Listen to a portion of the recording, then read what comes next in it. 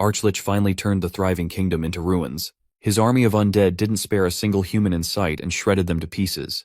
The only person left standing on humanity's side was the Empire's strongest swordsman, Eos, who already looked worse for wear and was on the brink of giving up. But this story isn't about that knight, nor is it about the Archlich. It's the story of Damien Haxon, working under Archlich's command as his Death Knight. He was just a normal human until Archlich cast dark magic and took control of him. But before Archlich could savor the crown he earned after countless deaths, my guy had already broken free from Archlich's control.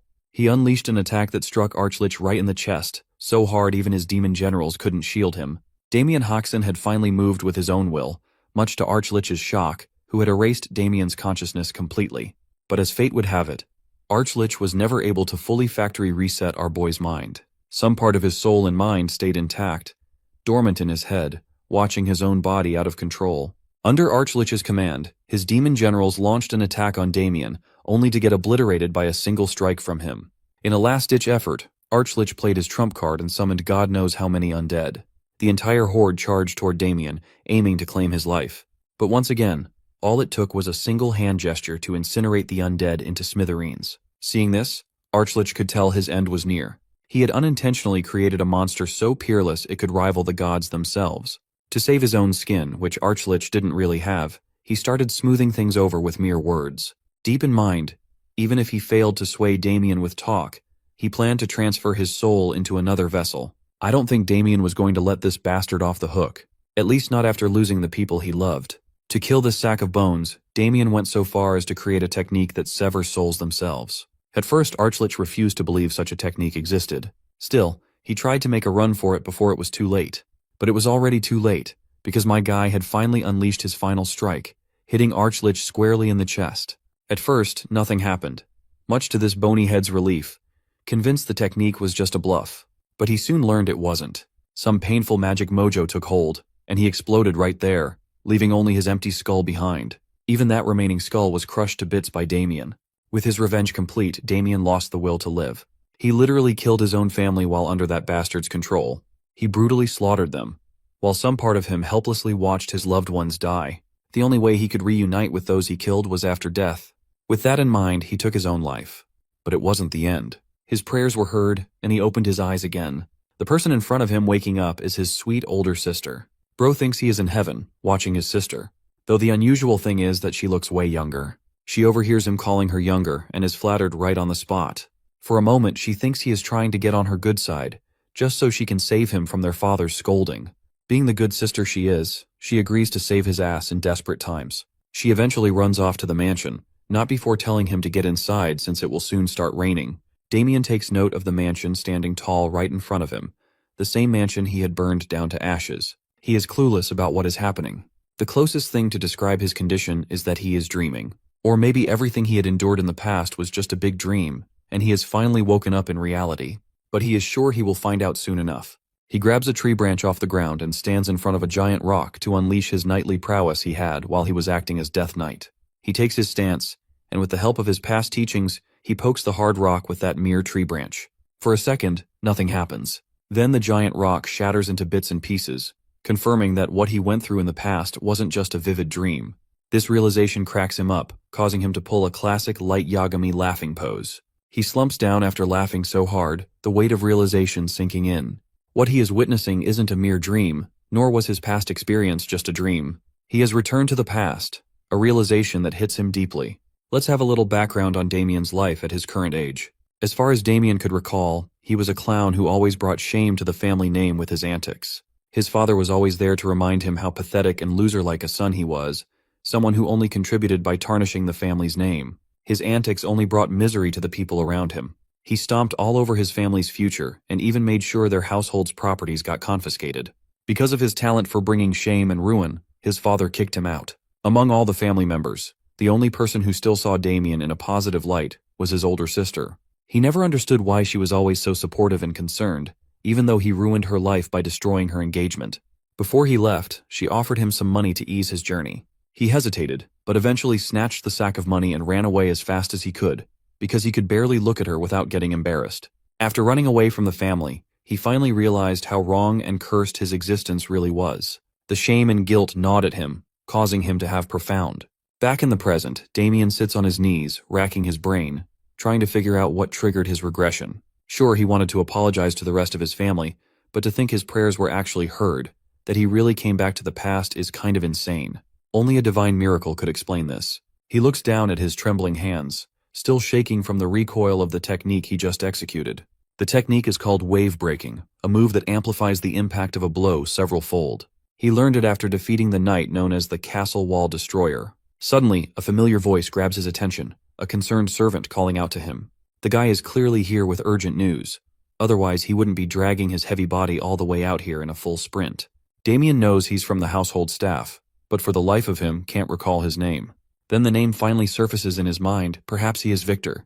Victor confirms his name and immediately questions why his young master is still loitering out here, even though Lady Louise personally came to fetch him. According to the servant, the patriarch is boiling with rage right now. Damien, meanwhile, has no freaking clue what he even did to piss his father off this much. But we're about to find out. Back at the Hoxton Viscounty, the patriarch's furious and thunderous voice echoes through the mansion. The man is so pissed that he tries to strike Damien on the spot with an improvised swing. Luckily, Damien dodges just in time, thanks to his honed skills as a knight. Just then, his mother and sister rush in and arrive in the nick of time, grabbing hold of the patriarch before he actually shreds Damien to pieces. Turns out, our boy got kicked out of a bar for causing a massive commotion, once again staining the family name. The whole town is already talking about how the Hoxton heir is a good-for-nothing troublemaker. If it weren't for the mother and daughter duo, the old man probably would have cracked Damien's skull open right there. They're both trying to smack some sense into the furious father. Meanwhile, Damien is having a moment of reflection. He can't even remember the last time he got scolded like this. But now that it's happening, weirdly enough, he feels alive. Let's do some quick introductions. The angry old man is Paul Deesburn Haxon, the mother is Merlita Haxon, and the sister, his sweet saving grace, is Louise Haxon. It might be chaotic out here, but Damien missed this so damn much in his past life. Tears start leaking from his eyes, totally uninvited. The family stares in disbelief. Their son crying like this? That's seriously unheard of. Even Deesburn simmers down a bit. Before delivering punishment, he gives his son a chance to explain himself. But Damien's got nothing. No excuses, no deflections. Well, this response comes out as a shocker to his father. As far as his family is concerned, Damien is the guy who used to weasel his way out of everything with lame excuses. But now, he owns up to everything. He admits he brought disgrace to the Hoxton name. It's all his fault, and he's not ashamed to say it. Deesburn lets out a long sigh. This isn't how things usually go. Still, he's not sure if a bit of sincerity his son is showing is enough to let him go off the hook. With all due respect, Damien says he's ready to make up for what he did. He's willing to do whatever it takes to fix the damage and salvage the family's honor. And once he's done that, he's ready to face any punishment his father sees fit. The declaration leaves his family stunned. He sounds like a completely different person. The father even wonders if the boy hit his head or something. Scene cuts to Merchant City Landwork. Victor and Damien are sneaking toward the pub. The servant is visibly tense, full of apprehension. He's not sure this is a good idea. There are rumors that the pub is backed by a syndicate. If that's true, things could get ugly.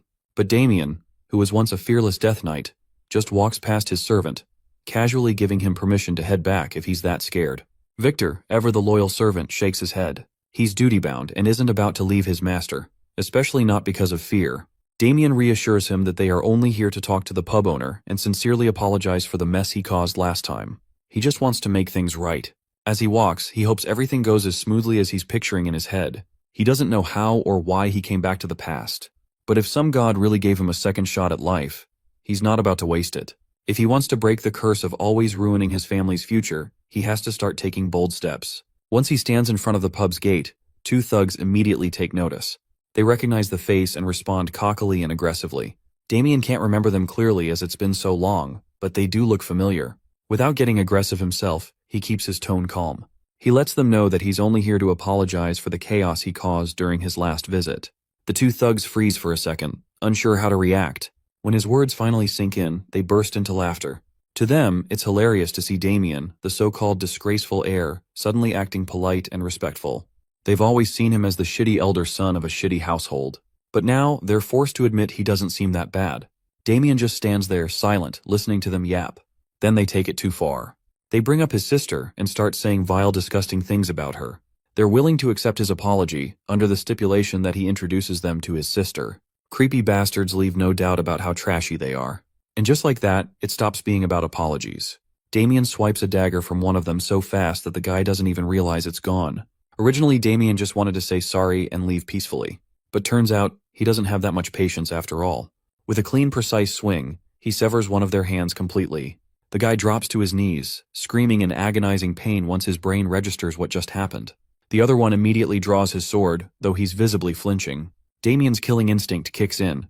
The dormant death knight inside him begins to surface. And let's not forget Victor in the background, absolutely losing his mind. He's crying out, dreading what's about to go down. The screams of the injured thugs soon grab the attention of passers-by. One guy gets curious about the fight, while the other decides to keep walking before they get caught up in this mess.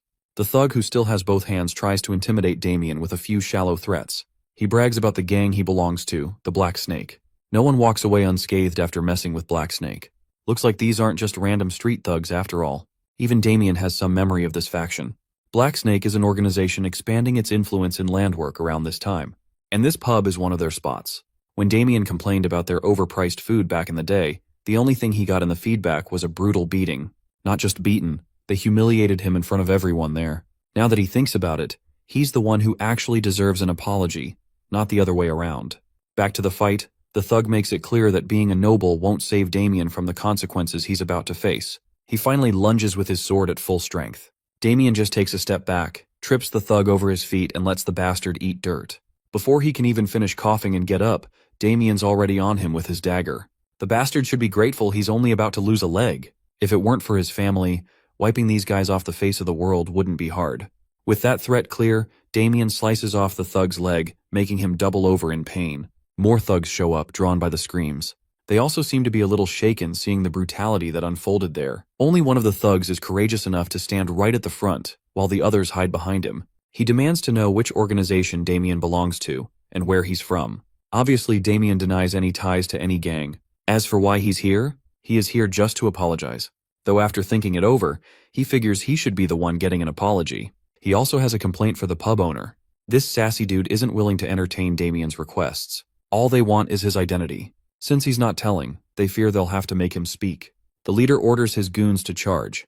The brainless thugs rush at Damien, unaware of what's coming. Damien doesn't even feel like wasting time on these small fries. He takes a deep breath and zips past them with sonic speed, slicing off hands that were never meant to wield swords against him. One dash later, 3 guys are down. Damien is seriously rocked, while the leader of the thugs is absolutely shocked, though that quick dash took a little toll on his young and fragile body.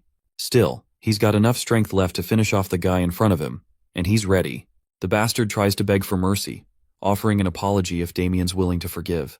But it's clear this whiny little bitch isn't getting any mercy, at least not until Damien claims one of his limbs. The scene quickly shifts inside the pub, which is brimming with life. But the mood changes fast when everyone notices the whiny guy standing petrified near the entrance. Poor bastard couldn't outrun his doom. As his body falls to one side, Damien stands there, all eyes on him. He wipes blood from his cheek while the customers, who were enjoying their drinks seconds ago, scatter for their lives. Good thing that unnecessary nuisance left right away, leaving Damien alone to settle his score with the pub owner. The owner stands above in the corridor, furious about the noise. More than anything, he's mad there's no guard in sight. This bar owner looks like some goofy character straight out of One Piece. His name's Anderson Holm. Damien only adds salt to the wound by casually revealing he already took down the guards Anderson's talking about. The weight of the situation finally sinks into Anderson's mind. It's unbelievable that someone defeated members of Black Snake. He demands Damien explain why he's causing such a mess and disrupting his business. And more importantly, who he even is. Damien introduces himself without hesitation. He clears the air. He never meant to cause trouble. All he wants is a sincere apology from the owner. The place is way overpriced, and he's already filed a complaint before. The only feedback he got was a humiliating beating and being thrown out like a dog. Everyone misunderstood him and assumed he was the troublemaker. This misunderstanding hit his family's honor hard, causing some serious losses. Anderson, the big mustache dickhead, still hasn't realized what kind of situation he's in. Instead of feeling contrition, he mocks Damien and his family. He's heard the Haxon Viscounty has no honor left anyway, which is something this clown finds quite laughable. What's even funnier is that Damien actually expected him to apologize. Seems like my guy had already been expecting this exact response out of this bastard. Initially, he was planning to spare this bastard once he had apologized sincerely. But now, he's got the perfect excuse to exact a juicy revenge he's been craving. He won't forgive this bastard talking trash about his family. In a split second, Damien maneuvers so fast he reaches the bastard standing on the first floor. With the dagger aimed straight, he's ready to yank this bastard's innards out. But it seems like our boy got carried away and let his guard down. Some guy rushes in, bringing a heavy sword down on Damien, knocking him back to the ground floor. The strength behind the blow is insane. The mysterious guy's name is Ted, someone Anderson's been waiting for to intervene. Damien admits this guy's got serious grit. With the strength he's packing, this gets our guy wondering how someone like Ted ended up working at such a third-rate place. Now he's very curious to learn why a knight of this caliber is even here at all. Let's talk about the knights for a moment. The glorious warriors of honor walk the path of martial arts throughout their lives. There's a hierarchy for them, starting off as a trainee and then an apprentice knight. Finally, they become an official knight when their skill level allows for it. The official knights are recognized as warriors capable of utilizing aura, to the point that they're mountain-level warriors, capable of cutting down dozens of creatures ahead of them. They can even cut through castle walls without breaking sweat. In other words, the knights of this story are pretty damn strong. So strong, in fact, that they're considered as transcendent beings. That's actually the reason why the bar owner is out here giggling like a lunatic, because he's damn certain of his victory. Even though Ted is an apprentice knight, he swears allegiance to the leader of the Black Snake organization. With Ted's involvement, the bar owner is confident that our boy won't be able to leave this place in one piece. And yes, the one piece is real. Damien stands on business, confidently questioning Ted's rank. He can finally understand why he felt a hint of aura in their previous clash. But his revelation just now astonishes Ted, who can't believe that someone as insignificant as our boy was able to sense his aura, even when he did his best to conceal it. Thinking about it for a minute, Damien pieces together the reason why Ted even bothers working in a shitty place like this. He thinks that Ted wasn't considered good enough to become an official knight, and was tossed out from the ranks, leaving him no place to go. The verbal assault has already chipped the knight's armor, while the bar owner tries to calm him down by addressing payment. Hearing the word apprentice attached to his rank, Ted's blood starts boiling. Pissed as hell, he bursts with incredible speed to slice down the arrogant noble's mouth, in an effort to punish him for being disrespectful. But without fearing for a thing, our boy simply stands there as Ted's blade is about to slice him down. He evades the heavy strike at the very last second, which means if he hadn't dodged the attack, the enraged apprentice knight would have sliced him in half. Preparing himself for a second attack, the apprentice knight unleashes his swings at Damien. While our boy is dodging without much difficulty, he's starting to grasp on his opponent's skill. From the looks of it, Ted doesn't appear to be an average apprentice knight, demonstrated by his sword ability and precise swings. Bursting with fury, the apprentice knight unleashes a wide slash, which is easily evaded by the young master. Despite possessing some of his combat ability from the future, Damien is having to struggle with his body's physical limitations. He can't make the best out of his current state, and it's a learning moment for him to prioritize managing his stamina. The apprentice knight is getting frustrated that none of his attacks are connecting, so this time, he goes batshit crazy and imbues his body with a glimmer of aura. Realizing what's coming his way, Damien predicts his opponent's secret technique. The apprentice knight launches a linear sword strike, coated with immense power. As the blade is about to pierce his body, Damien calms down, even in the face of imminent death. He wants to respond with a technique of his own, one that can counteract it successfully. Recalling his traumatizing days as the Death Knight, he remembers facing the legendary killer, the one known as the Blade of Death. This assassin was revered as a force of nature, so the Death Knight came to face him. The phantom assassin immediately pointed his blade at the monstrous-looking knight, stating that his intentions of killing him if he didn't run off. Realizing that the Death Knight wasn't going to comply, a sinister side evoked inside of the phantom assassin. The bloodthirsty beast was thrilled to find yet another target to kill. In fact, he wanted to use his secret technique to give a performance unlike any other. Thanks to his perceptive eyes, he was able to analyze the vital points of a human body, utilizing the water inside of it.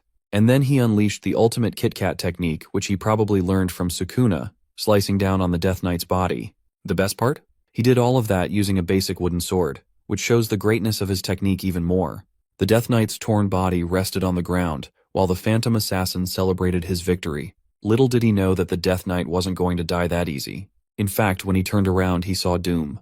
The creature's body was linking back together, his flesh and organs forming back into one central piece, even after being cut in half. Yup, that's because the Death Knight whipped out the anti-Kit Kat technique from the Heian era.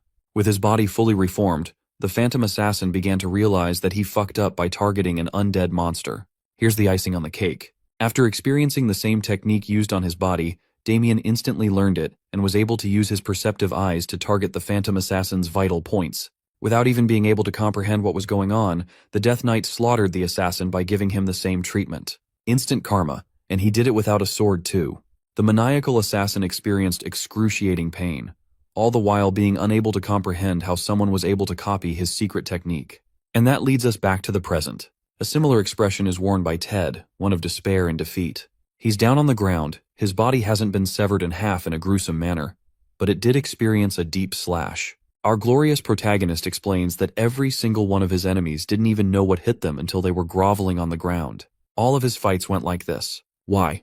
It's because his one inherent ability as the Death Knight is to absorb his enemies' skills and use them as his own. Long story short, bro is out here giving Kakashi the copy ninja a run for his money. Seeing Ted go down the way he did causes the bar owner to become scared as shit. He's out here sweating bullets, thinking that he's next. Bro's got that desperate Vegeta face going on. Seconds later, he's kneeling in front of our boy and apologizing for bringing dishonor to the Haxenvi County. But it doesn't end there. He also offers a serious amount of gold as a consolation for any trouble caused. Damien is out here celebrating on the inside. He only came here for a simple apology, but he's getting easy money too. He decides to let the matter slide and glances at his servant Victor, who quietly observed the whole scene unfold. The servant quickly comes to collect the amount, questioning his own senses after what happened. He saw how the young master dismantled the knight with a crazy technique at the last second. It doesn't make sense to him how the young master suddenly obtained powerful techniques. In the next scene, they're leaving the bar. Victor comments on how he's never had to carry so much money before. But something tells me the bar owner isn't finished, because this scumbag intends to take his revenge in the future. His intention is to speak to the leader of the Black Snake organization. But as he's plotting his next revenge scheme, our boy comes back to humble him by slicing off his right ear. The bar owner screams in agony, while Damien reminds him that he couldn't leave without rendering an appropriate punishment. Oh, and he already anticipates the bar owner's next move, and he's more than happy to leave a message for the leader of the organization. Damien's only warning is that if the organization dares to mess with his family, he'll wipe them all out. Despite having his ear cut off firsthand, he still wants to take his revenge and intends to report to the organization. But that's for later, as our boy keeps on walking ahead. As he's heading out, he fully comes to terms with his own wrongdoings in his previous life. His past leaves a trail of blood, one of murder and only sinful acts. He doesn't intend to run from this past, but this time, he vows not to disappoint his family and always stay by their side. Damien declares that it's time for them to head home. The scene cuts to the Lion Bloom March, where a man addresses his brother regarding the phrase, "Pain always follows love."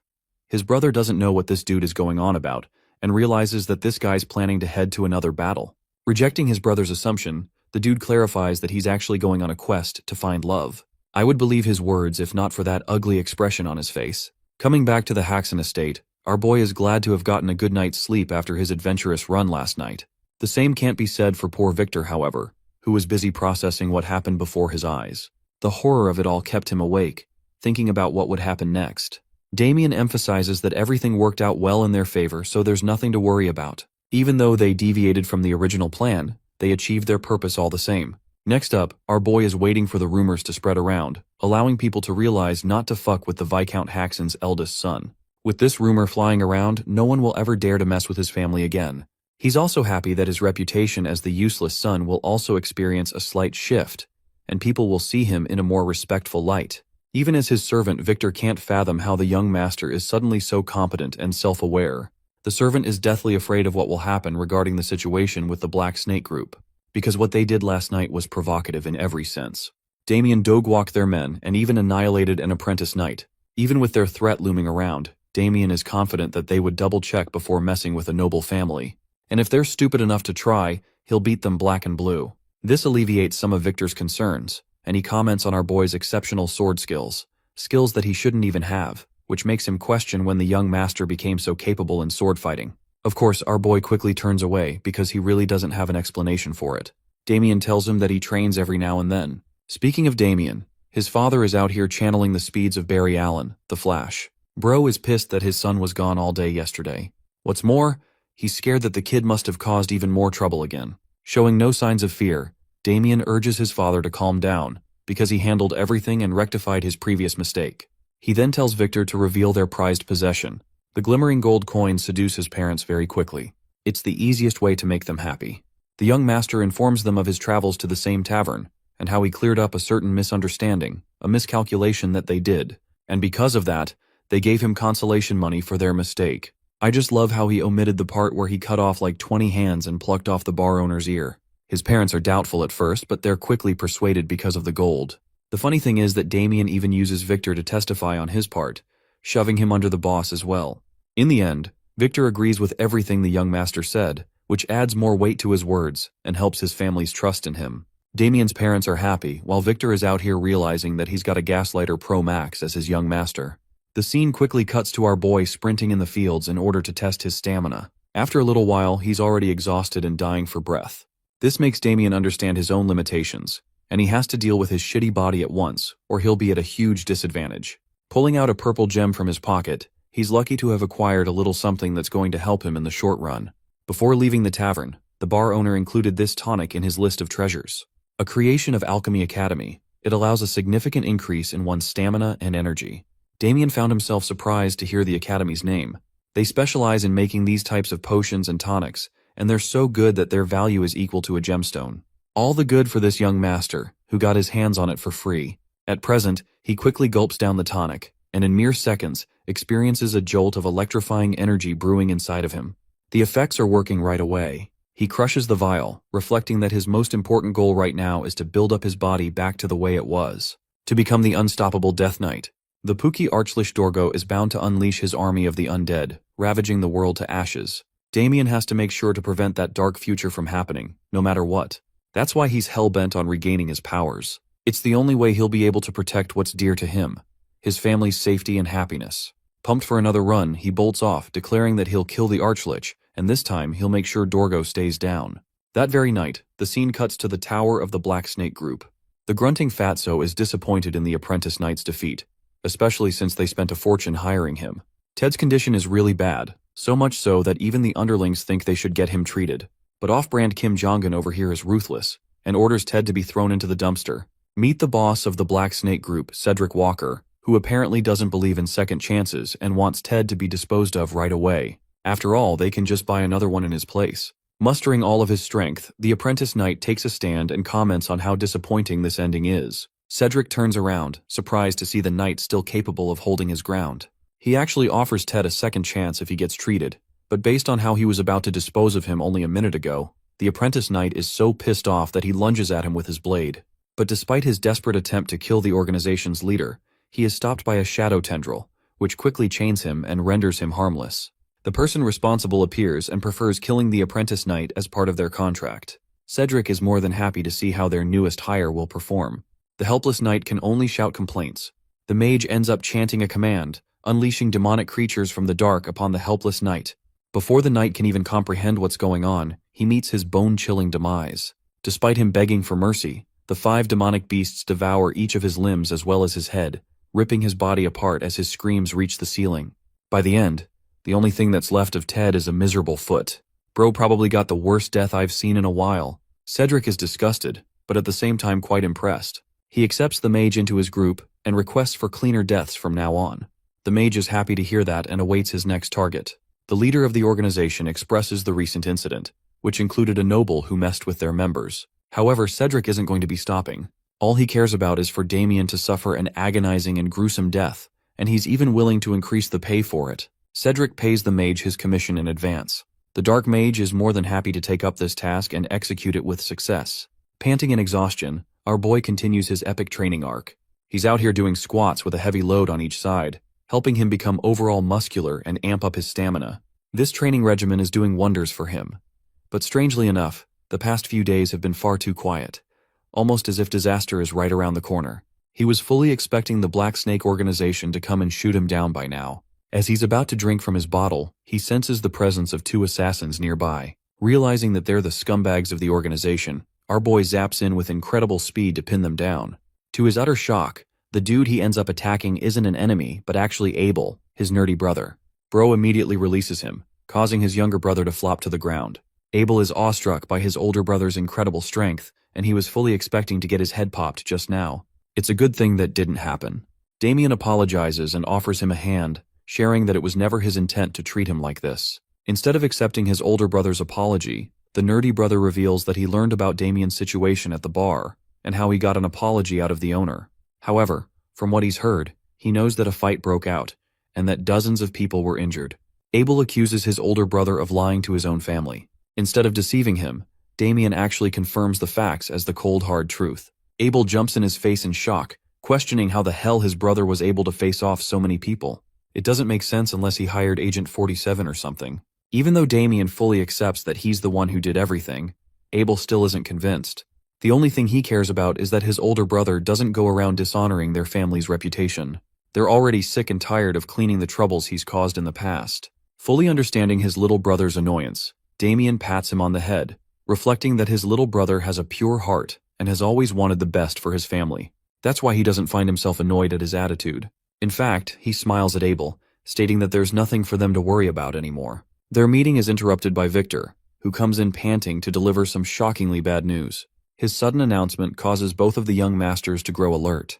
In the next scene, they quickly dash into the family estate and burst open the door, only to find his parents sitting opposite to a certain man. This is the same dude from earlier, who wanted to go on his quest for love or whatever the heck he means. Seeing Damien arrive so quickly, the arrogant man expresses his innocent intentions of sharing what happened at the banquet hall. Meet Erwin Lionbloom, the evil and beta version of Erwin from Attack on Titan. Unfortunately, he shares some terrible ties with our protagonist. To understand what happened between them, we'll have to go back to the past. At the banquet hall, he and Erwin had a little beef. Apparently Damien was offended by something, while the calm and collected Erwin only riled him further. The drunk troublemaker reminded everyone that Erwin insulted his sister and spoke badly about him, so he has every right to take offense. Then again, Erwin smartly took advantage of our boy's drunk state and pinned the blame on that.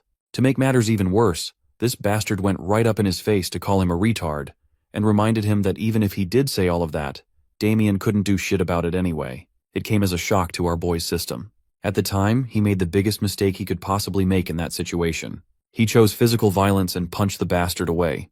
To be honest, that punch felt really satisfying, even if it was the wrong thing to do in the hall. Even after eating a clear hit to the face, the noble released a victorious smile, implying that he always wanted the situation to turn out this way. And that brings us to the present. Damien fully understands that Erwin deliberately chose to get hit, because he's actually pretty damn skilled, close enough to become a knight, so it would have been easy to dodge. As it turns out, the slimeball was waiting for this moment. In this family meeting, this man boldly tells our boy's parents that he shares admiration for Louise, their daughter. At first, the Viscount doesn't get what Erwin is trying to say. That's until Captain Douchebag over here boldly declares a marriage proposal between him and Damien's sister. The announcement rocks the Haxon family to their very senses. Damien internalizes his frustration, knowing that this is the exact sequence that took place in his previous life. The bastard took advantage of his family's poor circumstances. Erwin doubles down by saying that he'll forget what happened at the banquet hall, but only if they become a part of his family, therefore preventing any bad blood between the two houses. However, his father firmly denies such a proposal, like the gigachad he is. Erwin's frustration grows after discovering that Louise already has a fiancé set for marriage. But then comes the issue of his humiliation at the banquet hall. Erwin reminds the Haxon family that they won't be able to deal with the consequences that come with denying his proposal. It will end in a wrathful outcome. The scumbag offers them a final dilemma. It's either they choose him for their daughter, or they suffer the consequences. This is truly a difficult decision for the Viscount to consider, knowing that the Lionbloom family is tremendously powerful among the nobles. Even then, he knows just how shitty of a person Erwin truly is. His father's instincts just can't allow something so disgraceful to happen to his daughter. Suddenly, Louise herself makes her presence known, offering herself as the sacrifice and accepting the terms of marriage. Seeing their own daughter sacrifice herself like this causes the Viscount to break down. He tries to assure her that they'll find a way out of this, even though Abel is pissed off and admits that his sister doesn't have to deal with the trouble Damien caused. Seeing her take a stand for the sake of her family even causes Damien to feel sad, but the brave girl maintains her smile, promising to go with Erwin. The whole situation is a great reminder for our protagonist, a reflection of his past mistakes summarized in one scene. Because of the problems he caused, his sister had to bite the bullet. Now that the situation has wrapped up in his favor, an evil smile crosses over Erwin's face. He's glad that they made the correct choice. As he prepares to leave, he tells Louise that a formal request will be officially sent so they can discuss details. But as he's talking all that shit, the devil himself appears before his eyes, glaring down at him. I think anyone who has a sister would have the same expression as our boy after what happened. Mocking Damien openly, Erwin calls him his brother-in-law. Damien doesn't give a damn about him, but the fact that he ruined his sister's life in the original timeline is enough motivation for him to prevent the same from happening again. Louise can't believe that her brother has taken a stand for her. He mumbles something incomprehensible, something that the arrogant blonde noble doesn't even comprehend. What he does comprehend is a Mike Tyson uppercut that launches him to the damn sky. While it's true that Damien shouldn't have fallen for Erwin's provocation again, he just can't sit around waiting for this bastard to tear his family apart. The noble's body hits the ground, while our boy declares his stance strongly. He won't let Erwin do what he wants. To understand why he feels such disdain for this man, we'll have to take a peek into the original timeline of what happened the first time. After being sold off to the Lionbloom family, Damien couldn't see his sister for a long time. So one day, when he realized that they were coming to visit, he couldn't contain his excitement and ran with a smile on his face, excited to meet his sister. Things took a truly terrifying turn, because the moment he arrived, his body shuddered in despair. Before him was his beautiful sister. Her hair was pulled like she was some kind of animal. Erwin dragged her for always complaining about her shitty family. He was pissed that she even dared to threaten leaving him. Oh, but he didn't stop there. To truly educate her and make sure she never defied him again, Erwin prepared himself properly as the innocent girl shuddered in fear. Locking in a fist, he abused her brutally as the poor girl wailed in pain. Just watching that sight broke our boy from the inside. He couldn't even protect his sister, and he's the one who got her into such a state in the first place, all because of his actions at the banquet hall. From then on, a deep hatred took root inside of Damien's heart, a hatred designed specifically for the bastard known as Erwin Lionbloom. That brings us back to the present, where he's just finished uppercutting this man into a knockout. The entire family is shaken. The Lionbloom guards concerningly show up after hearing the sound of their young master moaning in pain. At once, they unsheath their weapons to seize the person responsible for hurting the young master. Damien gave them one look and realized that they're his escort guards. Speaking of the bastard, Erwin snickers like the little pest he is and gets back up. He's done being bitch-slapped twice in the face by now. Taking the situation to violent means, he clenches his sword, while the Haxon family stares in horror. Finally revealing his true nature, Erwin unsheathes his blade, questioning if his brother-in-law is looking for a quick death. To prevent the situation from turning into a bloodbath, his escort guards quickly step in to handle the situation for him, since it could lead to a bad impression of him. But this time, the enraged bastard doesn't listen to reason, and demands that his guards move. When one of the escort guards resists the order, Erwin literally punches him into the nearest wall. I genuinely took him for a weakling, but damn, he really is close to the skill of a knight. Chillingly reminding his guards to move, Erwin glares at them with contempt. Abel and Louise are quivering for their brother's sake, while the Lionbloom young master strides forward to deal with Damien for good. He wonders how the Haxon family will resolve this situation, especially when they've made it worse tenfold. Sensing real danger for her brother's life, Louise understands that Damien will be hurt. She forcibly steps in to resolve everything. But this time, our boy defends her. No longer will she become the sacrifice. This time Damien, her older brother, will handle the situation, as he gives her a look of assurance that everything is all right. It's time for an official one-on-one duel. Hearing the word duel astonishes the Lionbloom young master. Damien makes his offer clear, stating that he'll do anything Erwin asks of him if he is defeated in the duel. But if our boy wins, everything that happened up to this point will be forgotten from both sides. Interestingly, Erwin doesn't want to accept the conditions for the duel, because he already got what he wanted out of Louise. She already signed an approval from her side. Instead of backing down, Damien takes a smart approach by challenging Erwin's ego, stating that he's a coward for backing out of a duel. Basically, bro said no balls to a good argument. The funniest thing is that it actually works. Erwin considers accepting the duel simply because he thinks he'll mop the floor with Damien in a real battle, finding this as the perfect opportunity to crush Damien forever and then steal his sister from him. The sadistic bastard points his blade and accepts the duel. In the next scene, Damien's mother is really worried and wants to intervene, but seeing their son confidently step in like that, the Viscount thinks that Damien must have a plan behind his back. That's why they have to let their hopes rest in his hands. Unfortunately for them, Abel knows just how despairing this situation truly is. He is the only person here who fully understands Erwin's skills, comparing him to an official knight. So from that perspective, this is a losing battle right from the beginning. The arrogant young master wants to kick the battle into motion, but he's stunned that his opponent isn't even interested in using a sword. Damien assures him that he'll be alright. In order to fully humiliate the guy, bro brings out his trusty fork. Ah yes, the ultimate fork sword. The only weapon that can compare to the ultimate stick of destruction. Seeing the damn fork in his hand, Erwin is at a loss for words while Damien's family is out here dying on the inside, questioning what the actual flip he's going to do with that. Erwin straight up laughs in his face, finding it reasonable to assume that his opponent has already accepted defeat. He thinks Damien's gone crazy out of terror. With full confidence, Erwin lunges into the fight, intending to cut him down. But to his utter shock, the first swing misses Damien, who evaded casually. To complicate his attack pattern, Erwin launched multiple swings, unleashing his technique, the fierce roaring lion sword. Bro's got his own Susanoo over here. Anyway, the destructive blow is all smoke and mirrors, because by the end of the attack our boy's feet are still firmly planted on the ground. He's deflected every single strike. Even the escort guards are at a loss for words, not knowing if their young master is playing around or if his opponent is really that good. To deconstruct what happened, we take a look at Erwin's point of view. In that brief time window from when the technique launched, our boy danced around each of his swings, without even getting hit once. As for Damien, he's glad that his physical training has been paying off. Thanks to his increased stamina, he can now keep up with fast movements without gassing himself out. Need I remind you guys that he's doing all of this with just a damn fork? But also, he has gained an understanding of the Lionbloom family's swordsmanship thus far. Here's the neat part. In the original timeline, the Death Knight Damien actually faced off against the eldest son of the Lionbloom family, Michael Lionbloom, and this guy was a force to be reckoned with. Compared to that, his little brother is disappointing and much weaker. That's why the current Damien isn't having any trouble facing him. Erwin's blood boils as he sends off waves of aura, refusing to accept that it was skill that allowed Damien to dodge his techniques. Unfortunately, the invoking of aura is dangerous for anyone to deal with, so our boy is faced with yet another puzzle. How will he avoid this? Erwin Lionbloom races at incredible speeds to jump right in front of the target, ready to deal a killing blow. In this delicate moment, Damien considers and selects the Sword Saint technique from his list of techniques, and decides to use it. A proper clash breaks out, except Erwin's world breaks into pieces when he sees a mere fork blocking his sword, and even overpowering it to some extent. He can't even fathom what's going on.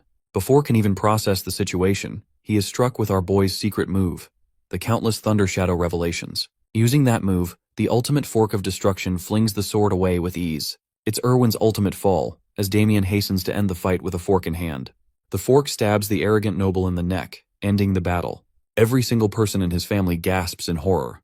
You guys might be thinking that a fork was used as a murder weapon just now, but it turns out that our boy is quite generous. He only poked Erwin's neck, as if to warn him that he could have done more. Even after receiving a tiny stab, this dude starts freaking out like a little bitch. Of course, in his heart, Damien really would have wanted to kill him and erase the disease from the world.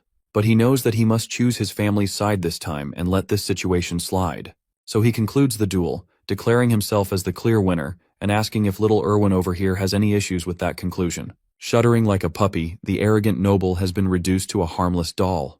Damien straight up tells this dude to get lost as the scene comes to an end. If you guys think the way Damien handled that humiliation was satisfying, then like the video and show your support. After the duel, the family shares a quiet breakfast the next day. Having finished his meal, our boy gets up to leave for his training. With him gone, the family sulks in sadness. Particularly, the boy's mother is curious and wonders when they'll talk to Damien about what happened. Speaking of which, Abel is out here having a system reset. Dude is in a permanent state of shock, unable to comprehend how his brother suddenly became so goddamn powerful. Even his parents are concerned. The Viscount breaks silence, emphasizing that it wouldn't be right to force their son for an answer. He thinks the right decision here is to let the boy reveal the truth when he feels the time is right. I really like that they're not forcing him here. Such a nice touch. Apart from that, his father is visibly shaken. Though he's curious about his son, the look of death he sees in Damien's eyes intimidates him to the point he doesn't want to confront him about anything. Even though Damien is his flesh and blood, that boy has become a lot more intimidating than before. Shifting the perspective to our boy's side, he's out here taking inspiration from Rock Lee, arming his body with heavy weight to train for endurance. As he's about to head out, Louise catches up to her brother. She's the first person from his family who wants to talk about what happened the other day.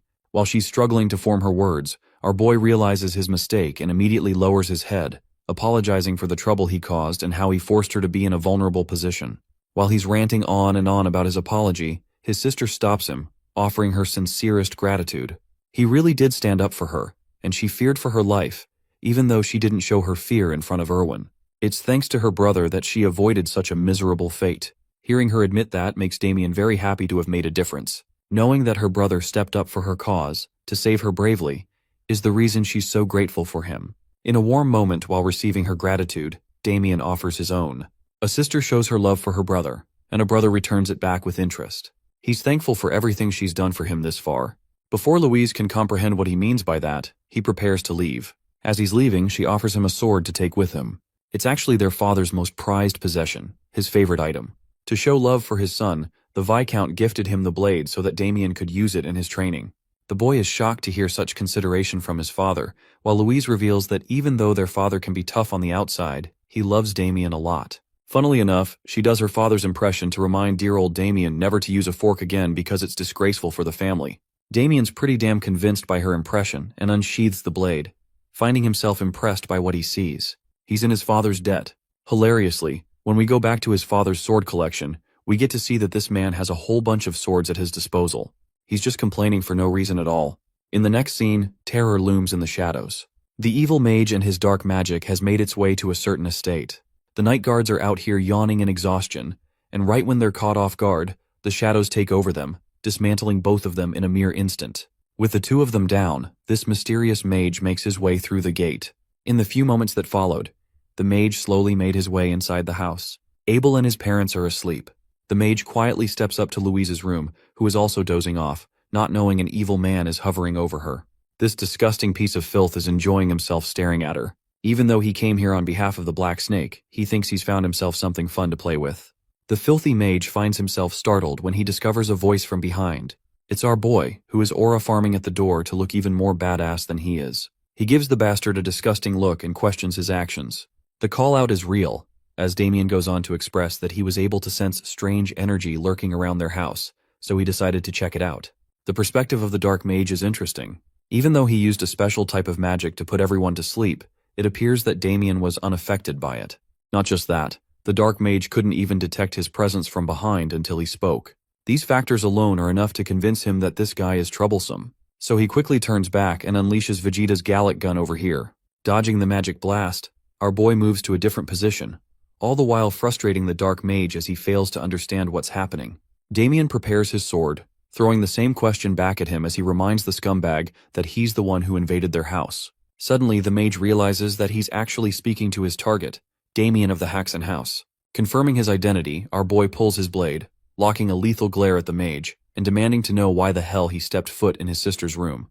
The powerful magic attack shook the house and woke the rest of the family. The mage realizes that he's going to be in deep trouble if the servants have already awoken. Since he's supposed to execute his task cleanly as per his orders, the dark mage decides to retreat for now. As he's fading away into a shadow mist, Damien tries to stop him. Unfortunately, there's little you can do while fighting the damn air, so his enemy escapes through the window and out the house, disappearing into the distance. With the threat neutralized, Damien suddenly spots a shred of the mage's dark energy. It appears that he left some of it behind. In the next scene, we turn to the perspective of the servants. They've just discovered the horrific sight of the Viscount's most treasured horse. If word gets out, the Viscount will raise hell. It's also strange because the horse was doing just fine the other day.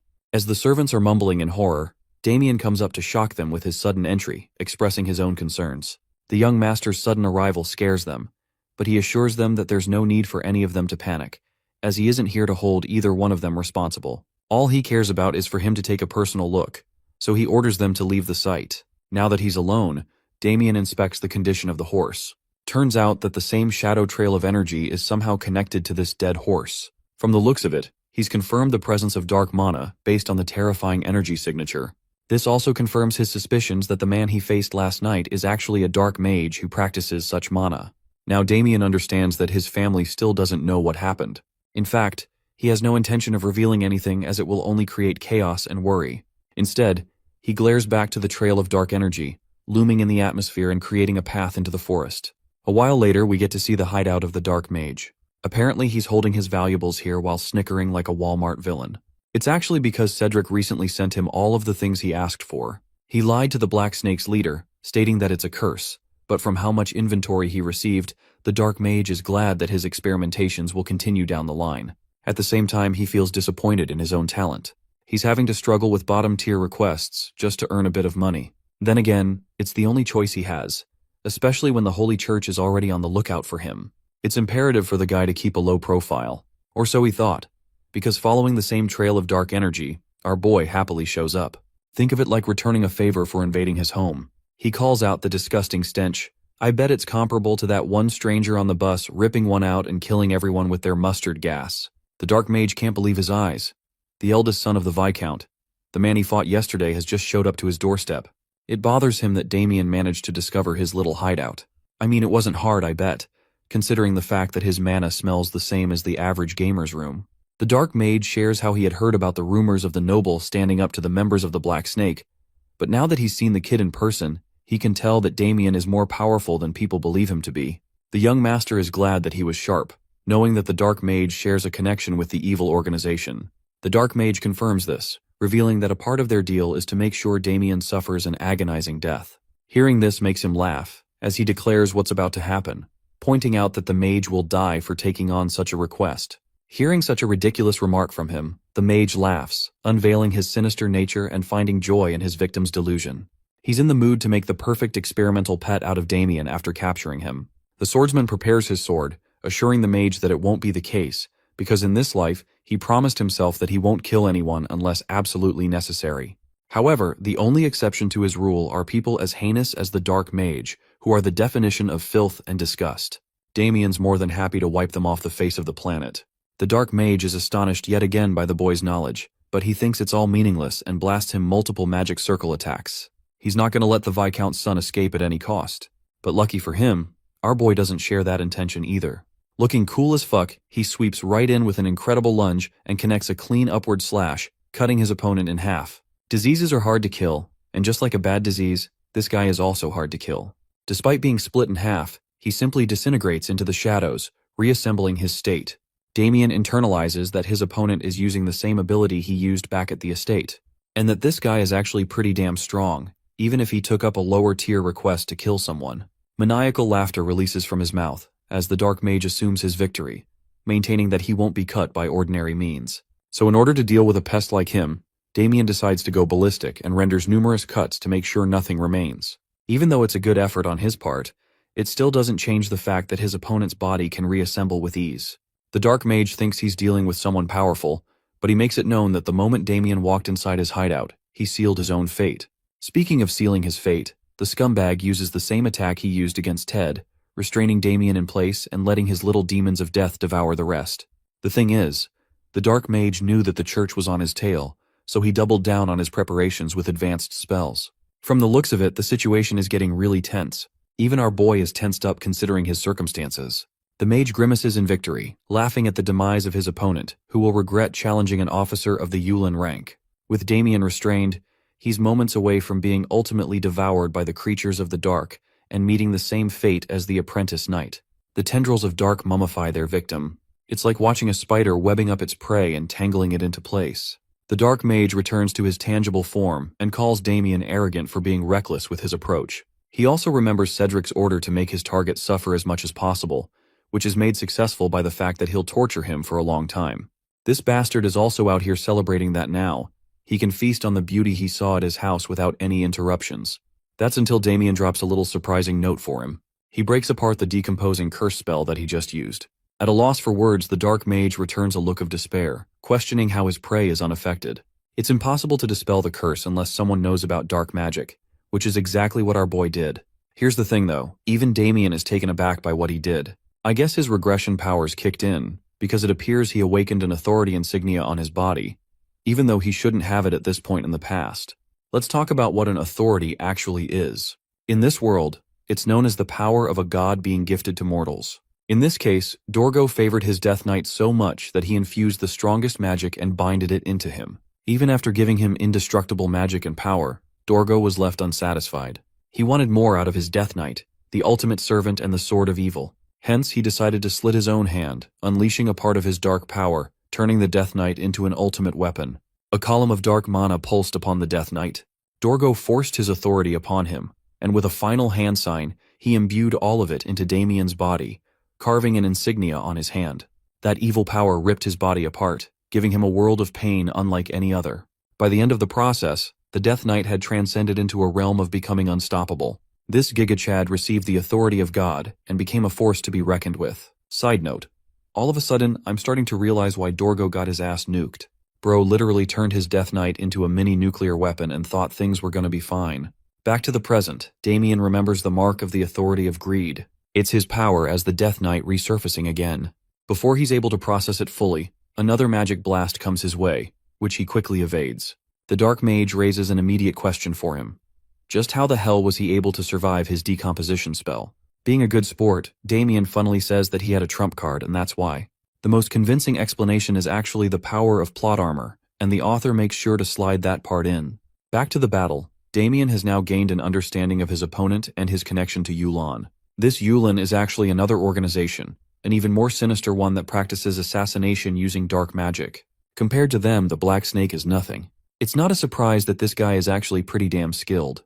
The Dark Mage assesses the situation too, internalizing that he can't let this battle drag on for any longer, especially when his opponent is unpredictable. Even though he wanted to save his ultimate weapon for the church, he thinks it's an appropriate time to whip out the good stuff. With his bracelet glowing a bright green, the mage unleashes a wave of mana, exuding from his body as he slowly loses control of himself. Even Damien notices that this guy is using a dangerous amount of dark mana. From his understanding, the bracelet appears to be some kind of artifact to store mana. Well, things go from 0 to 100 really quick when this guy uses his full power. He summons an illusory beast that I don't even know how to describe. Let's call him the Ugly Five Eyes. Having lost control, the Dark Mage roars the demise for his opponent and declares Damien will burn in hellfire. The creature of destruction fully swarms in and connects against our boy's body. With a direct hit like that, the Dark Mage once again assumes his victory. How could anyone on Earth possibly survive such a hellfire after all? Hellfire is something that can't be expunged, even after one's death. Using the power of plot armor once again, Damien breezes through the green flames, pointing out the mage's miscalculation. The thing about the authority of greed is that it simply doesn't dispel magic. Damien stands unharmed as the same hellfire flames get absorbed into his body. He stands uncontested, having become more powerful than ever before, revealing that the function of his authority is to absorb all dark magic. The mage is at a loss for words, questioning how a Viscount's son could have the terrifying power of authority. It's time for this fight to end, as the young master readies his blade, commanding that he has nothing to explain to a dead man. But on the inside, Damien is genuinely pissed off that he has to rely on his dark powers to win a battle. At the same time, he doesn't have much choice but to invoke the techniques of the Death Knight in order to win this fight. The Dark Mage is at a loss for words when he sees the aura blade. The sword is coated in a black aura, and it's not just any sword technique either. It's something only achievable by a warrior of the Swordmaster rank. Before he yaps again about his confusion about Damien's abilities, our boy renders his ultimate technique, the soul-severing slash, slicing his opponent's body clean and leaving a massive gash in the cave. The place crumbles after being devastated by his blade, while Damien glares at his victim. The strike is so powerful that it tears through the Dark Mage and slices the mountain behind him. Without pause, Damien walks toward the fallen mage and pins him down with his sword, demanding the location of the Dark Snake hideout. The next morning, the boy heads toward the city of Landwork alongside Victor. The fatty questions the reason for their journey, but the boy quickly shuts him down for asking too many questions. Redirecting his curiosity, the Big Mac's attention shifts to a dark book Damien is reading. The boy claims it's a grimoire of dark magic he recently acquired, though in truth he knows it came from the Dark Mage he took down. Victor remains skeptical, knowing such grimoires are incredibly rare and difficult to acquire. But before he can say more, he's distracted by a strange, foul smell coming from a sack Damien is carrying. Soon they arrive at the market, where the boy hands the sack to him, casually stating that it contains a person's head. Still refusing to believe him, he opens the sack himself, only to spot a lifeless eye staring back. With a panicked yelp, he hurls it away and begins breathing heavily, shaken. When he demands an explanation, the boy tells him to first deliver the head and the book. He'll explain everything afterward. Despite nearly pissing himself, Victor agrees. A while later, the boy arrives at the gates of the Dark Snake headquarters and confidently introduces himself. The guards dismiss the Haxan name at first, until they realize he's the one their boss warned them about. The boy catches on that they already know who he is and pressures them to let him through. To Fatty's shock, they agree. But just as they allow him to enter, one of the guards suddenly fires a flare into the sky. In seconds, the entire compound swarms with assassins and bounty hunters, surrounding Damien with weapons drawn. According to them, this is the welcome gift prepared by their boss. Yet despite being completely surrounded, the boy remains calm, certain they'll regret the choice they've made. Meanwhile, inside the headquarters, Cedric, the boss of the Dark Snake, hosts the Landwork governor and his drunken knight over lunch. The governor, clearly enjoying the meal and company, casually grants Cedric control over the city's red light district. Cedric lights up with excitement at the offer, though he worries the other might protest. But the governor quickly reassures him, claiming he holds the authority to silence any opposition. The knight, slouched and tipsy, tries to offer his help with something, but the fatty glazes him off, insisting the knight's already doing his part by protecting them. He tells him not to waste energy on trivial stuff. The comment flusters the knight, and both he and the governor appear ready to do whatever Cedric wants. Cedric plays along, keeping them wrapped around his finger. In truth, he entertains them only so he won't have to bow to their power later. His ambitions reach far beyond a district as he plans to claim the entire city. Just as they're enjoying the moment, one of their men barges in, urgently calling for Cedric. Though clearly annoyed, Cedric follows him out. When the man reveals that it's Damien, Cedric shouts his name so loud that even the governor hears it from the other room. He fumes with rage, realizing the dark mage he relied on turned out to be a disappointment. Still, he waves the man off, claiming there's no need to worry. In Cedric's mind, Damien has walked into his own death trap, and even if things don't go exactly as planned, he has someone who owes him a favor. Someone who will make sure the job gets done. Sensing something is wrong, the fatty steps out of the building to check, and is shocked to see his assassin lying defeated on the ground, while the boy stands there completely unharmed. The sight stuns him. He had always heard that Damien Haxon was nothing more than the useless son of a viscount, but this boy clearly has skill. The realization makes him wonder if Damien was also the one who took down his dark mages. Panic sets in, and he rushes back inside, hoping to get reinforcements. Outside, the mage fires a blazing fireball at Damien using their staff. To their shock, he counters it with his sword, channeling his countless thunder technique to deflect and hurl the attacks back at them. The rebounding blasts explode in fiery bursts, reducing the mages to scorched corpses. It seems all of them are taken out, until Damien suddenly senses something approaching from behind. He turns just in time to narrowly dodge a devastating sword strike. The blow crashes into the ground, sending up a violent shockwave. Though he avoids the direct hit, Damien can feel the overwhelming aura. It's so intense it even singes the ends of his hair. As the dust clears, a knight radiating deadly intent stands before him. The sheer pressure tells Damien this man might be a formally ranked knight. Soon more soldiers arrive and surround him. The sight stuns Damien as it's clear these aren't just mercenaries. They're official troops, the ones responsible for maintaining public order in the city. He immediately understands what that means. Moments later, the governor bursts onto the scene, shouting accusations at the boy for disrupting the peace in the heart of the city. Cedric stands smugly at his side as the governor publicly declares that Damien will be punished, not only for targeting a respected businessman like Cedric, Big Cap, but for attacking and killing his employees. The townspeople look on, visibly confused as to why the governor is siding with someone like that fatso. Cedric, standing confidently next to the governor, believes the boy is finally in real trouble. But Damien doesn't flinch. He recognizes Cedric as the leader of the Black Snake, and calls him out with sharp, unwavering eyes. Damien suspected the Black Snake leader has some connections, but this level of influence is downright absurd. He openly calls out the governor for supporting someone like that double cheeseburger of a man. The governor, unfazed, demands that he surrender, but the boy refuses, insisting he's committed no crime. Growing impatient, the governor orders his knight, Robert, to handle the situation. Responding to the command, Robert steps forward and tells Damien to submit to arrest. But to his surprise, there's not a flicker of fear in the boy's eyes. Taking this as arrogance, the knight swings his sword in a flash. Damien narrowly dodges, and the strike crashes into the ground, sending rubble flying. Though he's provoked the knight, Damien knows this won't be an easy fight. Not at this level.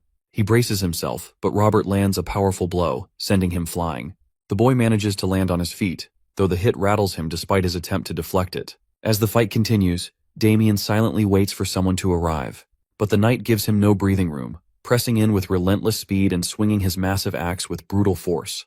Just as the weapon is about to hit, someone suddenly jumps between them and blocks the attack. The impact is so strong it sends the knight's axe flying. Stunned, the knight demands to know who it is. When the figure reveals herself, everyone stands in shock that it's a muscle mommy paladin. Damien exhales in relief. Their reinforcement has arrived, and Victor is the one who did that. Cedric realizes that a paladin's intervention means the church is now involved, and they might already know about the Dark Mage's connection to recent events. As it turns out, Damien had sent Victor to the church carrying the Dark Mage's head, and Victor followed through exactly as instructed, effectively saving him. A few hours earlier, Victor arrived at the church, drenched in fried oil sweat, carrying both the sack and the book that Damien gave him. He handed them over to a nun, claiming they were evidence of someone collaborating with dark mages. As she examined the book, she immediately sensed the dark energy emanating from it. Upon noticing the symbol inside, her expression shifted to shock. Without a word, she snatched the sack from Victor, and the moment she saw the severed head, she recognized it as the long-sought officer of Yulan. With no hesitation, she stripped off her nun attire, revealing a muscular mommy figure formed beneath it, and demanded to know who sent Victor with these items. Now, back in the present, she seems excited to finally meet Damien and assures everyone that the church will take over the matter from here. Damien respectfully agrees. It's exactly how he had hoped things would unfold. Paladins, devoted to serving their god, are known for their charity and compassion. But when it comes to dealing with demons and dark arts, they don't hesitate. They become relentless, almost fanatical. They are, after all, the vanguard of the church. And with this development, Damien knows he now has the church on his side. As he reflects on everything, the paladin steps forward and addresses the gathered citizens. She announces that due to evidence of someone within the city communicating with dark mages, the church will be launching a full investigation. Until then, they will assume control of the city. This doesn't sit well with the governor, as the city was granted self-governance by the kingdom. However, the paladin shuts him down, firmly stating that the church holds the authority to overrule even the kingdom, and besides, both he and his knight are prime suspects. Hearing this, they are stunned. But the real shock comes when she points directly at Cedric, accusing them of protecting the man who supported dark mages and hid among them. Cedric immediately denies the accusation when questioned, but the paladin presents the book as evidence. It contains detailed records of Cedric purchasing supplies for the dark mage. This revelation enrages Cedric, furious that the dark mage had documented everything. As the soldiers begin turning on Cedric, he and his men start pleading their innocence, but it's already too late. The paladin orders them to be taken into custody for investigation. As they are led away, the governor spots Damien and realizes he was behind all of this. He's now torn between anger and fear, unsure of what the church might do to him next. Meanwhile, Cedric makes one last attempt to escape justice. He tries to provoke the governor's knight, urging him to act and not let a mere boy frame them. The knight pauses, thinking for a moment, and then, to everyone's shock, breaks free from the church guards and charges directly at the paladin, hoping to take her down and flee. But his strike misses entirely. To his horror, the paladin counters instantly, delivering a devastating punch to his gut, so powerful it kills him on the spot. According to the paladin, anyone who stands in the way of God will be punished according to divine will. After witnessing the knight's fate, Cedric wastes no time and drops to his knees while the governor still resists. Meanwhile, the boys are simply enjoying the spectacle, watching the leader of the Black Snake Gang kneeling in front of the crowd. For that, the boy quietly thanks Victor. From his observation, the paladin is even stronger than he initially thought. Judging by her aura and presence, she's likely an Azure Flame apprentice. The Azure Flame is known as the strongest warrior in the church, famous for taking down numerous powerful enemies. As Damien gets lost in thought, the paladin calls him out by name and thanks him for eliminating the dark mage of Yulan. She assures him that the church will acknowledge his efforts and that he won't be charged with anything. She reveals that the church is aware Damien contacted them not just to report the dark mage, but also to use the situation to cover his assault on the Black Snake faction. Hearing this, Damien apologizes and explains that the dark mage had tried to harm his family. The paladin, moved by this, agrees to absolve him of any wrongdoing. She also confirms that the bounty for the dark mage's head, 1,000 gold coins, will be paid to him. While the amount is more than enough to purchase a small castle, Damien doesn't ask for the gold. Instead, he requests something else, one of the church's mana cultivation techniques. This request genuinely surprises the paladin that despite his apparent strength, he still desires advanced training. Yet Damien knows the truth. Although he managed to defeat the dark mage using his authority skill, he won't be able to survive the trials the future holds without further growth. For that, he definitely needs the advanced mana training technique, the very one used by paladins. He reveals that he has only learned the basic level of it so far, and now wishes to master the advanced stage. This shocks the paladin. Reaching such a level of power using only the basics is nearly unheard of. She can sense the tremendous aura flowing through his body, and the fact that he managed to defeat a dark mage only adds to her impression. Moved by his potential, the paladin offers something even greater than the training technique. She enthusiastically invites him to become a paladin himself. But to her dismay, the boy politely refuses. She struggles to understand why he would reject such an honorable position, one considered a great privilege, granted only to a few chosen to serve God. She insists it's incredibly difficult to earn that title. However, Damien isn't particularly religious, and more importantly, he has no desire to become the church's pawn. Of course, he can't say that out loud. Instead, he claims he's not worthy of such a title. For now, he lies that he simply wants to travel the world as a humble devotee in search of truth. To Victor's shock, the act worked perfectly. The paladin appears genuinely moved by Damien's humility. Impressed by his words, she agrees to grant him access to the mana technique and warmly invites him to visit the church anytime. With that, she formally introduces herself as Agnes, the first apprentice of the Azure Flame. Damien respectfully acknowledges her name and then requests her permission to take care of one last matter. She's a bit puzzled, until she sees him walk over to Cedric and, without hesitation, punch the fat straight out of him. He follows up with a brutal kick that sends Cedric flying across the street. Only then does Damien finally feel satisfied. With that, he and Victor have accomplished exactly what they came for. Meanwhile, at the Lionbloom family estate, Erwin's father rushes to his son after hearing about the incident. Erwin, trembling in fear, claims that Damien tried to kill him with a fork. This enrages his father. He demands to know who dared lay a hand on his son. To his shock, the guards reveal it was Damien of House Haxon. This intensifies his fury. The idea that a so-called lowlife like Damien managed to beat his son using what he considers cowardly tricks drives him into a rage. He begins smashing furniture around the room, completely consumed by anger. In a fit of vengeful fury, he orders his men to drag Damien to him like a dog immediately. Meanwhile, at the Haxon household, Paladin Agnes arrives with her men and greets Damien's father. Upon seeing them, his father immediately grows angry, furious that his son not only caused trouble, but also brought what he calls a group of lunatics into their home. Agnes, remaining polite, informs him that their presence is related to the investigation of a heretic. Despite his irritation, his father grows visibly concerned about whether their house can accommodate 4 additional guests. However, his house somehow expands magically when she offers some gold. Later, as Damien's parents retreat to their room, Agnes thanks Damien for allowing them to stay. Internally, he never expected her to make such a request. To his surprise, she has another one. Even more unexpectedly, she wants to ask personal questions about him, apparently as part of spreading the gospel. His parents overhear the conversation and immediately begin misinterpreting it as something flirtatious, which only makes Damien more embarrassed. Eventually, Agnes gets to the point. She hands over the mana training technique he requested and, in addition, gives him a matching sword technique, explaining that both complement each other perfectly. These 2 books, a destructive sword style and an advanced energy cultivation method, are unlike anything Damien has seen, even in his previous life. As he begins skimming through one of the books, Agnes starts yapping about how difficult it was to acquire them. She continues talking, making sure he knows she went out of her way to help. She even reveals that after reporting everything to her master, the Azure Flame himself expressed interest in Damien joining the Paladins. With that, she once again invites him to join their order. But our boy, as always, declines. Agnes doesn't press further. She simply smiles, offers her help if he ever needs anything, and then leaves. Watching her go, Damien grows uneasy, as one thing becomes clear. She's a true fanatic. Elsewhere, inside the ruined cave of the Dark Mage, church investigators carefully examine the remains. One of them appears visibly shocked as he still can't believe that a kid like Damien managed to defeat a mage trained in dark magic. The other investigator shares the same doubt, but points out that Lady Agnes hasn't raised any concerns about it.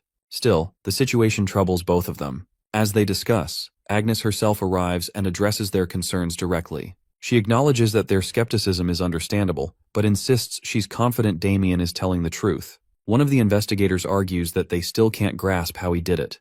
In response, Agnes reveals that they already heard the full account from Damien himself. She explains that on the day his servant delivered the severed head, she also had her doubts about his abilities. That's why she stayed behind and secretly observed him when he was later ambushed by assassins. To her surprise, Damien completely overwhelmed them. What shocked her the most was seeing him deflect a fireball with nothing but his sword. Hearing that, both investigators are in disbelief. However, Agnes explains that she's heard of warriors who, upon reaching a certain level, can deflect magic attacks with raw skill and aura control. One of the investigators speculates that Damien might be a swordmaster, but Agnes remains unsure, though she firmly believes he's at least a gifted warrior. She also reveals that after Yulan's defeat, she considered taking Damien with her to meet her master, believing he could be a valuable asset to the church. With that, she firmly orders them to stop doubting and focus on their work. Outside the Haxon estate, an official knight of House Lionbloom arrives, leading 2 apprentice knights behind him. He confirms the location, and one of the younger knights nods in acknowledgement. The leader then repeats their mission, to arrest Damien of House Haxon. According to him, it should be an easy task, but he makes it clear that he intends to make them suffer. For him, this is personal revenge for Erwin's humiliation. Just as he speaks, he notices an oldie barely on 1 HP walk by. He calls out to him, asking if he's from Viscount Haxon's household. When the old man confirms, the knight, without hesitation, cuts him down in a flash. Wait, what did Gramps even do? F's in the chat. The knight thinks it's disrespectful for a mere servant not to bow before the lion crest. Meanwhile, the apprentice knight quietly realizes that the old man might have been blind. But the commander doesn't care. Without a hint of remorse, he orders his men to drag Damien out of the estate and to kill everyone else once they're inside.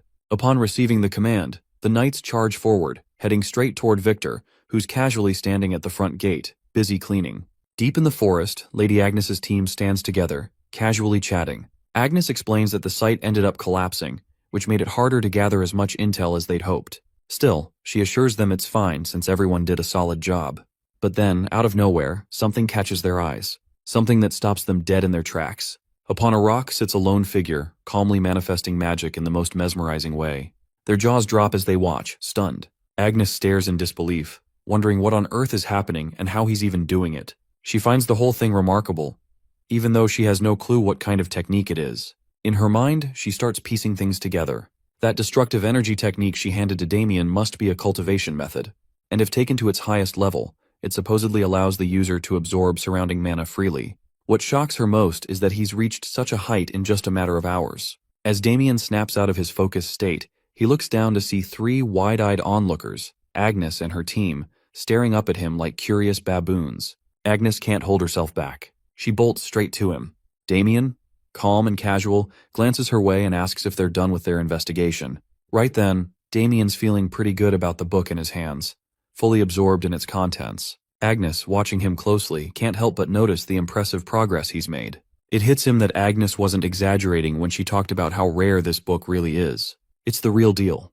Hard to get and even harder to master.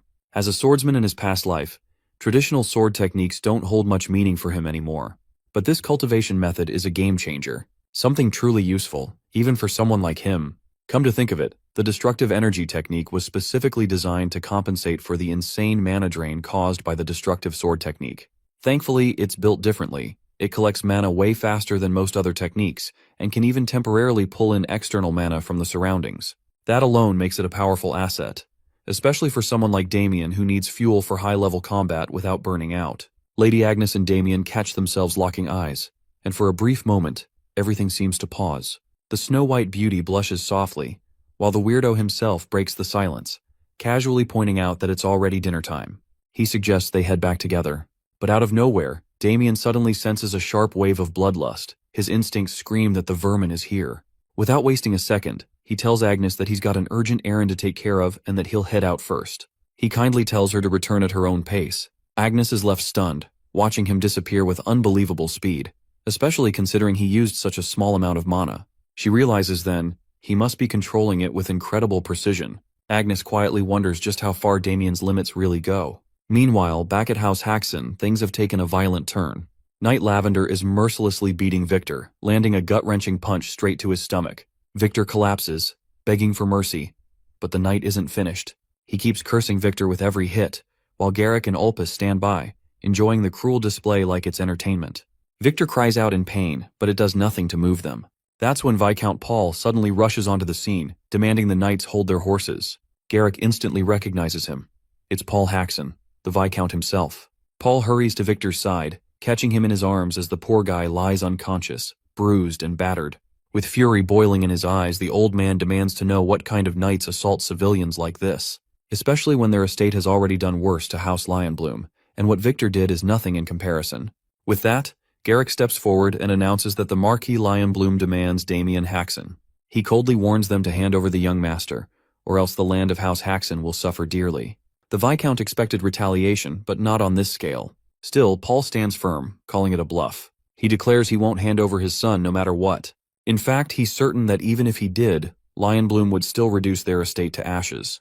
With a quiet yet defiant smile, the old man looks Garrick straight in the eye and makes it clear he refuses to give up his son.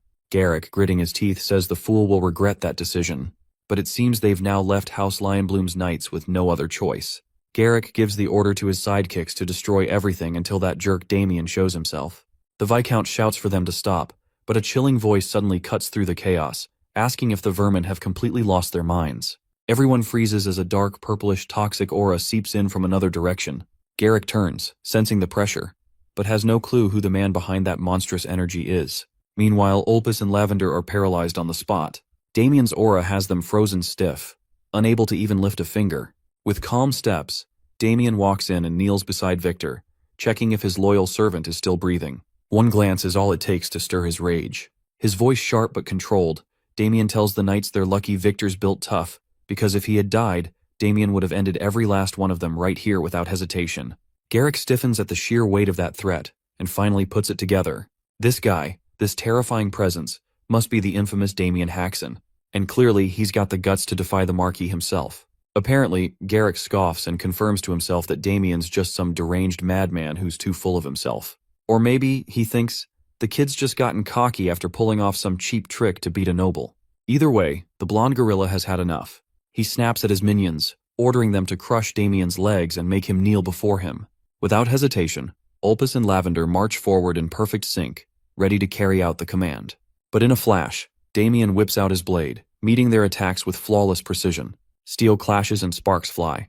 The ace isn't backing down. In fact, he's been looking forward to testing out the mana he's been gathering. With the destructive energy technique now coursing through him, Damien's just getting started.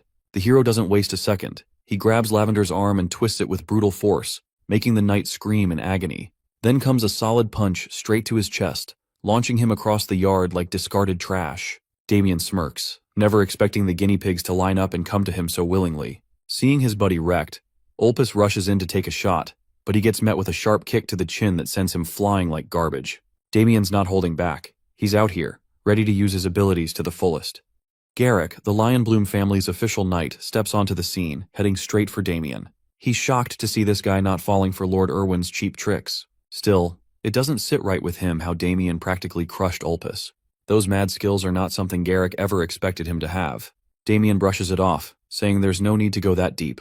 But Garrick suddenly shifts into this dramatic mode, like all the puzzle pieces just clicked for him. Damien's completely confused, and that's when this blonde gorilla of a knight claims that Damien isn't actually Damien Haxon, but an imposter. His father, Viscount Haxon, holding Victor, is completely stunned by such a wild accusation, thrown even deeper into confusion. Even Damien looks disgusted that this gorilla-brained knight could think he's dumb enough to pull a stunt like that. But the blonde gorilla keeps yelling, saying Damien must stop lying, that he's not the kind of guy who falls for traps, and that this is clearly a setup by the field dogs to stop the Lionblooms from rising. The man keeps going on, insisting that Damien isn't the real Damien Haxon.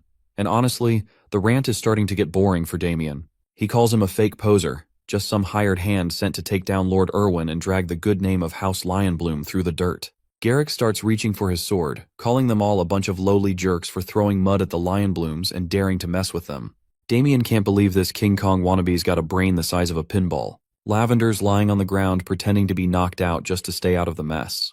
Viscount Haxon calls out to his son, while Victor quietly prays for Lord Damien's victory against Garrick. That's when Garrick pulls out his sword and charges at Damien, probably aiming to chop his head clean off. No doubt he can tell this fake Damien's got skills, but he figures the guy's luck has finally run out. The old fool's got it all planned. Once Damien gets just half a step closer, the moment he's within his range in the blink of an eye, he's going to split him in two. With that thought, Garrick swings his blade right at Damien's neck, ready to slice it in half. But Damien dodges it fast, flashing a smirk. He knows the Lionblooms didn't send a clown this time. They sent a real knight. The gorilla can't believe this poser just parried his thrust, but brushes it off, thinking it's just a lucky fluke. The knight is furious seeing the poser deflect his attacks, so he charges at Damien again, this time unleashing a wave of fire with his strike. He shouts at the lad to try blocking this one, daring him to handle something with real heat. Damien stands there, cool as ever, blocking the attacks like they're nothing but a puff of air. He mocks the blonde gorilla for being too slow for such a big guy, and that pushes Garrick over the edge. But now it's Damien's turn. He whips out his sword and dashes forward at full speed, aiming straight for Garrick's forehead. Damien's so fast that Garrick can barely even see him, let alone his attacks. In a blink, Damien lands a solid kick to his face, sending him rolling across the ground like a piece of trash. The big guy's down, catching his breath, while Damien coolly says that kick was for Victor. Garrick pulls himself back up, using his bloodied arm for support and muttering curses under his breath. In no time, he charges at Damien again, sword blazing with fire. But even his ultimate lion's mighty sword of speed doesn't shake Damien's confidence. The ace meets it head-on, letting the tip of his blade collide with Garrick's. The impact shatters Garrick's sword into a spray of metal shards, leaving his jaw hanging mid-run. And before he can react, Damien's sword drives straight into his shoulder, slicing it off in one go. Garrick's mind was losing it under pain, with his mouth coughing up blood. Dude drops to the ground. Viscount and Victor can't believe it's Damien's strength to beat an official knight. Garrick whines that it's hurting, but applies warm pressure to his wound. Right then, Damien slides his blade closer to this gorilla's face, threatening to chop it off. Pretty quickly, this old fool starts begging for his life, not knowing who he messed up with. Damien tells him outright that he is Damien Haxon, saying that he should have begged for his life much earlier. Now it's a little too late when he messed up with his family and made his ugly servant even uglier. Now this begging session won't work. Garrick begs for forgiveness for what happened earlier. Damien isn't impressed by the way he apologizes. Not his style. So the ace turns away and leaves the blonde fool to his father and Victor, who both look more than ready to beat the crap out of him. The official knight of the Lionbloom family, Garrick, along with his sidekicks Olpus and Lavender, is walking out in pure shame. Their bodies are wrecked, all thanks to a guy named Damien Haxon, who even sliced off Garrick's hand. Turns out, Damien gave his not-so-pretty servant Victor full permission to beat them to a pulp. Victor still didn't feel fully satisfied and wondered if he could land a few more hits, but Damien told him that if he went any further, Garrick would definitely die. Victor casually suggested cutting off another limb or two instead, since Garrick looked close to crying. The old fool was dragging himself away like some horror-struck wreck, and Damien was honestly liking the idea of treating Garrick like their personal toy. Just then, Viscount Haxon stepped in and told Damien that it was enough. Right on cue, Garrick landed at the Viscount's feet, admitting he was totally in the wrong and apologizing for all the disrespect he had shown him. However, Paul isn't letting it slide that easily. The old man says that this gorilla's apology better be worth something after all the chaos he caused. He points out that if his son didn't have this level of strength, their entire territory could have been wiped out. On top of that, the Marquis family would have dragged them out by their limbs and made them suffer badly. Garrick slams his head to the ground, bowing and begging for forgiveness, pleading for mercy. But Viscount Haxon's anger isn't cooling down. With just a glance from Paul, Damien finally slides his blade back into its case, saying he wasn't actually planning to kill this trash. He knows that taking Garrick's life would mess up the relationship with House Lionbloom and tear their ties apart. Honestly, Damien admits that if it were just him, he wouldn't hesitate to take on the Marquis family alone, no matter the odds. But he can't afford to act solo when he's got his own family to think about first. And he's not that stupid either. He's well aware that if he sends these dumbnuts back like this, they'll definitely try to retaliate. Now it's just plain tiresome to figure out what to do with this troublesome trio. Then, out of nowhere, Lady Agnes comes running in, calling out to Damien and demanding to know what's going on. The ace is completely thrown off by her sudden appearance, but then it hits him. Lady Agnes might actually be useful right now. So he quickly fills her in on the whole mess, and she gets the picture. Once she understands Damien's concerns, this beauty's fully on board to back him up. Damien asks if she's got any clever ideas up her sleeve, and she pauses. Then thanks House Haxon for successfully taking down one of Yulin's executive officers for the first time ever. That's no small feat. With that win, Lady Agnes figures she can officially recognize House Haxon as an allied household, which honestly does ease Damien's mind a bit. Not to mention, Viscount Haxon and Victor exchange a knowing glance, both realizing that if this plan works out, their family might just dodge a major crisis. Meanwhile, Damien's pulling his best puppy-eyed look, trying to charm Lady Agnes into accepting his request, asking if she can really make it happen. The girl's clearly dazzled by him and is totally ready to grant the favor. Deep down, this wicked smooth talker had been aiming for something like this all along. Protection from the church. In the back, Paul and Victor watch their son's little flirt game work like magic on the noble lady. Lady Agnes agrees to Damien's request without a second thought.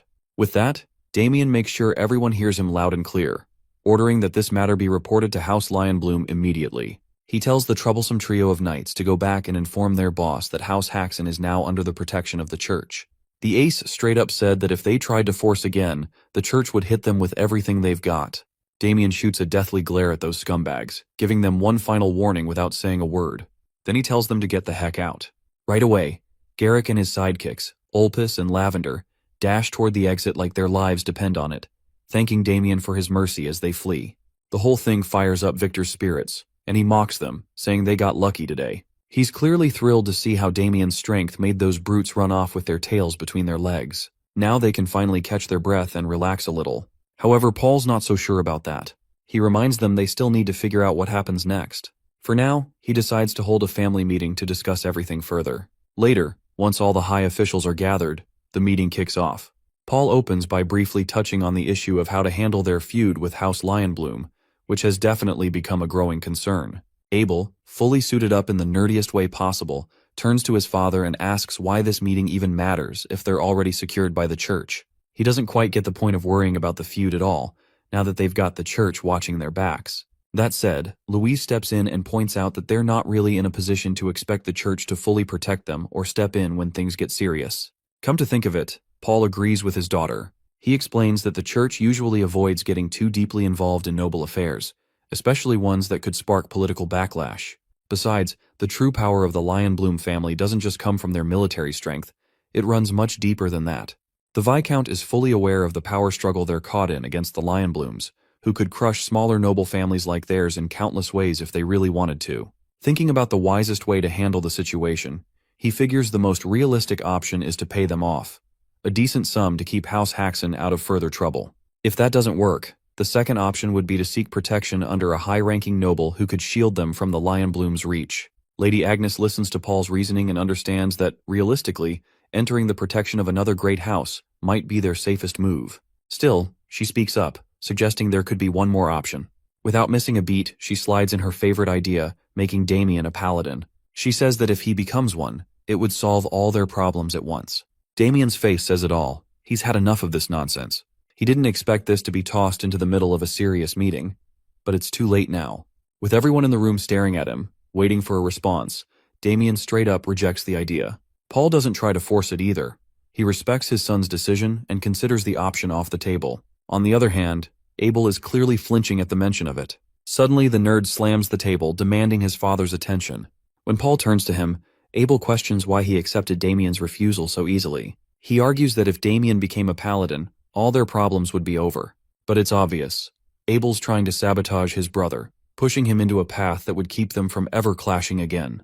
Damien knows exactly what Abel's doing, running his mouth and stepping into things that don't concern him. Damien's completely disgusted by this punk. Abel catches the look on his face and snaps, asking what's with that nasty expression. The nerdo throws all the blame on Damien, saying the whole ruckus happened because of him, so he better take responsibility. Since it's all his fault, Abel demands that Damien become a paladin and fix it. But before he can go on, Paul shoots Abel a glare so sharp it shakes the whole room, reminding him there's a guest present and he better sit down and act with some manners. That shuts Abel up real quick. No doubt Paul agrees that Damien's actions sparked the feud with the Lionblooms, but he also knows it's not entirely his fault. Then Paul drops the real bomb. Lionbloom's second son had lustful intentions toward Louise. The old man knows that if Damien hadn't stepped in, that guy wouldn't have backed off easily. In short, their son protected Louise in place of a powerless father who couldn't act.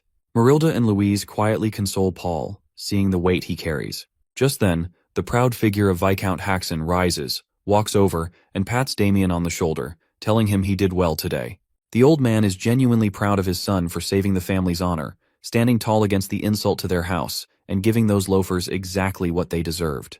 That moment sparks a warm feeling in Damien's heart, something he never expected to feel. He quietly says it was just something he had to do. Paul decides to take matters into his own hands for now, asking everyone to let him act like their father for once. But just then, the butler walks in with news that someone from House Goldpixie has arrived. Paul has no idea what business they'd have with them now. Turns out, their young master Damien borrowed money using the family's wheat fields as collateral, and the repayment deadline has already passed. The real shock, they've already sold the fields off. Damien's caught completely off guard, not expecting his luck to crash this fast. Paul's face turns dark, rage building fast, and in a full-blown fury, he grabs Damien by the neck and starts choking him, cursing his very existence. One man lifts his hat for a moment to show respect to young Master Damien, wishing him a good day. Damien squints, vaguely recognizing the guy. It's Olin Demishi, the West Branch manager of Dash and Cash, standing beside his personal guard. It's been a while since they last met, but Olin's here on official business, showing up right on the repayment date they previously agreed upon. This wicked guy casually pulls out the contract that young Master Damien signed, reminding him that he agreed to use his family's land as collateral. He flashes a smug smile, saying that's how he could assure Damien he'd get the money in the first place. Then, with a smooth tone, he presents the paperwork to make it all official, calling it just a simple formality. He tells Damien there's no need to worry at all, like everything's perfectly under control. The old man snaps, saying that someone of such low birth could never take land from a noble like him. Meanwhile, Damien starts to piece things together, finally remembering that Olin is the one who manipulated him into handing over the land deed in the first place. He can't help but question what made him even agree to such a thing. Looking the man in the eye, Damien asks how much he actually owes him. Olin calmly replies that he borrowed 200 gold, and with interest, the total now comes to 300 gold. That amount sends shockwaves through Damien's brain, making his jaw practically hit the floor. He stares at Olin in disbelief, asking if the number is actually correct. Olin, with that same smug calmness, simply tells him to go ahead and read the contract. Damien struggles to even remember why he borrowed the money in the first place. It feels like it happened ages ago. But one thing he knows for sure is that their family doesn't have that kind of gold lying around. At this rate, he's convinced he's about to drag his entire household into poverty, left begging for coins like filthy, homeless barbarians. His family would be tossed into the streets with nothing to eat, and the thought crushes Damien. Olin then coldly declares that if the debt isn't paid by today, the land used as collateral will officially become the property of Dash and Cash.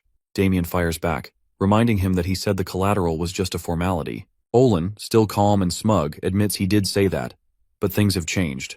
Duke Goldpixie has ordered them to collect on all outstanding debts, no exceptions.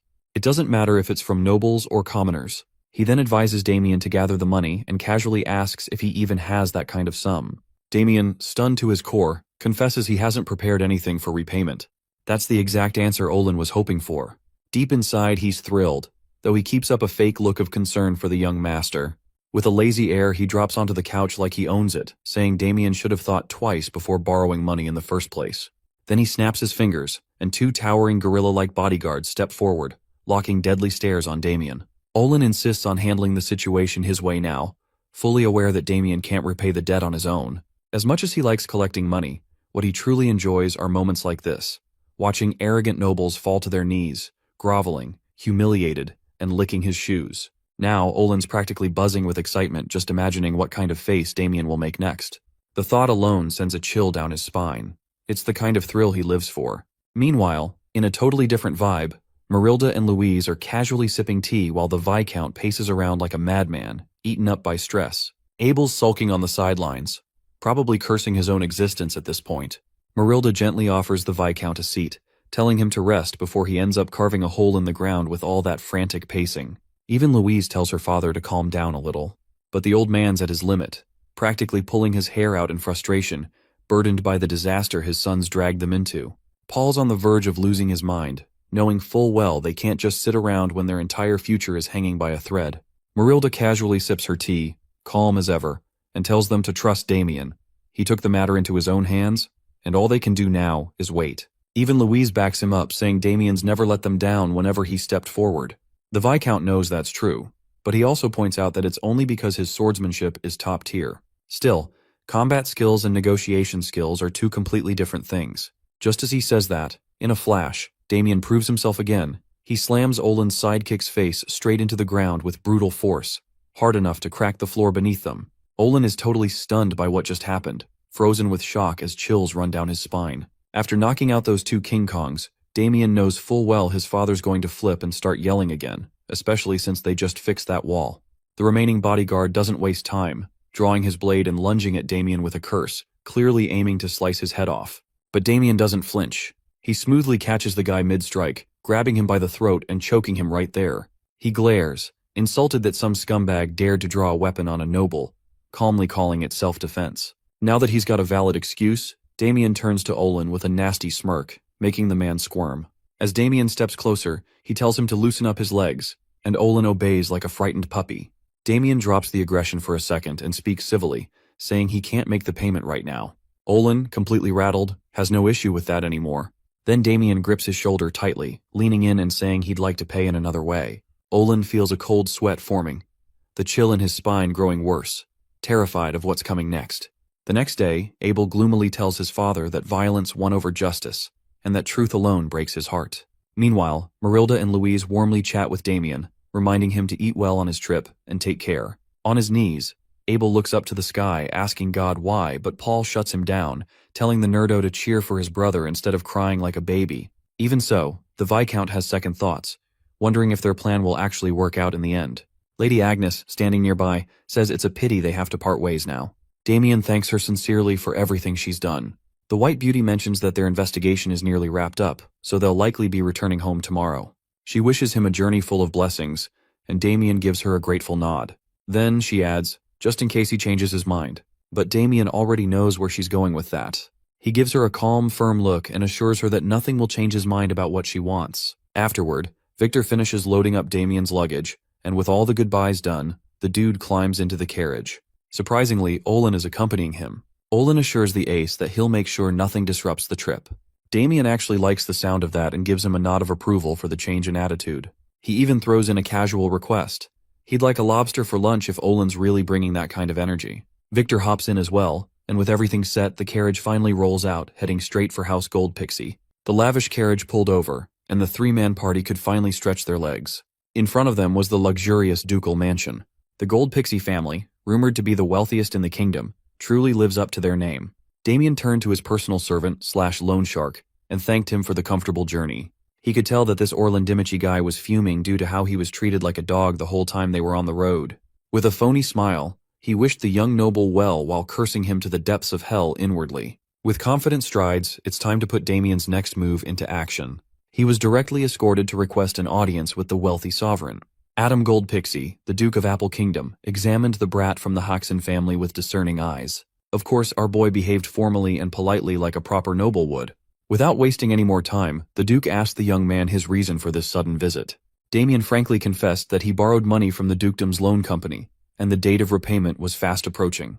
He also disclosed that he does not have the money to pay the debt off. With that in mind, he wanted to propose another way to settle the bill. Instead of paying in cash, he wanted to pay by representing the Gold Pixie dukedom to defeat the Lion Bloom family once and for all. The Duke seemed intrigued, while his inner circle was taken aback. Adam Gold Pixie chortled at the sudden proposal. It sounds like the young man did his homework and came to him after hearing some rumors. Well, within the Apple Kingdom, the hottest gossip circulating around is the recent development in the border between the Lion Bloom Marquisate and the Gold Pixie dukedom. A large gold mine was recently discovered, making it a point of contention. The two families have been rivals for a long time now. The discovery of riches is the breaking point. Now, they are preparing for a duel between low-class knights to settle the generational beef and determine the ownership of the mine. In Damien's past life, the outcome was quite a definitive one.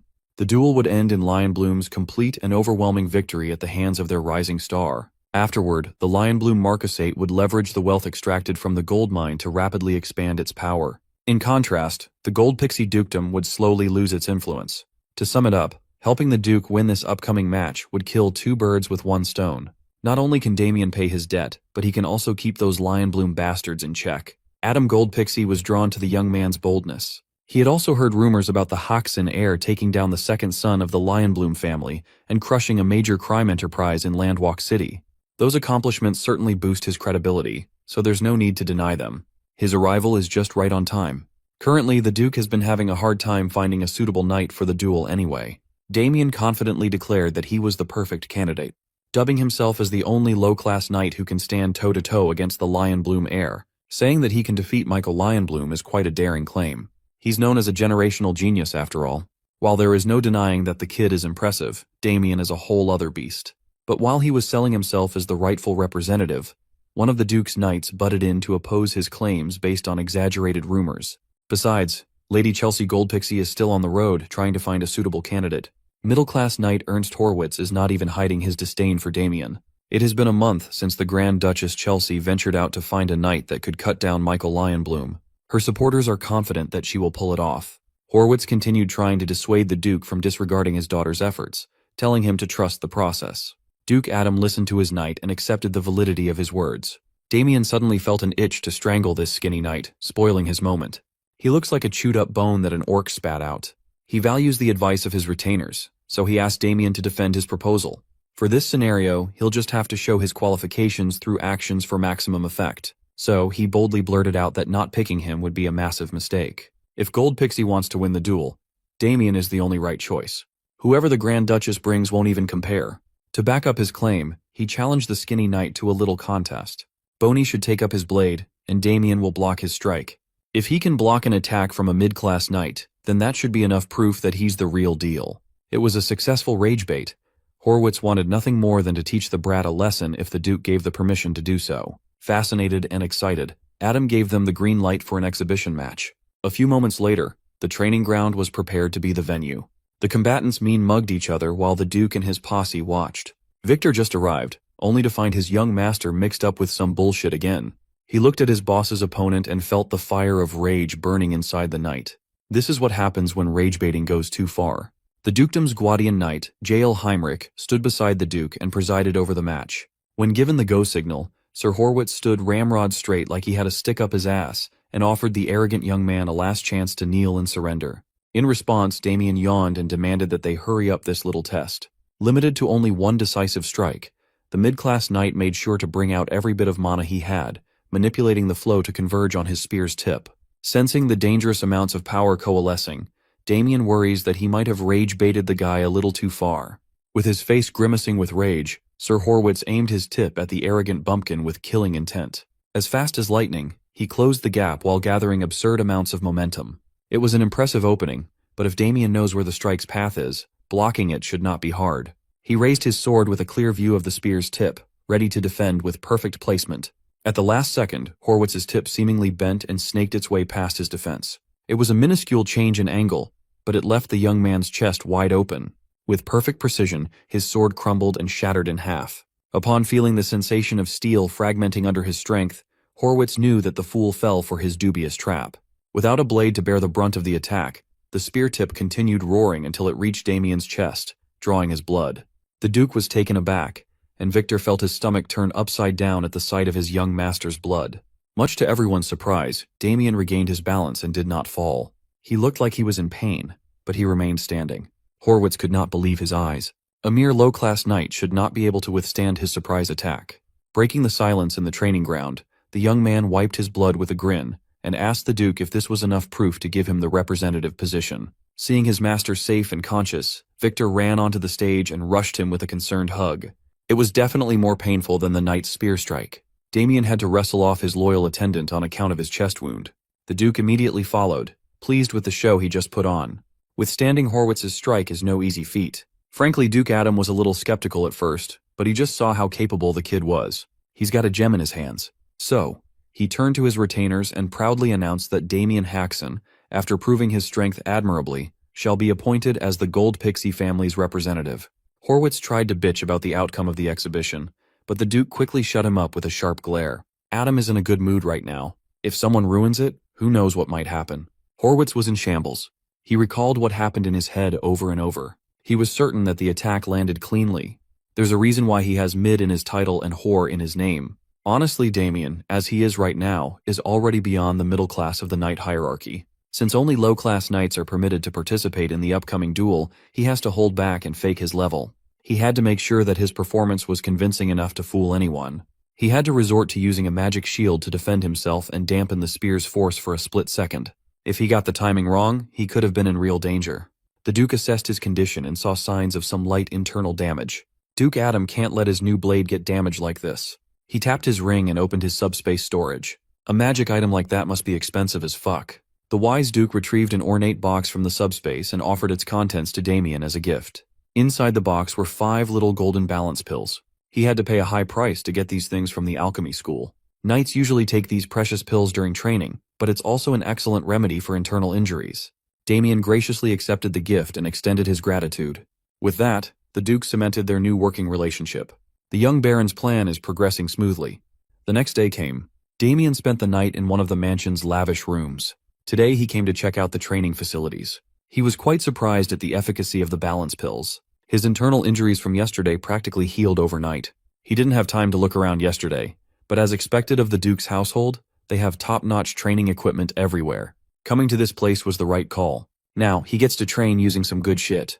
While he was admiring the weapon rack, someone with a squeaky voice called his name in an arrogant tone. He looked ahead to see a shorty that had to stand on top of a platform just to reach the same height as him. When asked what's up, some douchebag named Pavel Vermond, a low-class knight of Gold Pixie Dukedom, flashily introduced himself. As for the 2 goons behind him, they are his sworn brothers. These 3 were also selected to participate in the upcoming match against the Lion Blooms. Pavel claimed that they were out training in the field yesterday, so they were not around to witness the shit show. He claimed that if they had been there, they would have stepped in and easily dispatched Damien instead of getting Sir Horwitz involved. Pavel sees the duel with Lion Bloom as a matter of honor for their house. Now they can only hope that an outsider's mediocre skills won't drag the team down. With that being said, Shorty warned Damien never to interrupt their intense training. He quietly walked away since he preferred training on his own anyway. In addition, he's quite curious about the level of skill his teammates possess. Now is a chance to see them in action. After quickly getting into their positions, Pavel gave his brothers the go signal with a loud harumph. Leading the 3 stooges, Pavel Vermond gets into his flag-style, immovable king technique. He looked like he was holding in his piss. On the opposing corner, the lanky one performed his secret technique, Vermilion Bird Ascension. though it would be more fitting to call it an awkward chicken jump. The two bumped wooden swords with little to no impact. They looked deathly serious, for this was their 987th duel. For a bunch of noobs with such weak-ass techniques, they seem to think that they are the main characters. After breaking off the shitty stalemate, Pavel grabbed the chance to wave his sword around randomly in hopes of landing one strike against his buddy. Lanky had to matrix dodge his way out of the chaotically sweeping sword. As soon as the wild swings died down, he grabbed the opportunity to turn the table. With all his might, he struck down with his wooden blade and landed a clean hit on Pavel's head with his eyes closed. When he opened his eyes, he was in awe of brother Pavel's genius planning. Lanky got it into his head that Shorty somehow saw through his attack and blocked it with his forehead. Look at this dude, bleeding and crying in pain. He's definitely a mastermind. They broke off and gave their respects to each other. Pavel tried his best to stay conscious while insisting that this round was a draw. Afterward, Fatty walked up the stage for his turn at a spar, and Pavel stammered that he just needed to take a little break first. There is only a month left until the duel, and they somehow think that this type of training will make them strong enough to sweep through the Lion Bloom Knights to protect the honor of the Duke's house. They raised their puny little wooden swords and shouted corny "They're all for one for all" chant. At this rate, these three are on track to being humiliated by Lion Bloom Knights. Off to the side, Damien quietly watched with a continuously worsening dark expression. He was so focused on securing his spot as a representative that he did not take his would-be teammates into account. Now, he's feeling a sense of impending doom upon seeing the clowns he has to share a stage with. He might have been as strong as an actual god in his past life. He served as the blade that brought the entire world to ruin. Yet these three idiots make him feel completely powerless. In his office, the Duke is in high spirits after securing a pretty good proxy for the duel. He's laughing at what just transpired with his guardian knight and the young pup last night. After the trial with Sir Horwitz, Duke Adam called Damien up to his room to offer the tutelage of Jail Heinrich himself. But the young man politely refused, insisting on training by himself. A night had passed since then, and the Duke still couldn't hold his laughter. Damien Haxon is quite an amusing fellow. Being his most trusted aide, he asked the guardian knight for an honest evaluation of Damien. Sir Heinrich stoically rated the young man highly. He was the only one who saw the kid use mana for a split second to block Horwitz's spear. Not anyone can just pull that off with that much control. As for their chances to defeat Michael Lionbloom, it's still hard to tell with certainty. Since 3 duelists will be selected to participate, the first team to win 2 rounds will take the match. Even if Damien Haxon wins his bout, it's not a guarantee to win it all. To get the dub, the rest of their local knights must perform well too. That is why they are training under Sebastian Vincenzo, a middle-class knight. The Duke thinks that there is no need to worry, given Sebastian's capabilities. But if you ask Damien, he would tell you that the local knights are a hopeless bunch. He's been watching them fool around and call it training. They are incredibly stupid. Their stamina is hot garbage. They practice swordsmanship with all style and no substance. They have no drip and no hose. With great reluctance, he has no other choice but to step in to prevent a stain on his record. So, he called the 3 stooges over. While he was putting on handicap weights in his arms and legs, he challenged them to a spar. With a cocky grin, Pavel the Shorty praised his guts for challenging them even after seeing their impeccable skills. He volunteered to go first, and Damien looked at Shorty like he's a dumbass. He cannot afford to waste time by whipping them one by one. It would be best if they just came at him all at once while he's wearing Rock Lee weights. Of course, the challenge hurt the pride of the 3 stooges. To demonstrate their stupidity even further, they tossed their wooden swords away, thinking they could pummel Damien with their bare hands. Even though it's against the chivalry code, the 3 jumped into action with a synchronized attack. With angry fists a few inches away from him, Damien was not in the least bit threatened. 5 minutes later, Pavel woke up discombobulated. He's lying on the floor while staring at the ceiling. Getting from his daze, he racked his brain, trying to remember what the hell just happened. A few meters from him were Lanky and Fatty, who were still sleeping like babies. As Damien thought, this group was simply pathetic in combat. By his side, Victor is stressed over his young master, which causes another scene. The last thing Pavel remembers was jumping into action alongside his boys, launching a multi-angle attack. After forcing himself to remember what transpired afterwards, he recalled bits and pieces of what happened. First, Damien nonchalantly moved his head out of Fatty's attack. Then, he let Lanky hit nothing but air, leading to a loss of balance. With 2 quick chops to the back of their necks, he dropped the goons to the mat without much trouble. Since the side characters are out for the count, the delusional Shorty was literally left in the air. He braced himself for impact, trying to sneak a punch in, but was clobbered on the chin instead. Just to add salt to the already wounded pride, Damien followed up with another brutal strike. He unleashed a barrage of attacks like he was juggling a noob on a fighting game, breaking and dislocating every bone in Pavel's little body. It was then that his mind broke and blacked out everything. The outsider really overpowered the pride and joy of the dukedom's night order. What kind of monster can do that at the low-class night level without even breaking a drop of sweat? After whipping them up to shape, Damien had essentially beaten the three to complete submission. When asked who their instructor was, Pavel stuttered the name of Sir Sebastian Vincenzo. Damien could not believe that someone at the middle-class level trained a bunch of kids to be so pathetic. Honestly, they would be better off ditching that lousy-ass teacher, but there's no need to start drama. So, to supplement their trashy education, Damien demanded that the three come to him to spar after formal training every day. Pavel worries that if Sir Vincenzo finds out about such an arrangement, the knight might take it the wrong way. Fortunately, Damien is so well versed in beating people up that he can do it without leaving a single mark or injury. Come to think of it, Shorty clearly felt his bones breaking and dislocating while he was getting thrashed, yet he woke up without a scratch. You see, Damien learned how to beat people up in a very specific way back in his Death Knight days. Long ago, there was a man who traveled the continent making a living with criminal reformation. He was widely known as the character corrector. His method was very crude and simple. Inmates that misbehave get their asses handed to them. He would beat them up for an hour straight. If that did not work, he would double the beating time. Rumor has it that he once beat a criminal continuously for 512 hours straight. Over time, Character Corrector began to feel pity for the criminals he left bloodied and mangled. Instead of quitting his job, he devised a technique to beat someone up endlessly without endangering their lives. With countless hours of practice on these poor criminals, he had reached mastery over the bizarre technique. He called the state Amsa or My Kill. It's just one of the many techniques that Damien picked up in his past life. Inflicting unbearable pain without leaving a single scratch is quite useful in times like these. Today, he made the Three Stooges face the fact that they are just pathetic worms. But there's no need to worry. They have a whole month to turn worms into something else. Within that time frame, Damien will make sure that they become something useful. The Three Stooges felt a very painful month coming their way. Before they could get back to today's training, the Duke's personal attendant interrupted with urgency. He came running to inform Damien that he was being summoned by Duke Adam. Well, his presence has been requested since the Grand Duchess Chelsea Goldpixie returned. Straight out of her long travels, she paid respects to her father. The Grand Duchess bent her knee with a strapping knight alongside her. There was no one more pleased to see her return than Sir Horwitz. Even though he was humiliated yesterday, Lady Chelsea has arrived to correct what's wrong. Duke Adam welcomed her with indifference and asked if the man behind her is the knight she chose to enter into the upcoming duel. With a confident and sly smile, she presented the hulking warrior. At first glance, the Duke didn't seem impressed. In fact, he looked sus. The man stood up, displaying his tall frame. With a roaring voice, he introduced himself as Guillaume Blackwing, also known as the Wild Beast. Some of the Duke's retainers recognized the name. The Wild Beast is the famed Free Knight. Combat nerds across the kingdom have heard tales of what happened when he took part in the Acclinant Kingdom's conflict. In one battle, Guillaume was credited with wiping out every opposing low-class knight. The streets are saying that there's no match for him at his level. Even the Duke had heard tales about the Wild Beast and his exploits. He was granted the nickname for a reason. For that, Duke Adam's interest was piqued.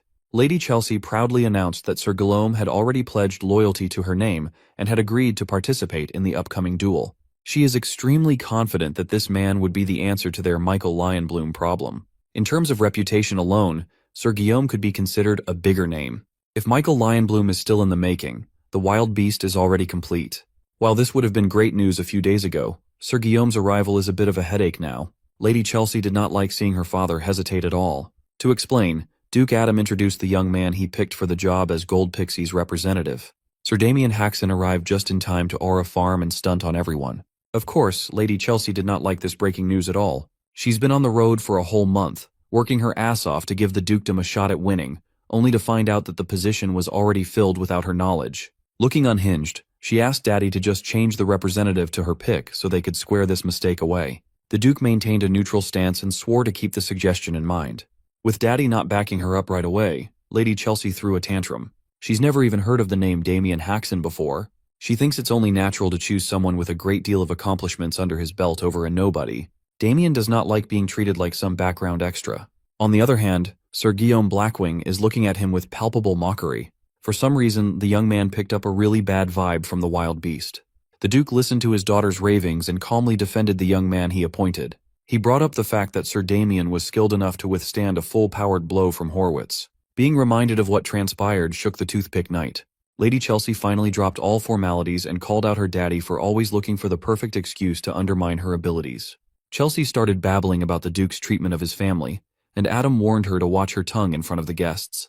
Preventing herself from crossing the line, the Grand Duchess excused her behavior, citing the fatigue from long-distance travel clouding her judgment. Everyone in the room could see and feel that the father and daughter had some deep-seated issues between them. Declaring the meeting over, the Duke dismissed everyone and promised to consult his retainers before coming up with a final decision on who would get the job. Out of nowhere, Sir Guillaume erupted with a boisterous laugh. He dropped all formalities and asserted that there is no point in deciding with just words. Offended by such brutish words against the Duke, Guardian Knight Heinrich almost drew his blade right then and there. The wild beast continued by saying that the strongest one should naturally represent the Gold Pixie Dukedom. They can just keep it simple and find that out right now. Lady Chelsea reprimanded her knight for speaking out of turn when she specifically told him to stay quiet. Knowing that the brute's words have some truth to them, the Duke asked Damien what he thinks of the veiled challenge.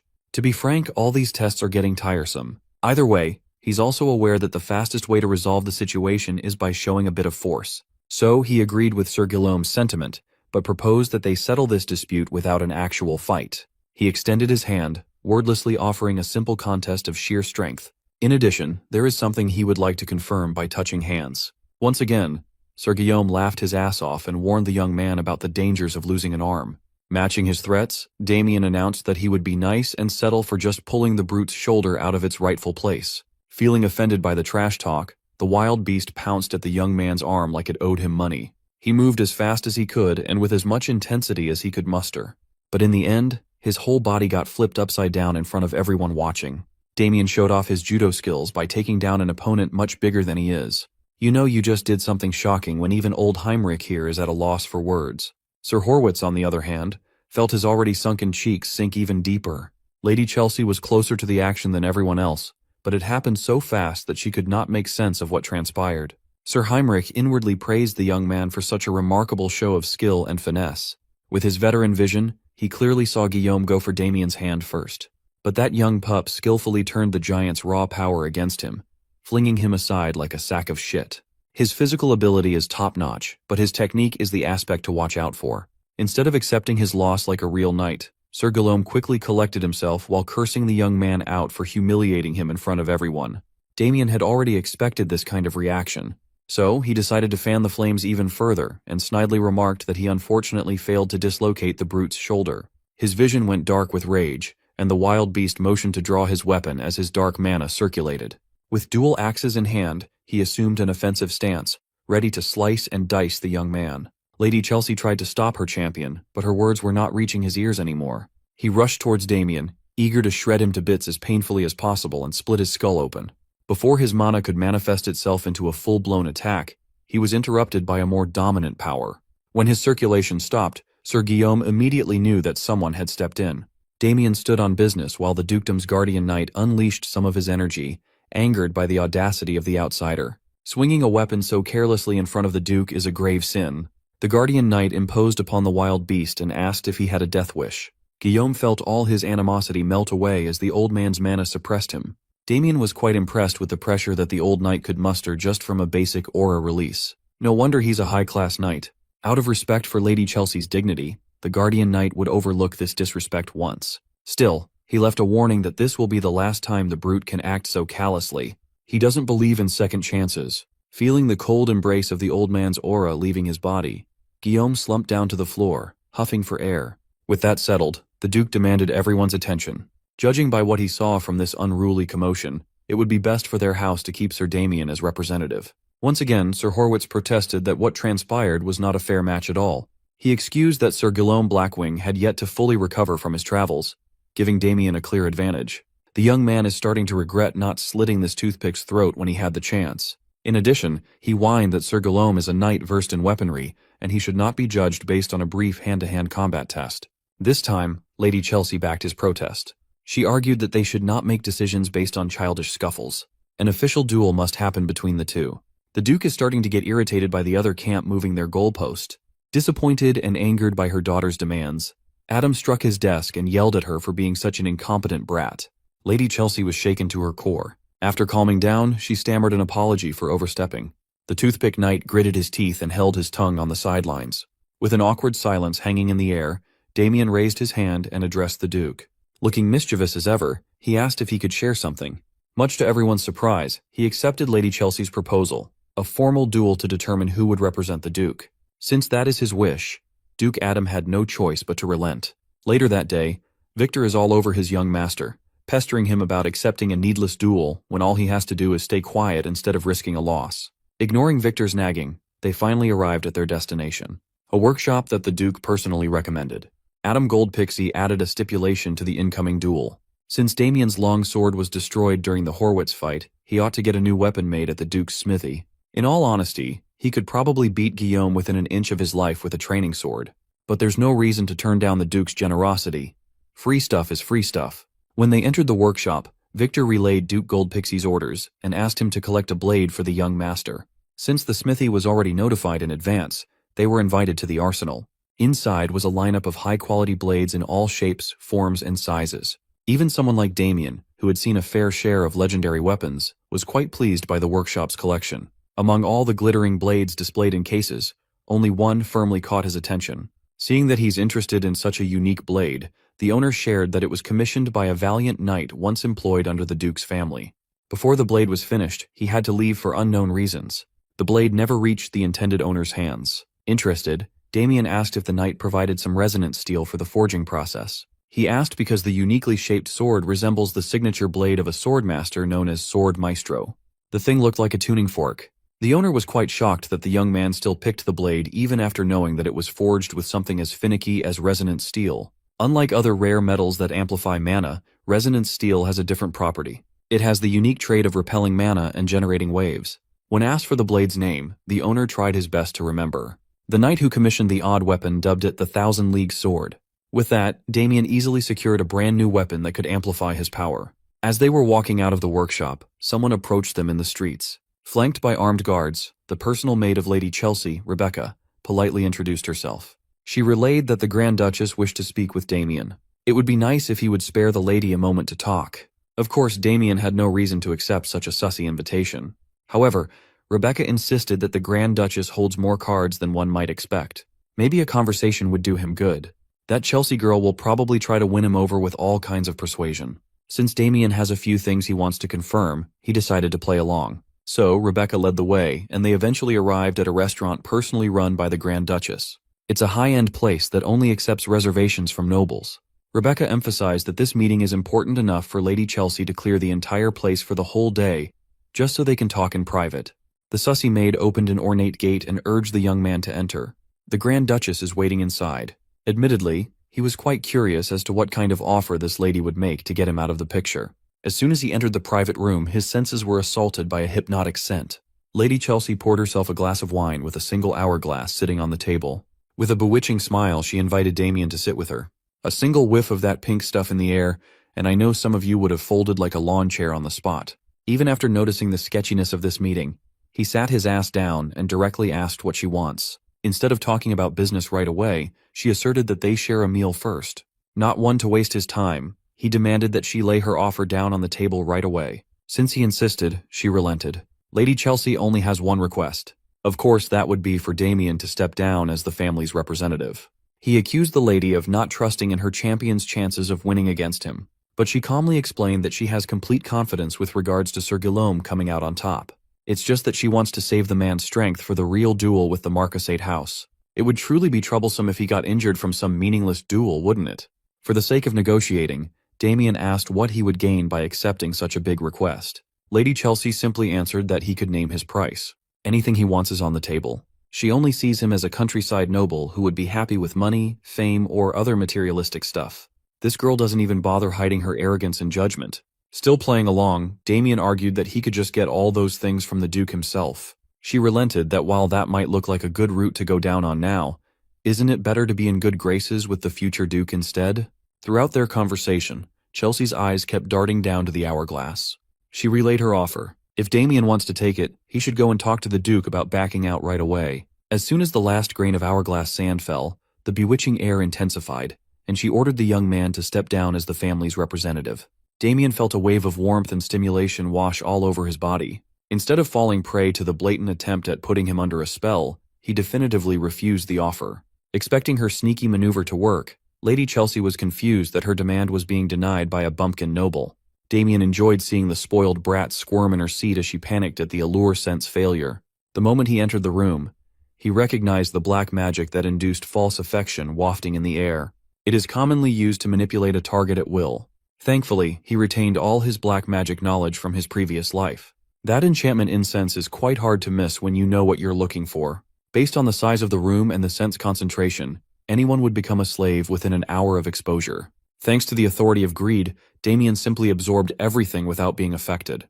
Deciding to have a little fun, he pressed the spoiled Duchess about her odd reaction to his refusal. She stumbled over her words and doubled down on giving him everything he wanted. Done with his fun, Damien turned his back and walked away. He doesn't need anything from this brat. She couldn't possibly give him what he's seeking in the first place.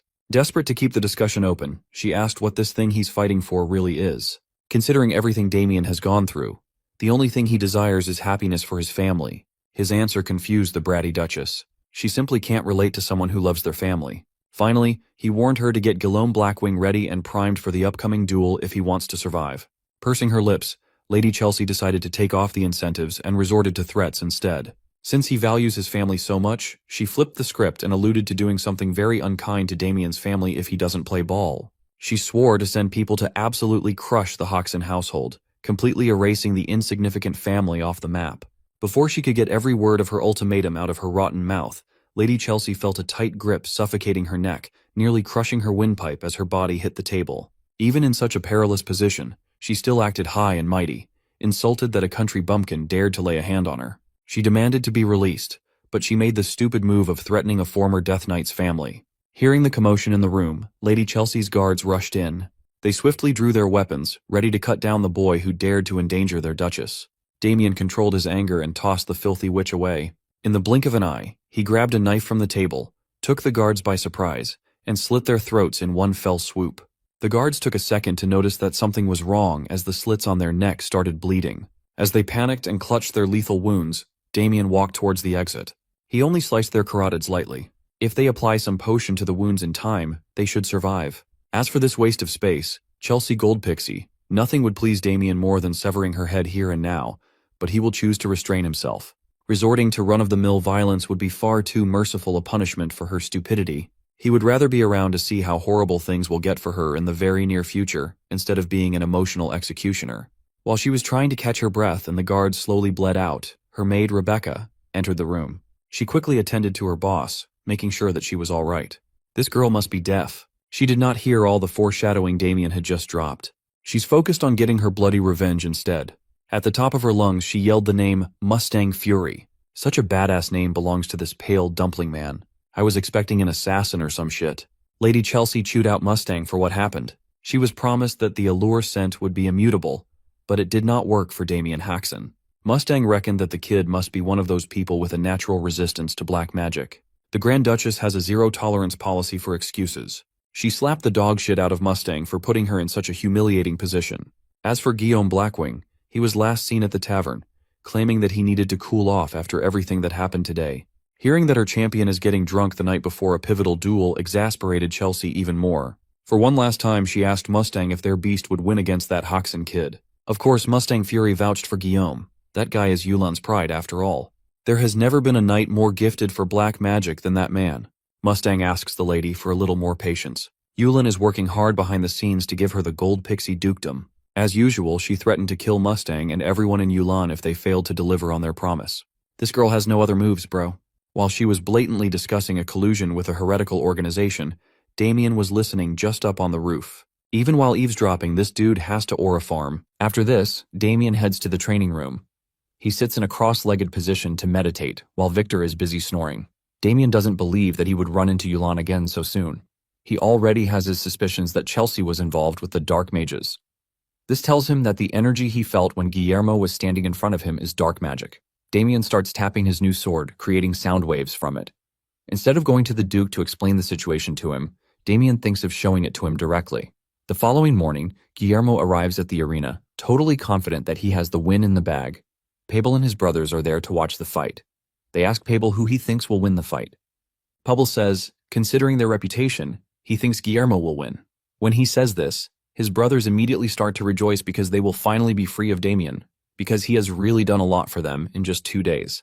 Damien has been beating them up, and they even conclude that he is having fun with it at this point. Pabel lets his brothers know that he would be happy if Damien also loses, but he doesn't think there is any reality where he loses to Guillermo. Damien steps into the arena, looking casual as usual. Guillermo tries to act tough, telling Damien that he is impressed that he didn't run away. Damien taunts him, telling him that he is blabbing nonsense. Adam finally arrives on stage and he reminds them that whoever wins will be given the position to represent the family in the duel against the Gold Pixies. Adam hopes that everyone will accept whatever the outcome is, and by this, he is indirectly speaking to Chelsea. Deep down, Chelsea is confident that Guillermo will win the battle. Adam raises his handkerchief and he starts the duel. Guillermo whips out his 2 axes. He starts spinning them aggressively, telling Damien that he has made a huge mistake in accepting the duel. He is prepared to show Damien why he is called the Wild Beast. He rushes toward Damien, but before he reaches Damien, Damien taps his sword just as he has practiced. With this, he creates a sound wave that hits Guillermo. The effect of the wave sends him flying backwards. Guillermo angrily asks Damien what he just did to him. The same way Guillermo is shocked is the same way everyone else watching can't comprehend the unusual technique that Damien is using. Guillermo is pissed, and he claims that Damien is using a weird sorcery technique. He rushes toward Damien again, but Damien doesn't move from where he is. He just continues tapping his sword to create the sound waves one after the other. This continues hitting Guillermo in his insides.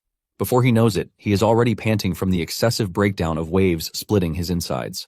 The waves soon reach his brain, causing him to start vomiting black substance. Guillermo still has enough strength in him to call Damien the B word. Damien then decides to finish everything at once. He unleashes a huge wave and hits Guillermo with it. This finally breaks through his armor and shatters whatever dark attribute that has been infused into him. This leaves everybody shocked. And right in their presence, Guillermo starts to vomit a large quantity of dark substance from his body. Adam is left confused as he asks Jael why Guillermo is acting all weird. It starts to dawn on Adam and Jael that it might be what they are actually thinking. At the same time, Chelsea realizes that she is screwed. Guillermo cannot control himself as he spills every dark substance stored in his body. He loses body fat while vomiting everything inside him. Damien walks up to him saying Guillermo's true nature has finally been exposed. Guillermo crashes to the ground, looking totally drained of life, and Damien calls him a fake knight. Adam is confused when he hears Damien call Guillermo a fake knight. Damien then proceeds to tell the Duke that Guillermo is a fake knight because he was enhancing his physical abilities with dark magic. Everyone present at the arena is taken aback when Damien makes mention of dark magic. One of the butlers knows that they are done for if the church finds out that they are involved with dark magic. Adam then asks Damien if he already knew about Guillermo's true identity before the match, and he says yes. Damien apologizes for not telling him beforehand. However, he lets the Duke know that he didn't want to tell him because he wanted to figure out who the real culprit was. The Duke is shocked to hear this, and he becomes even more curious about the whole thing. Damien lets Adam know that dark mages have infiltrated the Duke's house. He then drops the bombshell, saying the person working with them is Chelsea. Chelsea freezes up when she hears her name coming from Damien's mouth. Chelsea tries to defend herself, telling her father that she has no idea what Damien is saying. Adam holds his head in his palm, looking all disgusted. He has always suspected this, but didn't want to believe it. Adam is pissed that Chelsea brought the dark mages into his house. Enraged, Adam tells the soldiers to arrest Chelsea and all of her accomplices. He orders that they be locked in the prison until they figure out who they really are. Chelsea still tries to argue her case, telling her father that she has been framed. 2 of the soldiers grab Guillermo in his weak state and disgustingly drag him off the arena. 2 soldiers approach Chelsea, and she realizes that everything will be exposed if she is captured. Chelsea then screams at her accomplices among the knights, telling them to protect her. They all rush at the soldiers to take them down and try to get Chelsea out of there. Adam realizes that things are already getting out of hand, and he tells Jael to apprehend his daughter. Jael acknowledges the order and swings into action. Jael steps onto the arena and urges the knights protecting Chelsea to step aside. Jael's aura overwhelms the entire arena as his eyes glow. The knights realize that they lack the capability to actually deal with Jael. Even though they know that they are not capable, they still scream at Chelsea, telling her to run away while they hold Jael off. Jael finally unleashes his sword, letting the knights know that they have taken the very wrong turn. Jael swings his sword, and just the aura from it cuts through the knights, leaving destructive damage in its wake. Chelsea barely manages to survive the swing, but the knights protecting her have been sliced in half by Jael. At this point, Chelsea screams out in horror as she sees the scary image of Jael walking toward her as she sits in a pool of blood. Chelsea starts crying, telling Jael to stay away from her. Chelsea then turns to Ernst, begging him to save her. Ernst then makes the tough decision of jumping between Jael and Chelsea. Damien sees this and realizes that Ernst is basically asking for death at this point. Before Jael does anything, he acknowledges every good thing that Ernst has done for the growth of the house. He adds that Adam considers Ernst a valuable person, but Jael lets him know that if he insists on protecting Chelsea, he will have no choice but to execute him. Jael's aura swirls like a scary wave while telling Ernst what will come of him if he doesn't back down. Ernst finally comes to his senses, and he realizes that he is asking for death. He drops his weapon and falls to his knees, giving the soldiers the opportunity to grab Chelsea. Chelsea still tries to convince her father that she is innocent, but Adam tells her to shut her mouth while calling her a worthless piece of trash. Adam lets her know that her actions might come back to bite the family. Adam is pissed that Chelsea has managed to drag the entire household into the mud. Adam stares at Chelsea in a very disgusting way while letting her know that the greatest mistake he made was making Chelsea a part of his life. Tears run down Chelsea's face when she hears this, and she starts screaming at her father that she has nothing to do with everything that is happening. Adam then tells the guards that he is done hearing her annoying voice. He orders the guards to silence her and remove her from his sight. The guards do as told, and they cover Chelsea's mouth before she is dragged away from the scene. Damien can only smile as he has finally taken out one more enemy from the board. A few days after the match, the soldiers are working on the captured knights by inflicting pain on them so that they can confess everything that they know. One of the knights reveals that he fell for Chelsea's suggestion after smelling a strange scent. Jael finally realizes that Chelsea has been expanding her influence in the Duke's household with the help of the Dark Mages. Jael is utterly disappointed, and he wonders why Chelsea will do such a thing. Chelsea is also in her cell, and she has been tortured too. Chelsea blames her father for everything that happened. All she wanted while growing up was to be acknowledged by her father. However, no matter what she does, Adam doesn't seem to be satisfied. Even when she brought him flowers, he threw them away while staring at her like a piece of trash. Chelsea never understood why her father looked at her with such cold eyes. While crying in her cell, a servant brings food for her. Chelsea doesn't hesitate before taking the food. She starts eating to fuel her determination since she is not ready to die like trash. She is ready to do everything within her power to survive. While she is busy eating, the servant is staring at her with a scary expression. On the other hand, Damien learns from Victor that Adam is looking for him. Damien then heads to Adam's chambers. Adam pours them a cup of wine to drink. After having a taste, Damien admits that the drink is good. Adam laughs, and he is impressed that Damien was able to notice. He tells Damien that the wine is not expensive, but it is his favorite wine. Adam gulps down the drink while Damien stares at him. Adam then brings out a plate of cheese that he claims is from the Blanco region. Adam assures Damien that the cheese goes very well with the wine. Damien thanks Adam as he tears into the cheese. Adam then reveals that he finally accepted help from the church concerning Chelsea's case. Damien is surprised to hear this since he was expecting Adam to investigate the whole thing by himself. Adam says this was his plan, but in the end, all of the Dark Mages escaped their grasp. Damien is shocked to hear this, and Adam mentions that all of Chelsea's close associates were captured except the Dark Mages. Adam is telling Damien so he will know the current status of things since he helped with the entire case. Damien is disappointed that not a single mage was captured, and he starts wishing he had gotten involved in the whole thing. Adam then reveals that he is no longer involved with tracking down the Dark Mages, as he has left the responsibility to the church. Damien then asks Adam if Chelsea said anything about the identity of the Dark Mages, and Adam says she refused to say anything. Adam mentions that Chelsea's lips remain tight even though they have tortured her over and over again. Adam admits that she is a tough girl. Adam then confesses that Chelsea was never the way she is. Adam then narrates the story about Chelsea's background. Apparently, her mother was a commoner. Adam was out hunting when he was still very young, and this is when he met her. Something happened between them, and in no time, she became pregnant. Adam couldn't believe that a one-time thing with her would make her get pregnant for him. After this, Adam doesn't want to accept the fact that a commoner has his blood running through them. This was why he chased Chelsea and her mother away when they came to him. Later on, Adam got curious about Chelsea and he made inquiries. This was when he learned that Chelsea's mother had already died of the plague, but Chelsea survived. Adam then brought Chelsea into the household. After narrating the story to Damien, Adam wonders why he even brought Chelsea into his household in the first place. Damien then subtly tells Adam that he might have done it because Chelsea was family to him. The mention of family strikes something in Adam, and he starts wondering if Chelsea really wanted to become a member of the family.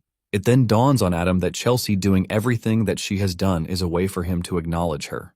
Adam is disappointed because Chelsea could have just lived a normal, noble woman's life. Adam realizes that he is saying too much and figures out that it is the effect of the wine. Adam apologizes for dumping his life story on Damien. Just then, a butler runs into the room, telling Adam that something bad has happened. Adam hears this and fears the worst. It turns out that the guards arrived in Chelsea's cell to find her swinging from the ceiling. 4 days after Chelsea's death, everything pointed to the fact that she sent herself to the afterlife. Since she is dead, the investigations into her accomplices also came to an end. As punishment for dragging her family through mud, her grave was made plain. Damien knows that the crisis that struck the Gold Pixie Duchy seems to have ended at the present moment, but he is confident that it is not the end. Damien is confident that Yulan will not give up. Damien is lost in his thoughts until his annoying servant calls him back to reality. Apparently, Victor was complaining about how Damien arranges his dirty laundry without considering who is washing them. Later on, Ernst is seen drinking himself to a stupor in the middle of the street. He is mourning Chelsea's death by drowning himself in alcohol. He soon crashes to the ground while thinking about Chelsea. Apparently, he has been Chelsea's personal guard since she was little. They have always spent time together. He listened to all of her stories about how she wants to win her father's trust by giving him flowers. She plucked flowers from the field where her parents met, aiming to make her father happy with them. But this was the flower that her father threw away like trash. Ernst is heartbroken that he couldn't protect her beloved Chelsea. To punish himself, he starts hitting himself, regretting why he didn't die alongside Chelsea. Ernst is in the middle of his depressing moment when Rebecca shows up. She approaches Ernst, looking all bright, but the moment Ernst spots her, he attacks her. He grabs her by the neck, asking her why she is so brave to show herself. Ernst blames Rebecca for what happened to Chelsea. Rebecca is choking while trying to calm Ernst down. Ernst is not ready to hear what she has to say as he prepares to snap Rebecca's neck. He finally calms down when Rebecca reveals that she is trying to get revenge for her late mistress. She tells Ernst that the house claimed that Chelsea sent herself to the afterlife, but this is not true. Rebecca says Chelsea died because she was not able to withstand the torture inflicted on her. Ernst is enraged when he hears this, and he asks Rebecca if he has any proof to support her claim. Rebecca reminds Ernst that Chelsea is not the kind of person to terminate herself.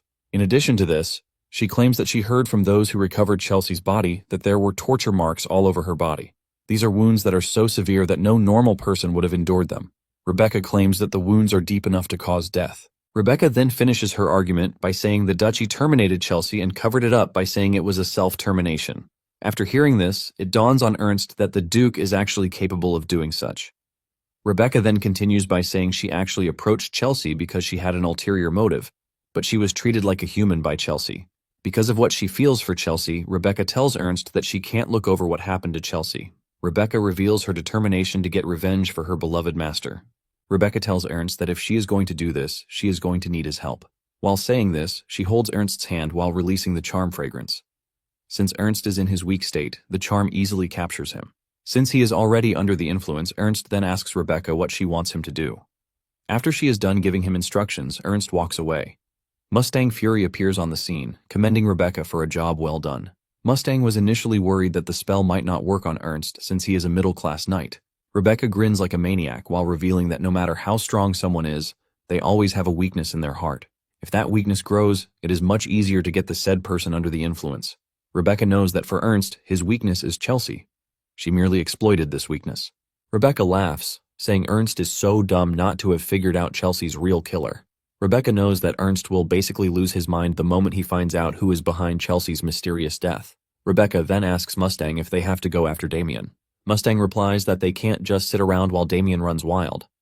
They also learned from their spy that it was Damien who killed Agito.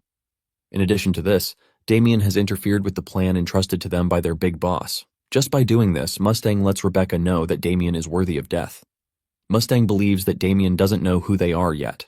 Mustang concludes that they have the element of surprise since the duchy thinks they have run away.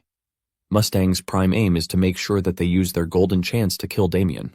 In the training hall, Damien is meditating when some figures appear behind him to ambush him. 3 wooden swords come at him at the same time, but he easily parries all before dealing severe punishment to the 3. It turns out that these 3 dudes are Pable and his blood brothers. Damien is disappointed at the trio because even though he gave them the chance to ambush him, they still could not land a hit on him. The trio falls to their knees, apologizing for being a total waste of semen. Pable concludes that they are dead because they failed the mission. Surprisingly, Damien tells them that training is over.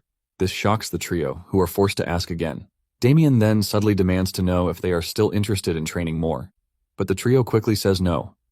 Pable wonders why Damien is not beating the crap out of them like he usually does. Damien lets them know that he is dismissing them so that they can rest. Since the match against the Leon Blooms is in 2 days, Damien believes that it is appropriate for them to rest. He then tells them to think carefully about everything that he has taught them.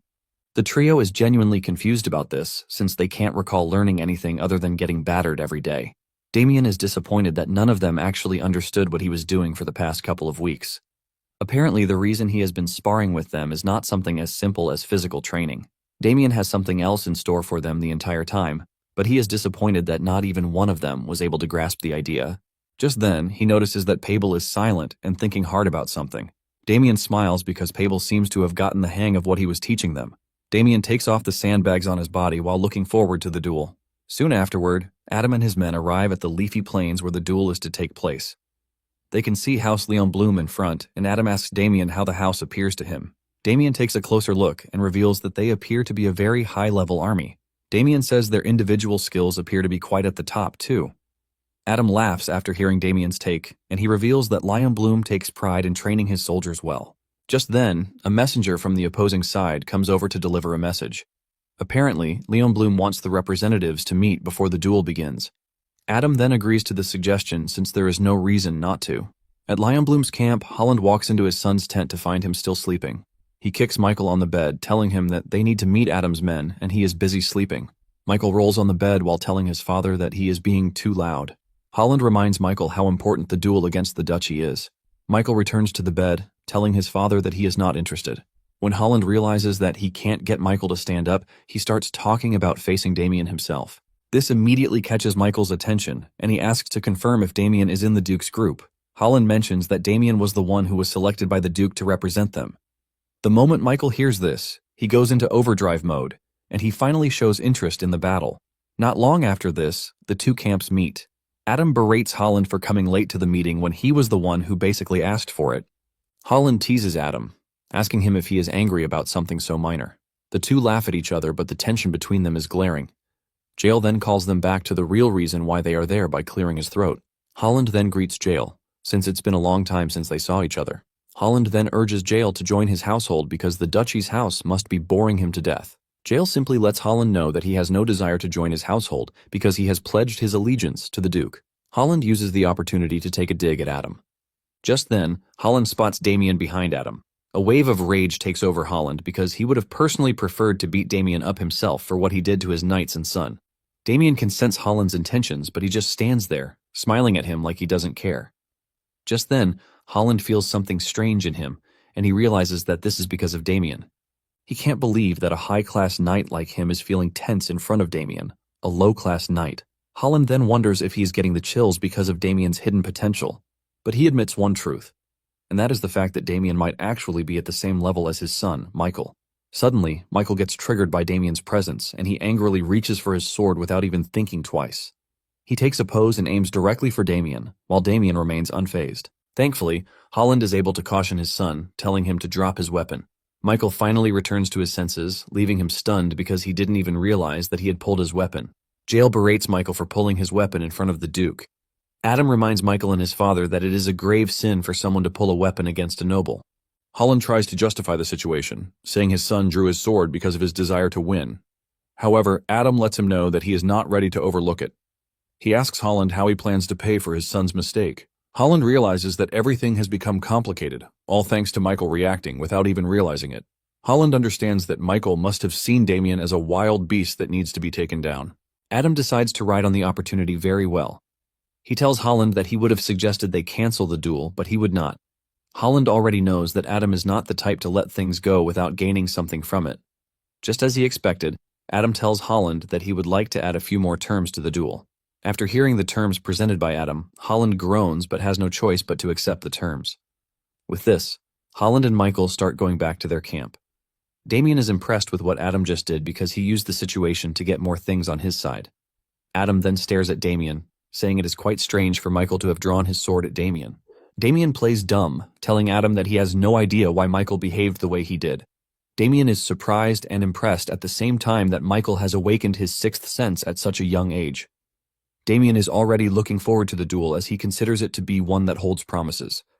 On the other hand, Holland asked his son why he drew his sword. He mentions that he could have put their family in danger. Michael then asks his father if he saw Damien's reaction. Apparently, Damien knew he was going to draw his sword, but he just stood there, smiling like he didn't care. Michael is excited because he has never met an opponent like Damien before. Michael's face lights up in joy as he says Damien might be the opponent that will finally give him what he wants. Holland finally realizes that Michael has been so bored with fighting weak boys, which is why he is so hyped at the opportunity of fighting Damien. Michael then asks his father if there is anything they can do because he had to accept some terms that are not great because of what he did. Holland is not worried about this as he tells his son not to worry himself because their victory is certain. Soon afterward, they prepare to begin the first match. The referee tells the dual representative from both sides to step forward. Since it is the first match and it is important to gain momentum for the team, Adam asks Damien who they should send out first. Damien is about to make his recommendation when Sebastian Vincenzo shows up on the scene. Vincenzo reminds everyone that he is the person in charge of training the knights. Since this is his role, he thinks he should be capable of recommending someone far more suitable than Damien could. Damien is surprised because this is the first time he will be seeing the so-called Vincenzo. He realizes that Vincenzo is such a loser since he is the one training Pablo and his trash brothers. Damien figures out that Vincenzo is worried that he might steal the spotlight from him. Damien decides to step back and allow the dude to have his moment. Damien then tells Adam to allow Vincenzo to recommend the first knight. Adam then tells Vincenzo to recommend a knight of his choice. Surprisingly, Sebastian Vincenzo nominates his son, Fabian Vincenzo, as the first dual knight. Sebastian is confident that his son will win the first match and gain Adam's favor. Adam is impressed that Vincenzo nominated his own son, whom he has heard great things about. Adam genuinely hopes that the kid wins. Lion Bloom then presents their own representative, a chubby, ugly dude called Ronald. As the duel begins, Fabian excitedly announces his name and demands Ronald's name and house. Ronald replies that he is Ronald and he has no family or house. The moment Fabian hears this, he realizes that he is about to fight a commoner. His blood starts boiling as he prepares to teach Ronald a huge lesson. Ronald doesn't seem to care so much, as he tells Fabian that he is like the rest of the nobles, who like running their mouths. This is enough to get Fabian to attack, and he charges at Ronald with the blue aura swirling around him. Fabian tries to cut Ronald down, but he easily dodges the strike. Since he had lost balance while trying to take Ronald down, it gave Ronald the chance to easily launch a counterattack. Ronald continues teasing Fabian with no stress while calling him a pathetic loser. Fabian lets his emotions run wild, and he tries catching Ronald again, but this time Ronald catches him off guard and cuts off his hand. Fabian's face lights up in shock as his arm flies off right in front of him. Even Adam is stunned as he sees his knight's arm fall off. Vincenzo holds his head in pain, realizing what he just put his son into. Ronald mocks Fabian, telling him not to act all mighty and big in his presence. He then uses the famous word, telling Fabian that he is fired. Fabian rolls on the floor in pain while Holland smiles, as this is the beginning of his victory. Fabian is stretchered off the battle stage while he cries for help. Damien already expected that Fabian was weak, but he never thought it was up to that extent. Adam is frustrated when he sees this since he wasn't expecting the Lion Blooms to be cutting off people's arms when the deal was just to win matches. Adam then calls Damien, asking him what they need to do.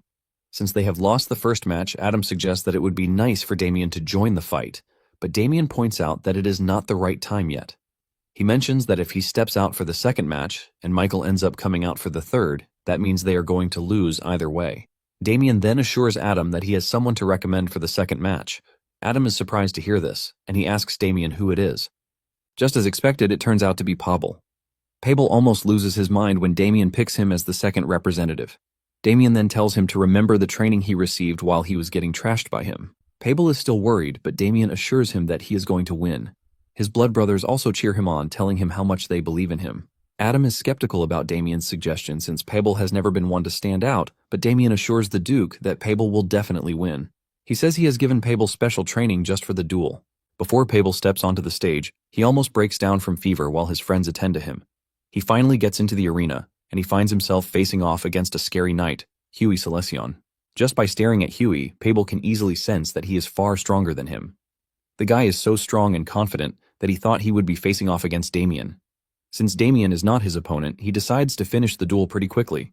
He aims his weapon at Pablo and dashes toward him. Pablo is still caught up in his scaredy cat zone when Huey's attack catches up to him. Just as the sword is about to touch him, Pablo finds himself instinctively blocking the attack. Pablo falls to the ground, but Huey is surprised that Pablo was actually able to block his attack. He admits that Pablo is better than he initially thought. Even Pablo is stunned that he was able to parry the attack, and he assumes that it is nothing but beginner's luck. Huey comes after him again, but Pablo is able to dodge the hit as he jumps backward. Pablo quickly pays attention to the resulting dust, and he is able to block a surprise attack from Huey. At this point, Huey starts to realize that something seems terribly off because Pablo was not supposed to be able to block his surprised attack. Before Pablo knows it, he is already standing his ground against Huey. Pabel doesn't believe that he is actually staying much better in the fight than he anticipated. He finally realizes why Damien was so confident that he was going to win the fight. Damien smiles while standing behind because it seems Pabel has finally figured out what is going on. Apparently, the swordsmanship that Damien was using to beat Pabel and his team is the signature style of House Lionbloom, the great lion sword art. After Pabel has been beaten countless times by the same style, his body has learned to instinctively block or dodge the attack. Damien is confident that Pabel is already used to the style, that he might even be able to block it with his eyes closed. Pabel figures out that Huey is using the same swordsmanship that Damien used on him, but it appears that his own is slower, pointing out that Damien is on an entirely different level. Pabel finally gets to appreciate what Damien has been doing for him. Pabel lets go of his fear and starts reacting to Huey's attack much better. Pabel pushes himself a step further, and he breaks through Huey's defense to reach him. Pabel has the chance to push his sword into Huey's neck, but he only cuts a side of his face. Everyone is shocked by the impossible feat that they just witnessed. Huey falls on his butt, and Pabel holds a sword to his neck, and the referee declares him the winner. Pabel's friends roar in excitement as Pabel claims victory for House Gold Pixie. Even Michael is surprised that Huey is stronger, but for some reason, he still lost. For the last and final battle, Michael steps onto the stage, and this leaves the Duke worried since he knows what Michael is capable of. Damien and Michael walk to the front, and Damien mentions that he is excited to be going up against Michael. Michael also smiles, saying he has been waiting for someone like Damien. Michael considers Damien an equal who can easily give him the fight that he needs. Damien scoffs when he hears Michael regard him as his equal. Michael pulls his sword, urging Damien not to disappoint him in the duel. A few minutes before Michael stepped forward to fight Damien, Huey was asking for death from Holland for disgracing the family. However, Holland tells him to get back on his feet because it was not his fault that he lost. Holland could clearly see that Huey was stronger, but things didn't go his way. Nonetheless, Holland is not worried because victory is certain as long as Michael does his best. Holland tells Huey that he is free to leave, although Holland feels something is wrong. He knows Huey is far stronger than Pabel, but Pabel somehow anticipated all of his attacks. Holland knows that the Great Lion sword art is only passed down in their house, and there is no way it could have leaked to the outside world. While thinking about the possibilities, Michael excitedly tells his father that he is eager to fight Damien. Michael tells his father that he has finally found someone like him, and his father assures him that he is going to win. When Michael was a kid, he had always loved swordsmanship from the first day that he was introduced to it by his father. Because of this, Michael was filled with expectations that loads of powerful warriors would be in the world. However, this was not the case, as his expectations quickly faded away. Michael quickly dominated everyone that he came across, even those who were rumored to be pretty strong. Michael started winning pretty easily, and he considers this a normal thing. Tired of winning, he finally put down his sword. But this was when Damien finally showed up. Now that he has found someone whom he considers to be his equal, he hopes that he doesn't disappoint. Michael brandishes his sword and runs toward Damien, but our MC remains in one position and he easily dodges the strike. Michael suddenly finds himself getting hit with a blow from Damien. As if this was not enough, Damien followed through with a kick that sent him flying into the air. Michael managed to pull himself back together and he went after Damien again. This time around, he unleashes a powerful sword technique, but just like before, he couldn't reach Damien. Michael suddenly sees Damien standing beside him and he still hasn't removed his hand from his pocket. Michael then puts everything into his next attack as he uses an aerial attack against Damien. Michael lands his hit, leaving a loud explosion and resulting dust. When the dust clears up, Michael is shocked to see Damien standing unharmed. Michael berates Damien for dodging instead of fighting. He comes after Damien again, and Damien finally reaches for his sword since Michael is looking for an enjoyable fight. However, Michael is confident that his sword will definitely reach Damien before he can get the chance to pull out his sword. However, Michael suddenly sees his sword cut in half, and before he can process it, his head follows. Damien does all these while maintaining one hand in his pocket just to aura farm. Suddenly, everything becomes clear to Michael. The entire area still looks good as if there was no fight, and it turns out that there truly was no fight. Everyone is shocked to see Michael groveling in front of Damien, but none of them knows what Michael just witnessed. Michael basically saw himself dying while fighting Damien. When he looks up to look at Damien, Michael finally realizes that Damien is a huge figure that he can never reach. Everything that he witnessed was nothing but a mirage, or basically what would have happened if Damien had decided to fight him.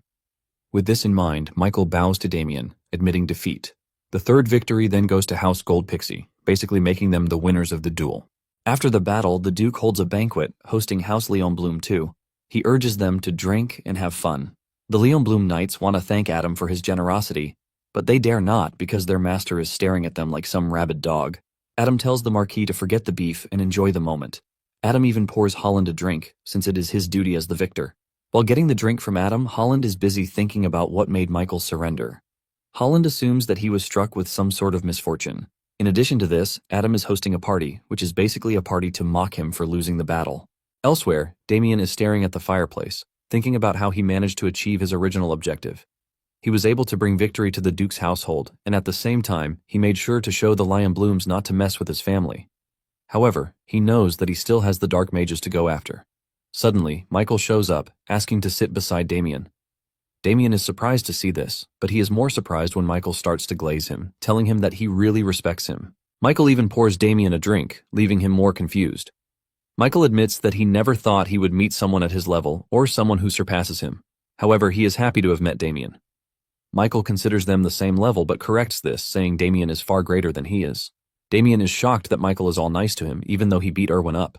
Michael then confesses that he still doesn't understand what happened, but he could at least sense what would have happened if they actually crossed swords. Damien finally realizes that Michael doesn't know that he has awakened his super senses. Because he possessed this super sense, Michael was able to fight Damien in his mind. And this is when he realized that Damien is way above his league. For the first time, Michael felt true fear like King Meruem. Damien is happy that Michael has the super senses because this is what really saved his life. Damien knows that Michael would have lost not only his arm, but his life if he had tried to fight him. Michael looks into the sky and declares that the world is bigger than he thought. Damien then asks Michael if he would like a word of advice, and Michael says yes. Damien then points out that the world is vast, just like Michael has said. He lets him know that his talent may be rare, but it is not unique to him alone. Damien tells him that in the Empire alone, there are at least 3 people who are stronger than he is. Because of this, Damien advises Michael not to grow complacent. Damien admits that he once thought he was the best too. However, his arrogance was crushed when he was defeated by Dorgo. Michael then asks Damien if he is still living with the mentality that there is someone stronger than him. Damien quickly clears the air, telling Michael that he is currently the strongest. Michael tries to argue with him, but Damien just tells him that he is trying to tell him not to get complacent until he is as strong as him. Michael takes the advice to heart, assuring Damien that he will always remember it. Just then, Adam and Holland walk up to them. Adam is impressed that the two are already getting closer. The two bow to the Duke, asking him why he has come to see them. Adam tells the boys that he is done talking to Holland, which is why he came to see them.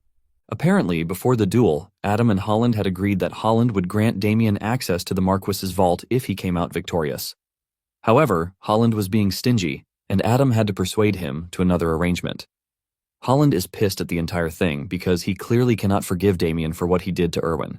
However, he has no choice but to let his anger pass for the meantime. Holland then apologizes to Damien for sending knights to his home as a show of force. Damien can sense that Holland is not being sincere with his apology because he left out the Erwin part. Holland then reveals that he cannot open the vault to Damien, but in return, he has something else to give him. It turns out to be a ring imbued with spatial magic, which was crafted in the White Tower. The ring can store up to 100 kilograms of items. Damien is impressed when he sees this because it's a dimensional artifact, which is worth at least a small castle. Damien doesn't like the fact that Holland is straying away from the actual deal, but he decides to just let it pass. Damien takes the ring and thanks Holland for it. Holland lets Damien know that he is ready to give him something else if he wants, but he can't open the vault for him. Since the Marquis household still has many fine weapons, Damien starts thinking of what to pick. Suddenly, it dawns on him that there is something he wants, which should be in the Lion household at the moment. Damien then tells Holland that he would like a bow. Holland considers this a weird and unexpected ask. Damien then reveals that he needs the bow because he is planning to marry off his younger brother Abel. Abel is at the estate having fun when he suddenly feels a chill run down his spine. After they return from the duel, Damien informs the Duke that he is ready to leave. The Duke is surprised that Damien is already heading back to his estate. Adam lets Damien know that a banquet is being prepared for him, and he suggests that he wait till after the banquet. Damien tells Adam that he has been away from his family for too long already, which is why he needs to go back. Since Damien is insisting, Adam decides to bend to his wishes, but urges him to wait till the next day so that he can organize escorts for him. Damien is surprised when the Duke mentions escorts, and the Duke admits that Damien is strong, but at the same time, he is trying to keep him safe because he might run into bandits on his way home.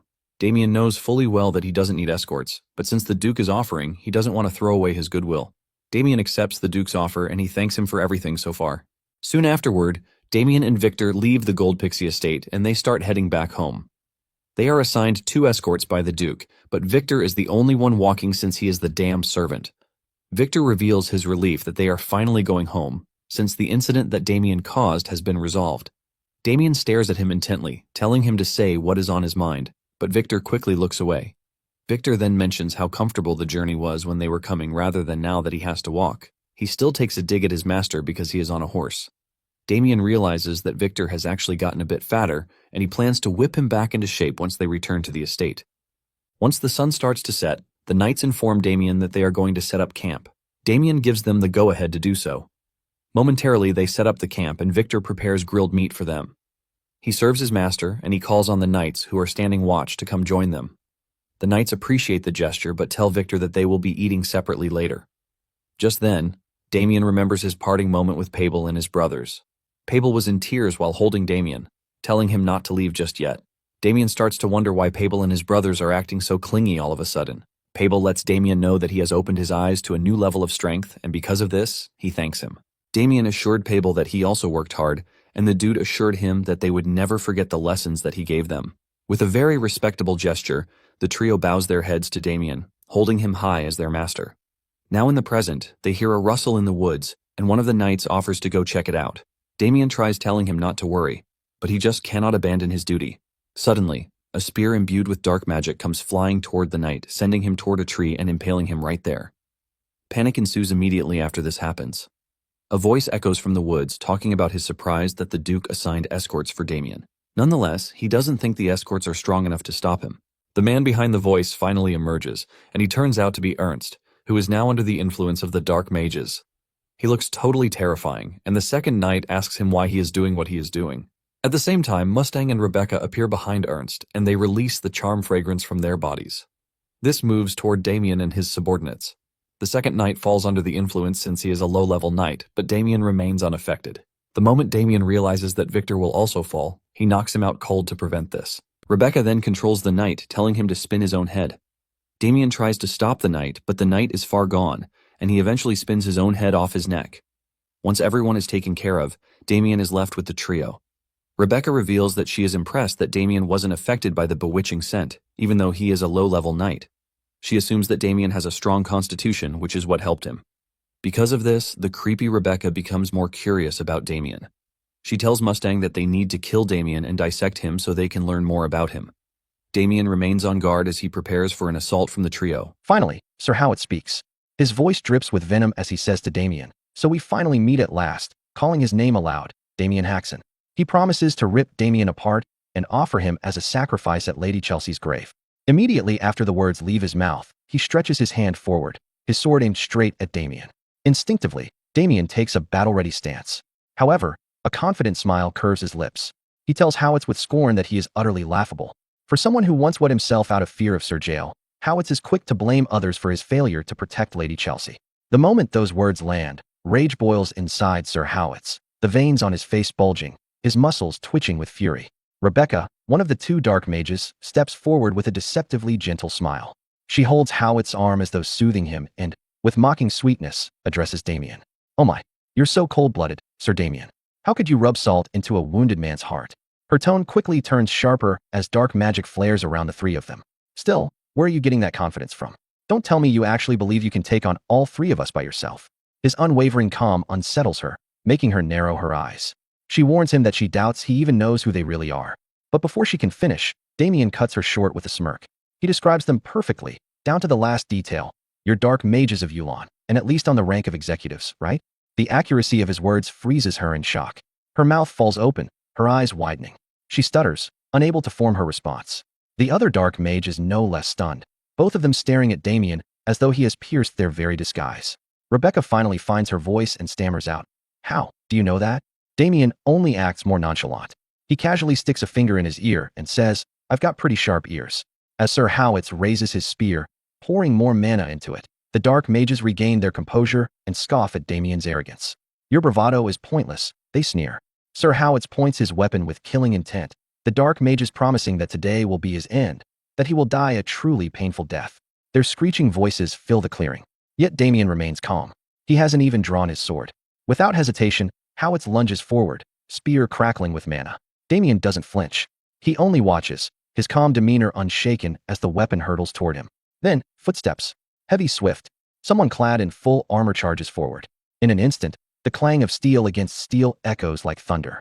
A knight intercepts the attack, blocking Howit's strike and shielding Damien completely. The sudden intervention shocks everyone. The dark mages and Sir Howit stare, mouths slightly open, eyes wide in disbelief. Howitz retreats quickly, putting distance between himself and the knight, gauging the situation. Now standing beside Damien, the knight radiates overwhelming mana. Damien, regaining his cocky smile, tells the dark mages they are mistaken. He isn't alone either. The knight's presence fills the air like a storm. He is the middle-class knight of the ducal house of Goldfixie, Sebastian Vincenzo. Damien's mind drifts back to that day in the Duke's office. He remembers bowing low, thanking Duke Goldfixie for permitting his return home. Understood, Your Grace, he had said with a genuine smile of gratitude. But before he could leave, the Duke had stopped him. Concern weighed in his tone as he said, "There's one more favor I must ask of you. It's about Ernst Howitz. He's gone missing." Damien had stiffened, already anticipating what the Duke meant. With sharp insight, he had replied, "I see." The Duke, serious and grim, explained that Howitz bore a grudge against both of them for Lady Chelsea's death. He warned Damien that Howitz might seek revenge, and that the dark mages whose plans Damien ruined would also come for him. Damien had listened intently, eyes locked on the Duke as he processed every word. Then the Duke, gesturing to his guard Sir Jael, admitted that while he had protection, Damien did not. So, he intended to assign one more skilled knight as Damien's guard. At that moment, the door opened. A silhouette entered, framed by light from the corridor. The figure stepped closer, a knight in full armor. Damien had recognized him at once. Sebastian Vincenzo.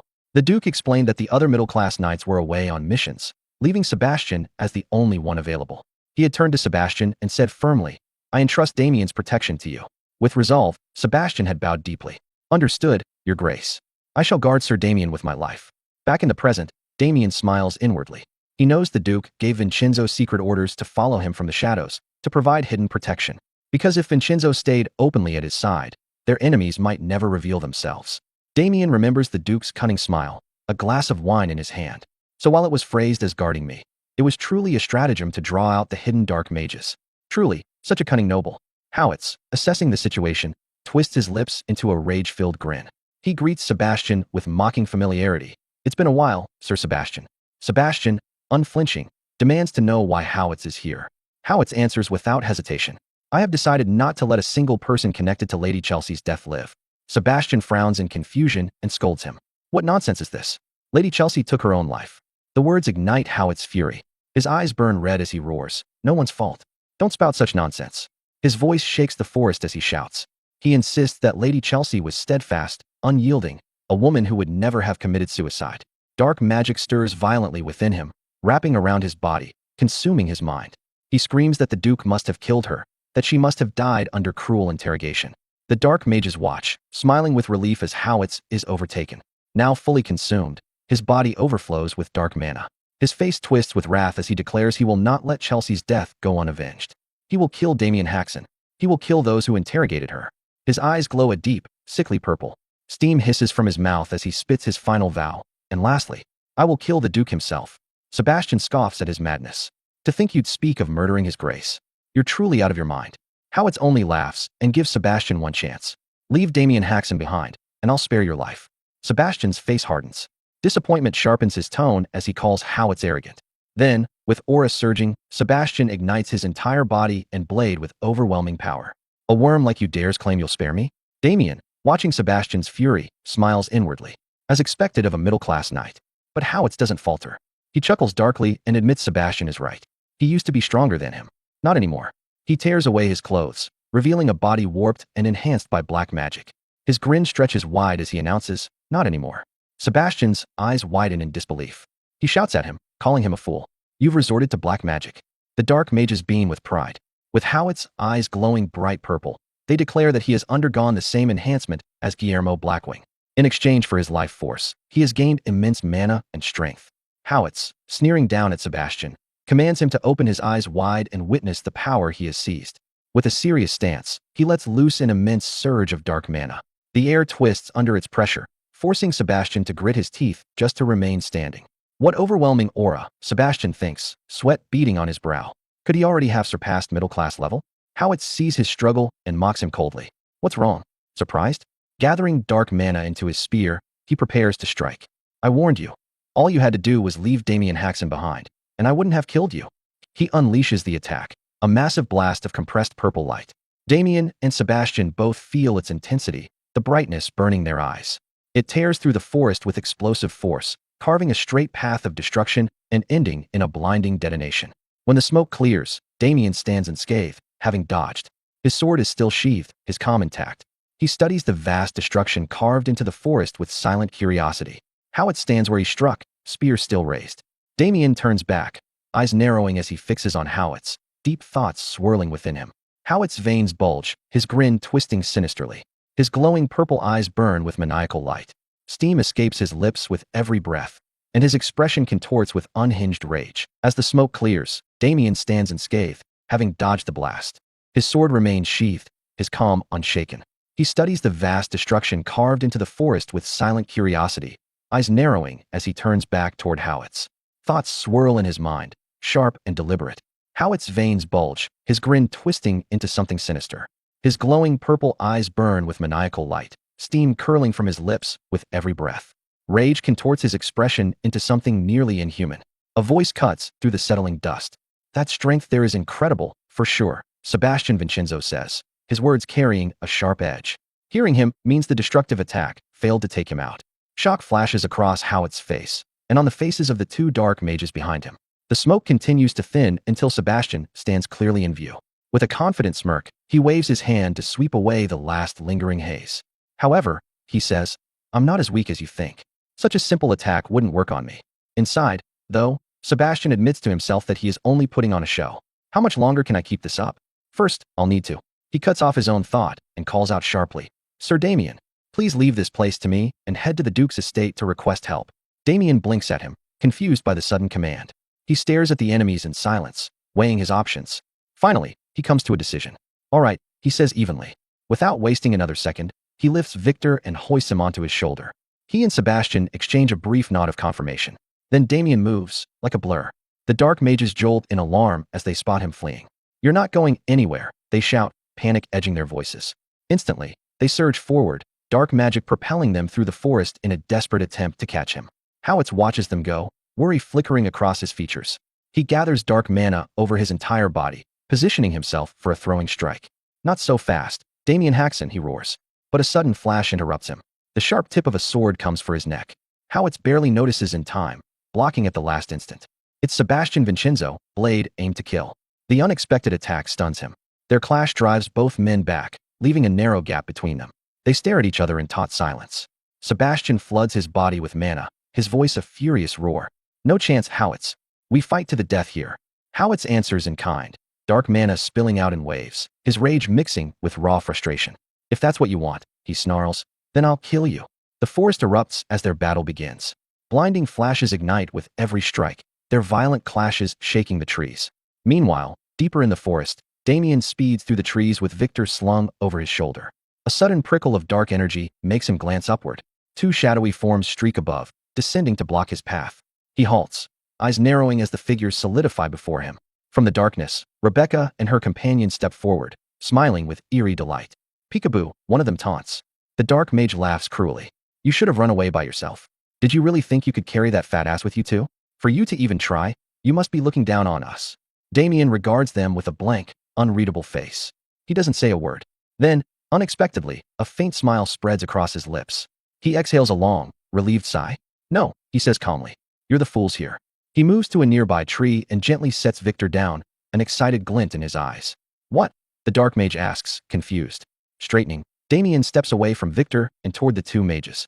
I only lured you away, he says, because I couldn't fight properly with Sir Vincenzo watching. He stretches his arms, his voice carrying a deadly calm. So let's finish this quickly. I need to kill you both, and then rescue Sir Vincenzo. Their eyes widen in disbelief. The male mage fights to contain his laughter but fails, a spit of amusement slipping out before he grins wide. You're planning to face us both on your own? He sneers. Spreading his arms, he lets out a low chuckle. Such arrogance. Rebecca, step back for a moment. Yes, Captain, she replies, retreating. Purple light flares from his body. Magic circles bloom on both wrists, his head blazing with purple flame as dark mana pours over him in a violent surge. His muscles swell, hair shifting wildly as his shirt tears apart. His entire body transforms, becoming something monstrous and inhuman. Moments later, a towering figure stands before Damien, its shadow engulfing the space around him. Tentacles writhe from its back. The creature opens its mouth, razor-sharp teeth glinting as dark energy churns around it. "Now," it says, voice echoing unnaturally, "let me properly introduce ourselves." It steps forward, its monstrous form fully revealed. "I am Yulan's captain, Mustang Fury," it declares. "And this here is my vice captain, Rebecca." Damien looks up at the towering abomination, his face utterly calm. "I expected officers," he thinks, "but they're far greater figures than I imagined." Still, he exhales softly and says aloud, "Seeing how you've transformed your body through black magic, you must be of the Frenzy faction." Mustang's grin widens with wicked delight. "Oh, you know of us. Then you must also know just how strong we are." With a sudden burst of speed, he lunges. A massive fist swings toward Damien's back. Damien senses the attack in time and pivots, raising his arms in a guarded stance. The punch connects with explosive force, sending Damien hurtling through the forest.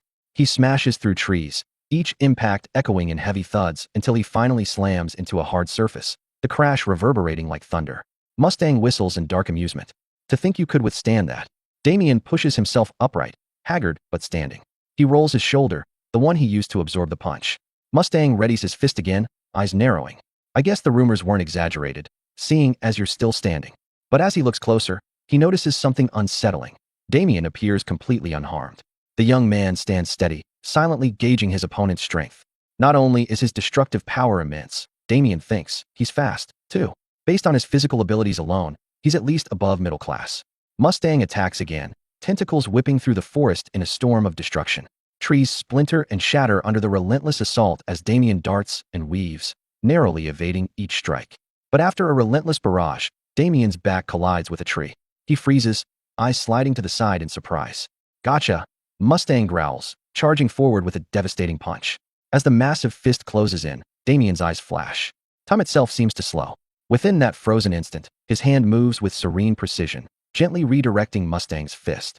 He twists the blow with a special technique, Myriad Insight. Time snaps back to normal. Mustang's fist jerks violently off course, the force of the redirection wrenching his arm as pain shoots through his body. He stumbles back, coughing in shock. A faint smile of relief touches Damien's lips. He recalls a memory, sitting in the Duke's estate, munching on an elixir as Victor teased him. "Lord Damien, is it so tasty you have to eat it every day?" Myriad Insight, Damien thinks, perfected through countless elixirs bestowed by the Duke and relentless training. "I've finally reached the level where I can wield it freely." Mustang roars in fury.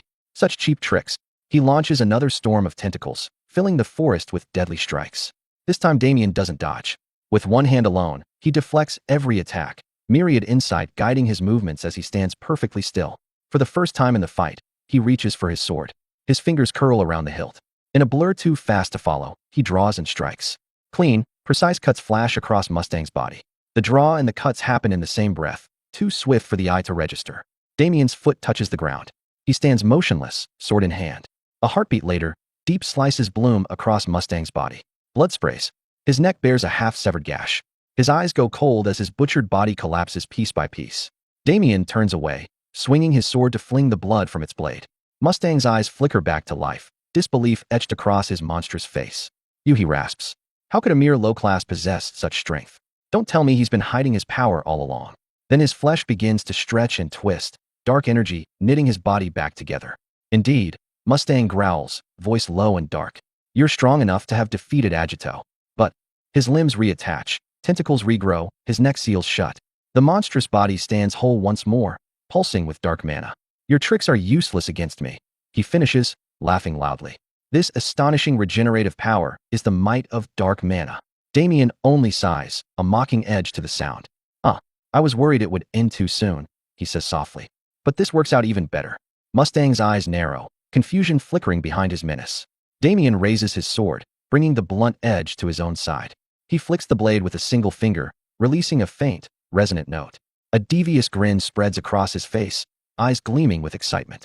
"Isn't it more fun," he says, "when you can cut loose as much as you want?" The fierce battle between Sir Howitz and Sir Vincenzo rages on, tearing the forest apart with every clash that detonates like thunder. In a close-up moment of their struggle, Sir Howitz drives his spear in a murderous arc, aiming to cut Sir Sebastian Vincenzo clean down. The knight dodges by a fraction, feeling the gust of death scrape past as the weapon carves into the earth with catastrophic force. Staggering back, Sebastian jerks away 3 desperate steps before Howitz can swing again, clawing for distance to breathe. Now rooted at a safe gap, he bends forward, chest heaving, lungs burning as his eyes lock on his relentless foe. Howitz notices his faltering breaths and lets a crooked smile spread across his face. His voice drips with mockery. You seem to be struggling badly, Sir Sebastian. He tilts his spear toward him, smirking. Still, you managed to last this long against me. That's worthy of respect. Sebastian's face twists with disgust. Respect, huh? His lips curl into a bitter snarl. This is humiliating. To think I'm losing to someone who clawed his way up through black magic. Howitz chuckles darkly, shaking his head. You still don't understand your place, do you? He raises his spear, its tip glinting with malice, and points it at Sebastian. No matter what you spit from your mouth, the outcome is inevitable. You'll fall. He plants his stance, spear drawn back, body primed to surge forward. Let's see how long you can endure. Sebastian steadies himself, shoulders trembling, breath still ragged. Inwardly, his thoughts churn. It's infuriating, but he's right. All I can do is hold on. His eyes drift toward the distant side of the forest, where Damien wages his own war. Please, Sir Damien, hurry. On the other side, Damien regards Mustang Fury's regenerating flesh with cruel amusement. This is great, he says, smiling faintly. I worried this would end too quickly. His taunt gnaws at Mustang Fury's mind. With a flick of his finger against the sword's edge, Damien sends a ripple humming down the blade. His grin widens. Even better. That means I can let loose. Mustang Fury scoffs, masking unease with a mocking sigh. You're even more arrogant than I thought. His monstrous maw yawns wide, throbbing with roiling shadows. Dark energy condenses in his throat, swelling with destructive promise. Let's see if you can dodge this.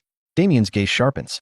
He watches the gathering storm of black mana, an impending dragon's breath waiting to engulf everything. Yet he doesn't move. He stands there, still as stone, letting the air quake around him as the mass of energy swells into a sphere of annihilation. At its peak, Mustang unleashes the beam. The explosion of darkness surges forward, a cataclysm roaring to erase Damien from existence. But Damien remains calm. His fingers twitch once. His sword rises. With a flick, the tip radiates concentric ripples of pure energy. They spread outward in a wave, dense as iron, colliding with the torrent. The explosion halts, swallowed and diminished by the rippling wall until it vanishes entirely. Mustang Fury's eyes bulge in horror. His jaw trembles. How did you block that? Damien answers with silence. He launches upward, sword blazing. With ruthless precision, he slashes down. Blades of light rain across the monster's body. One cleaves his eye, splitting his skull. Another hacks his writhing tentacles apart. 2 more carve through his chest. Damien lands as Mustang Fury's form collapses, torrents of blood drowning the soil. But already the torn flesh writhes, knitting itself together. With a shaky grin, the monstrosity snarls. Even so, you won't be able to do that again. Damien still gives no reply.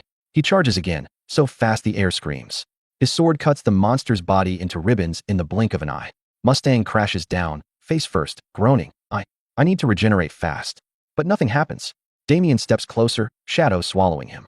His eyes are lifeless, chilling. Mustang's expression curdles into panic. My regeneration. Damien's voice cuts like a blade. It's not working, is it? Regeneration depends on dark mana. And that is not infinite. Why, you bastard? Mustang snarls through gritted teeth. How do you know so much about us? Damien raises his sword, the tip hovering over his neck. His voice is low, certain. That doesn't matter. If I sever your head, you won't return again, will you? But suddenly, Mustang's lips twist into laughter, all his fear draining away in an instant. Damien halts mid-strike. You were so focused on me. Mustang sneers, eyes gleaming. You forgot, didn't you? His gaze snaps sideways. Now, Rebecca. Rebecca stands in the shadows, dark mana coiling violently around her hands. The circle of a spell turns like a burning wheel. With a guttural cry, she completes it. Purple mana surges, bursting outward. Her voice trembles with exhilaration. 7th circle black magic, instant death. A towering reaper descends, its vast form materializing above Damien, scythe arcing for his neck. Mustang and Rebecca smile with cruel satisfaction. Inside, they whisper, got him.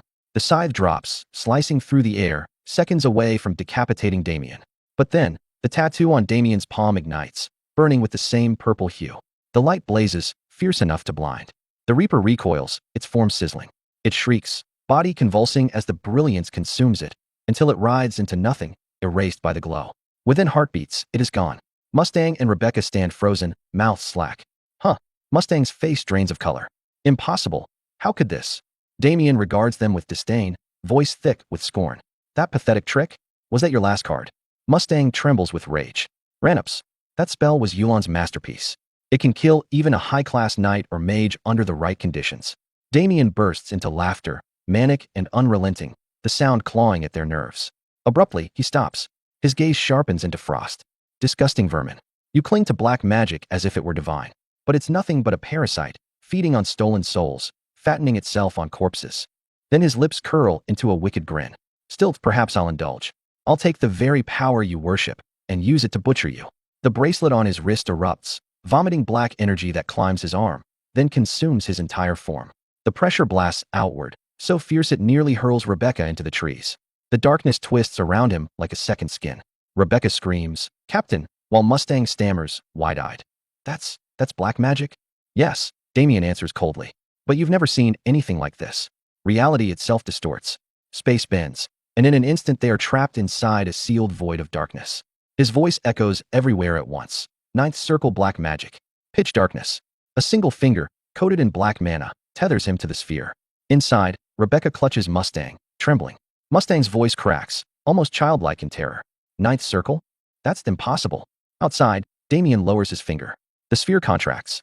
Slowly at first, then violently, the pressure mounting, crushing the two within. Screams tear from their throats as their eyes bulge, bones snap, bodies swell grotesquely under the force. The crushing intensifies until, a sickening pop, the sphere bursts apart, spraying shards of darkness across the trees. Nothing remains of them. Damien stands in the wreckage, his eyes narrow, and a vicious smile of satisfaction spreads across his face. With a downward sweep of his mana-imbued finger, which is tethered through the mana to the dark void sphere, the sphere where Mustang and Rebecca are trapped shrinks further. Inside, Rebecca and Mustang gasp and strain, their faces twisting with agony as they are being pressed into an impossible density. As the sphere compresses, Rebecca's and Mustang's bodies swell with unbearable pressure, their eyes, veins, and muscles bulging grotesquely inside of the void. Then a loud pop sound shatters the silence as the sphere explodes, splashing dark energy mixed with their blood everywhere. The dark, volatile remnants of their existence mist the air. Damien then smiles with cold, dead eyes, a look of utter satisfaction as the vibrant purple blood sprays around him. Drops of the spray splash onto Victor's hands and body. Just then, Victor wakes up yawning, his mind sluggish. He blinks around, mumbling and asking where he is, while Damien stares at him, noticing something. Damien then points to his own face in a gesture to show Victor that something is on his face. Victor, still nauseous and disoriented, rubs his face with both hands, unknowingly smearing the dark, sticky blood that sprayed on him. He answers Damien, his voice thick with confusion, asking what's wrong with his face. He pulls his hands away to look at them. He sees the blood. For a moment, his nauseousness and grogginess mask reality, and he doesn't register what he's seeing. But the next second, still staring at his blood-covered palm, the horrific truth hits him. A scream tears from his throat. Blood. He is consumed by raw terror.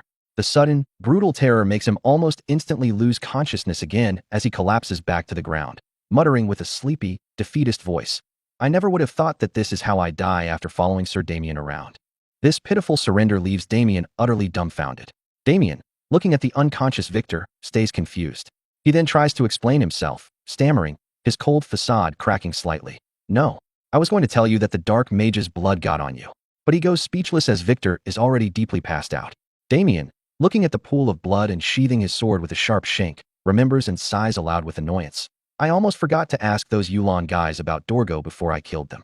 Extending his hand forward toward the pool of blood, dark, oily mana begins pouring out of his bracelet as he says, his voice grim, "I didn't want to use this method, but it can't be helped." The dark mana from his bracelet snakes out and connects with the pool of blood. A violent effect ripples through the blood. It begins to spin and violently bubble as the dark mana digs into it, extracting the essence of the dead. Suddenly, two dark orbs covered in churning, dark magic begin to bulge out from the pool of blood. As the orbs shudder and rise above the blood, a faint, ghostly voice is heard from each, one screaming a muffled terror and the other letting out a raw, constant grunting moan. Damien, with absolute control, guides these orbs of souls through his dark magic, making them float towards him. As the orbs reach his front, they twitch and flicker, terrified of Damien's presence. He states, his voice low and dangerous, "I'll have to get the information I couldn't when they were alive through their summoned souls." So he calls to them, the single word, "Hey," feeling like a massive threat. The two balls vibrate violently in silence. Damien then extends his hand as if to grab them. With a sinister glare that promises excruciating pain, he tells them to spill everything they know. On the other side of the forest, Sir Vincenzo still struggles, gasping for air in his fight against Sir Ernst Howitz. when he is struck with a crushing, bone-jarring blow to the chest. The force sends him flying like a rag doll all the way until his back slams against a thick tree, snapping it in half with a deafening crack. After crashing against the tree, Vincenzo's body goes limp, losing balance. His chest plate shatters into useless fragments from the devastating strike Howitz landed on him, and he also suffers severe internal injuries, which force him to cough up a gout of bright blood. His loss of balance almost makes him fall, but a fierce will rejects defeat. He refuses, stomping one armored foot to the ground with a grunt, barely regaining a trembling balance. As he continues to force himself to remain standing, his whole body shakes violently from sheer exhaustion and the waves of agonizing pain that flood his nerves. But the effort is too much. His defiance fails. He finally gives up and falls heavily onto the ground, collapsing into a fit of pain-racked coughing. Meanwhile, Howitz stands tall in all his dark, intimidating glory as he walks with a slow, majestic confidence toward him. Upon getting close enough, Howitz, with an excited smile of mockery, savors the moment. He says to the broken knight, "This is the end of the road, Sir Sebastian Vincenzo." He tells him, his voice dripping with condescension, "I'll make it quick for you." Sir Sebastian Vincenzo, panting as he tries desperately to draw a steady breath, grunts inwardly as he thinks, is this truly it? His spirit refuses to break. He vows not to let Howitz reach his grace the Duke of the Gold Pixie estate. "Even if I die, I'll bring Howitz down with myself." But suddenly, a calm, cold voice breaks the tension, telling Sir Vincenzo that he's impressed by how long he held out against his foe. This makes Vincenzo's eyes snap open. He turns his head immediately to see who it is. The person is Sir Damien, who walks calmly towards the two as they both stare at him in quiet astonishment. Suddenly, Howitz's eyes gleam with manic excitement as he sees Damien, roaring and calling him a bastard, and telling him, his voice thick with murderous glee, "I was already planning to find and kill you, but you walked right into your own grave." Damien then holds the two flickering souls in ball form out in front of him, and with a slow, sarcastic smile, asks Howitz if he truly means that, and tells him, "We'll see about that." Focusing on the souls, he thinks inwardly, one more step from Howitz, and he'll be the one to die. Sir Howitz then snarls, grinding his teeth hard in furious anger at Damien's cold provocation, and tells him, "I don't know where your confidence is coming from, but that's enough talk." He then charges straight at Damien, his spear aimed and dark mana swirling violently around it, shouting to Damien that it's time he dies, while Damien stays absolutely still, unmoving. As Howitz's spear reaches mere inches away from Damien's face, a faint, utterly confident smile plays on Damien's lips. And in that very instant, he clenches his fist hard enough to brutally crush the souls of both Rebecca and Mustang under his palm. The souls extinguish with a soundless pop. All of a sudden, Sir Howitz's spear halts mid-attack, stopping completely less than an inch away from gouging Damien's eyes. Then, Howitz, in shock, his entire body beginning to violently tremble with uncontrolled vibration, struggles to form a word. He manages to choke out to Damien, "How is this happening?" But Damien just continues to look on at him with that terrifying, serene smile. Sir Sebastian Vincenzo, from where he sits, clutching his life-threatening wounds, stares in stunned, disbelieving silence at the impossible scene before him. Damien now opens his clenched fist, letting out the residual dark energy left from the pulverized souls. As the dark magic disperses, Sir Howitz's mouth opens wide in a loud, primal roar of agony that forces all the dark magic stored within his body to violently disperse with the sound.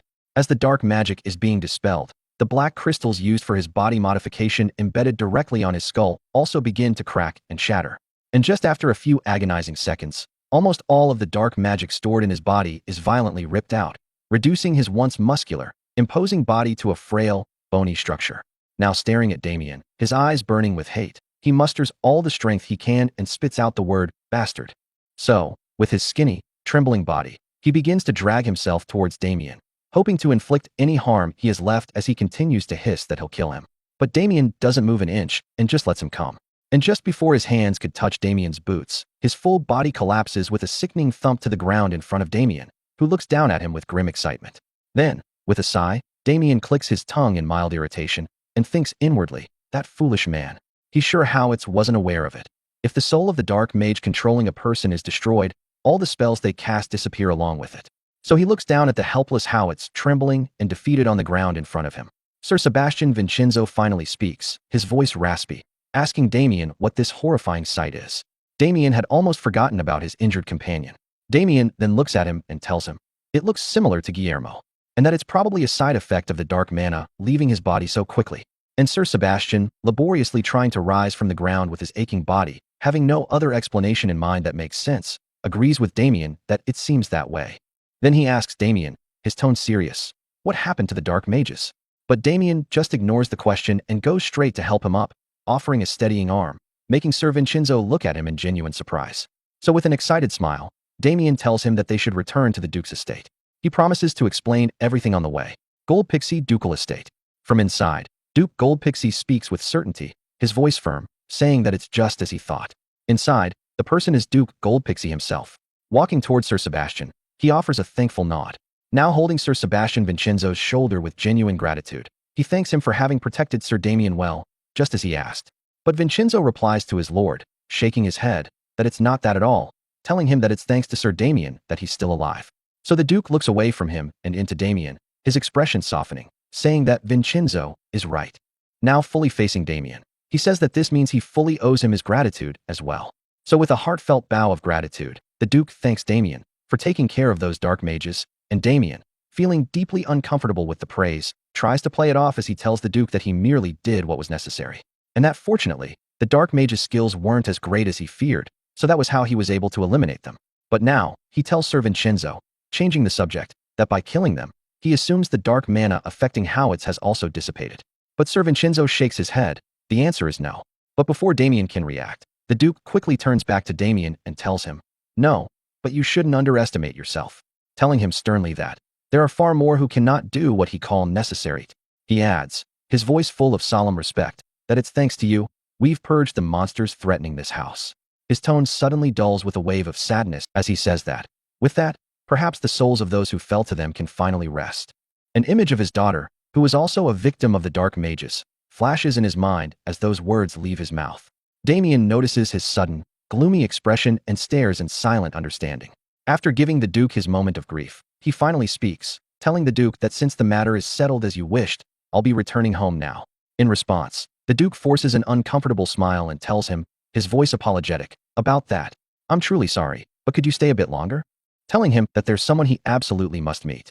This leaves Damien staring, completely clueless, as he asks, repeating the words, his brow furrowed.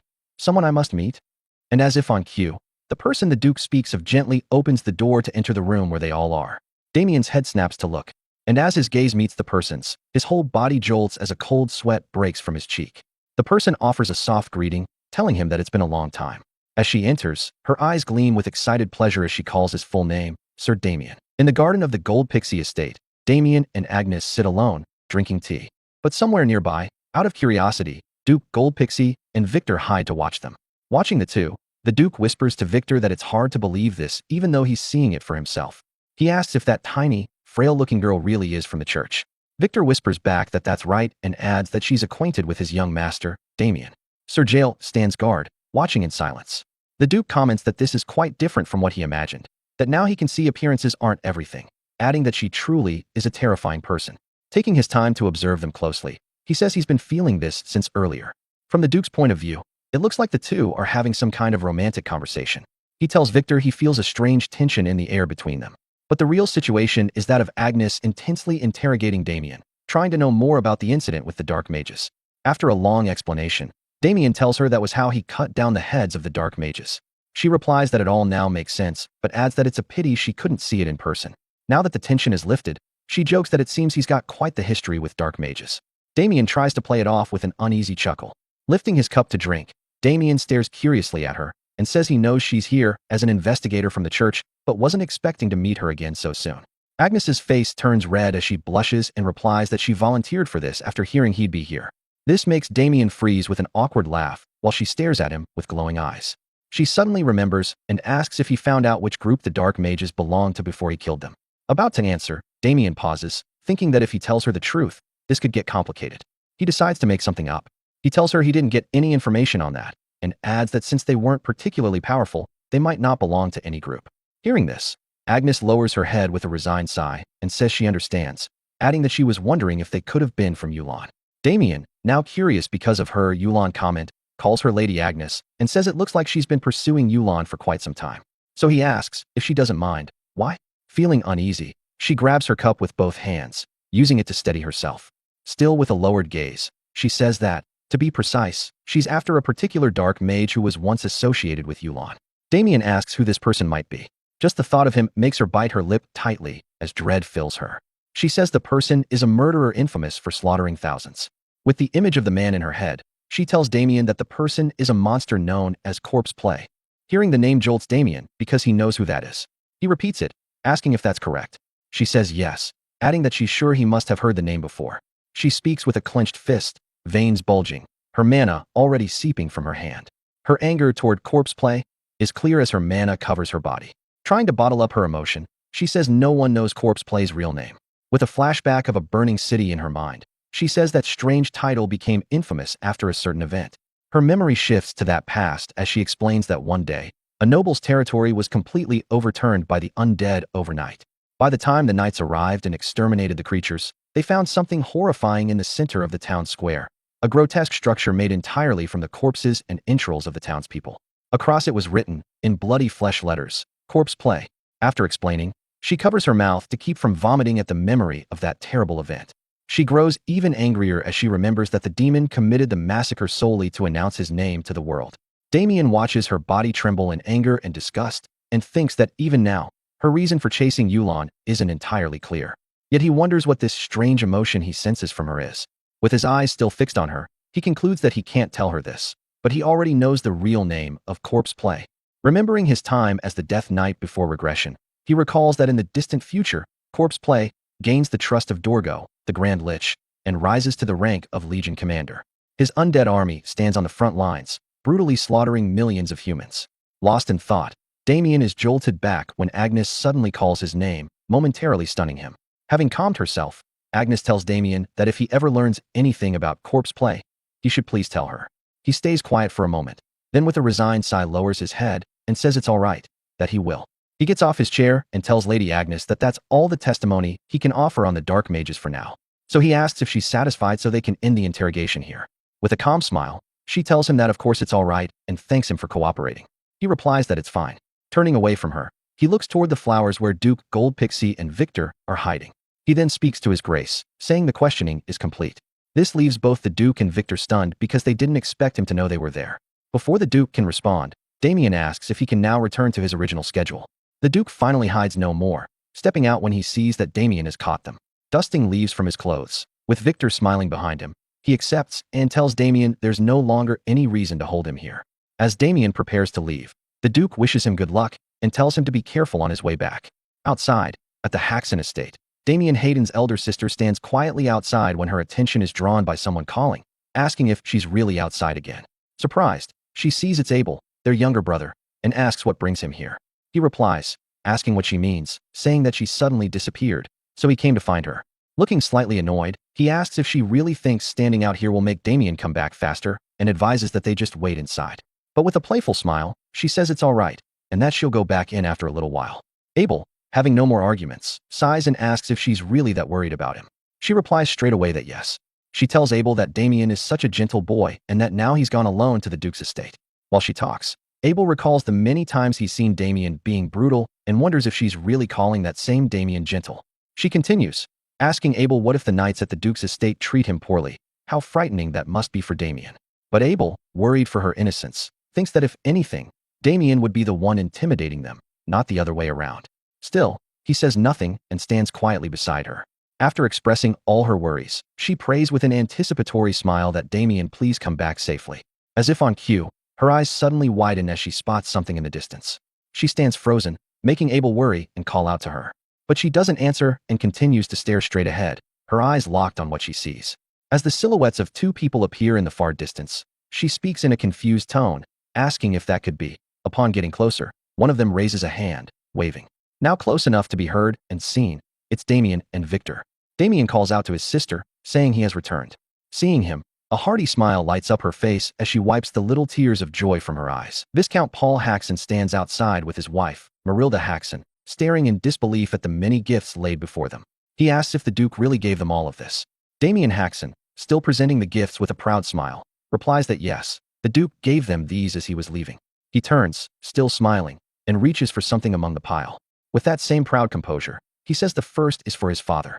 He hands him a book and points to a cart filled with books and other items, telling him that he got everything at the bookstore in the duchy, and that they even have some that are trending in the capital. His father stares, stunned at first, his voice shaking as he asks if Damien really means it. Then, receiving the gifts, he bursts into joyful praise, recognizing Lady Delphinel's new poetry collection and Viscount Dalek's newest novel, exclaiming in awe as he calls out to the heavens in disbelief. Damien then turns to his mother, calling her attention warmly. He tells her that this next one is hers. She stands frozen, both stunned and eager. Damien presents her a beautiful wardrobe crafted with precision, and she instantly blushes in delight, identifying it at once as cedar wood. Her joy deepens as she notices the table beside it, made of rosewood, both fine and elegant, her admiration spilling over. Now focusing on his elder sister Louise, Damien says that her gift is over there. She asks, full of anticipation, if he really got her something too. Abel, his younger brother, remains quiet but visibly impressed, while Damien, smiling with pride, affirms that of course he did. He then presents her a grand piano, a truly exquisite piece. It is a piano handcrafted by artisan Berkeley himself, one of His Grace the Duke's personal treasures, now given to Damien. Louise's face flushes red with astonishment as she breathes out in pure amazement. In a rush of emotion, she throws her arms around him, thanking him joyfully. Damien, still smiling proudly, tells her the soldiers will help carry it inside as she continues to praise him, rubbing his head and celebrating him like the cherished brother he is. Leaving her to admire her piano, Damien turns toward his younger brother Abel, who quickly looks away in embarrassment. Damien clears his throat and asks what's wrong. Abel glances back and asks what he means. Damien looks at him curiously and asks why he looks like that. Abel, feigning indifference with a mock expression, retorts that there's nothing wrong with his face, that he always looks like this. With a playfully teasing glare, Damien asks if he's sure he isn't sulking just because his big brother didn't get him a gift. Abel, caught off guard, stammers and insists that he doesn't care about that at all. Without another word, Damien simply raises his right hand, showing the spatial storage ring on his finger. The air before him ripples open, revealing a pocket of space. Abel's eyes widen as he stares at the strange sight, asking what that even is. Damien explains proudly that it's a spatial storage pocket, a space he can keep his things in and carry around. He raises his left hand and reaches into the space. When his hand comes back out, it's holding a bow. He tells Abel that as for his gift, this is something he got just for him. Abel stares at it nervously, unsure what to say. Closing the spatial space with ease, Damien smiles and leans close to whisper in his brother's ear, asking if Lady Copperhead wouldn't love it if Abel gave this to her. He advises him to keep it and give it to her when the time is right. Abel's face instantly turns bright red. Damien exhales proudly, satisfied with himself, saying that since his little brother wants to get married, it's only right for his big brother to lend a hand. Abel shakes his head, waving his hands nervously, asking what on earth he's even saying. Damien, still teasing, asks why, and whether he doesn't like Lady Copperhead. Abel's protests falter, and though he tries to deny it, he soon gives up.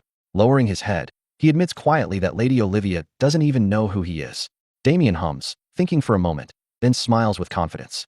He tells Abel not to worry about that as his big brother, he has a plan. Abel, shyly curious, asks what he means. With a hand on his chin, Damien explains that when he was at the Duke's estate, he heard that the Copperhead family will soon host a martial tournament to celebrate the lady's birthday. He says Abel will join that tournament and use it as a chance to approach her. Abel blinks in surprise, asking if a martial tournament isn't a contest for knights to display their swordsmanship. Damien affirms that it is. Abel grows more confused, reminding him that he can't fight at all. Damien, unfazed, tells him not to worry about that part. Pointing to himself with his thumb, he grins. Abel stares at him, puzzled. Damien, still pointing toward himself, smiles confidently and says he's going to take Abel's place in the tournament. A few days later, on a night in the small town of Rivercross, the sound of laughter and clinking mugs fills a tavern lined with barrels of ale. Around one table, a few knights sit drinking and talking loudly. One leans forward, asking if they haven't heard about the martial tournament being hosted by the Copperhead family. Another replies that he has, adding that the prize is massive, and that one might even win the lady's favor. A third joins in, saying that they say she's unbelievably beautiful, and maybe he should give it a try. The others burst into laughter at that, one telling him not to embarrass himself because he'll just get his ass handed to him. The man grumbles and tells them to shut up. Then, remembering something, one of them says that Viscount Haxon's oldest son is joining too. He pauses, trying to recall the name, before saying it, Damien Haxon. At a nearby table, two people, a man and a woman, hear the name and go quiet, listening in silence. The first knight continues, saying there's a rumor that Damien Haxon defeated Lionbloom's heir without even drawing his sword. Another scoffs, saying there's no way that's true, that it's impossible he beat the Lionbloom prodigy. The first smirks, saying that's not all, and adds that they say Damien is as handsome as he is. The others stare at him blankly, one of them thinking he might just kill him for saying that. Suddenly, a loud burst of laughter comes from the other table. The woman laughs uncontrollably, pointing toward the knights while looking at the man beside her. She asks him if he just heard that, and the man, Jackson, finishes his drink slowly, smiling smugly with his eyes half closed. He says what a joke. The knight who had called himself handsome gets up angrily and strides toward them, demanding to know what they just said. He glares at Jackson and asks if he just laughed at Rivercross's most handsome knight. His friend tries to calm him, but Jackson ignores them. The woman, still with that playful smile, explains that they misunderstood, that she and her companion weren't talking about him, but about Damian Haxon. Jackson sits silently, as if waiting for something. The knight insists that she shouldn't try to talk her way out of it, that he heard everything.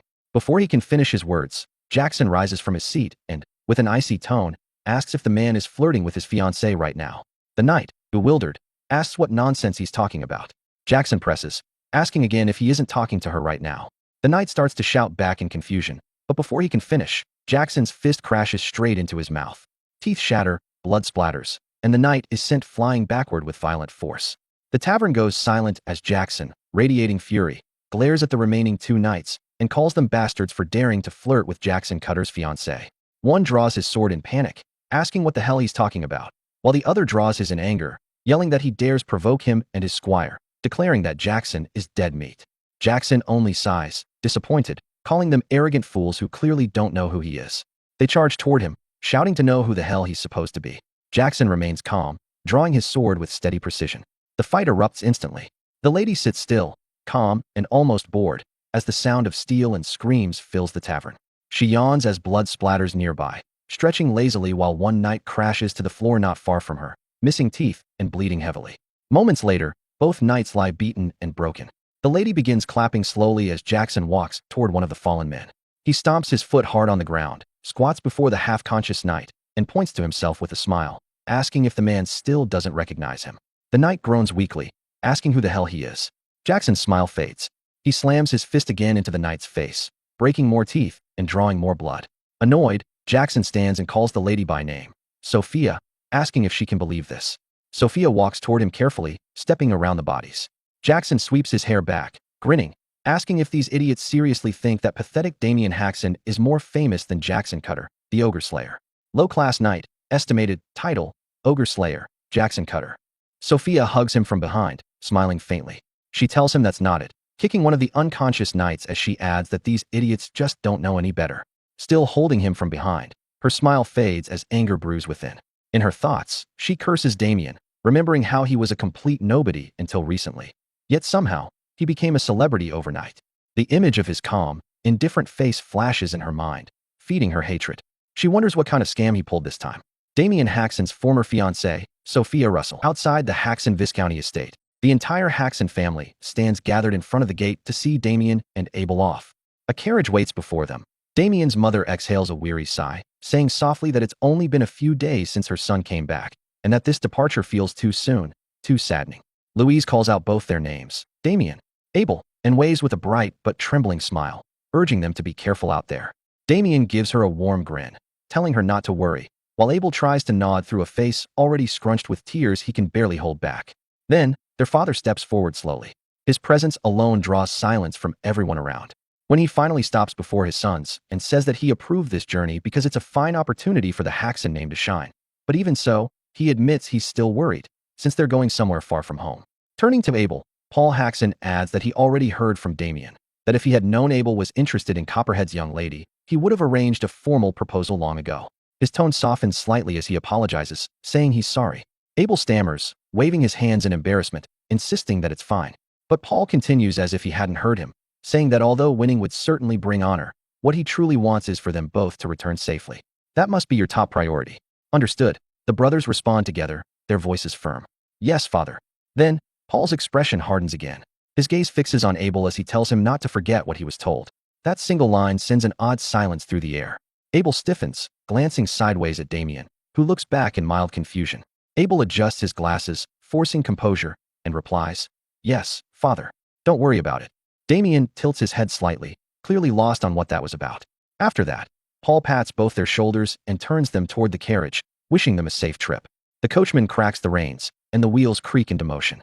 As the carriage rolls away, Damian leans halfway out the door, waving back at his family, and the family waves as the carriage pulls away until the estate disappears from view.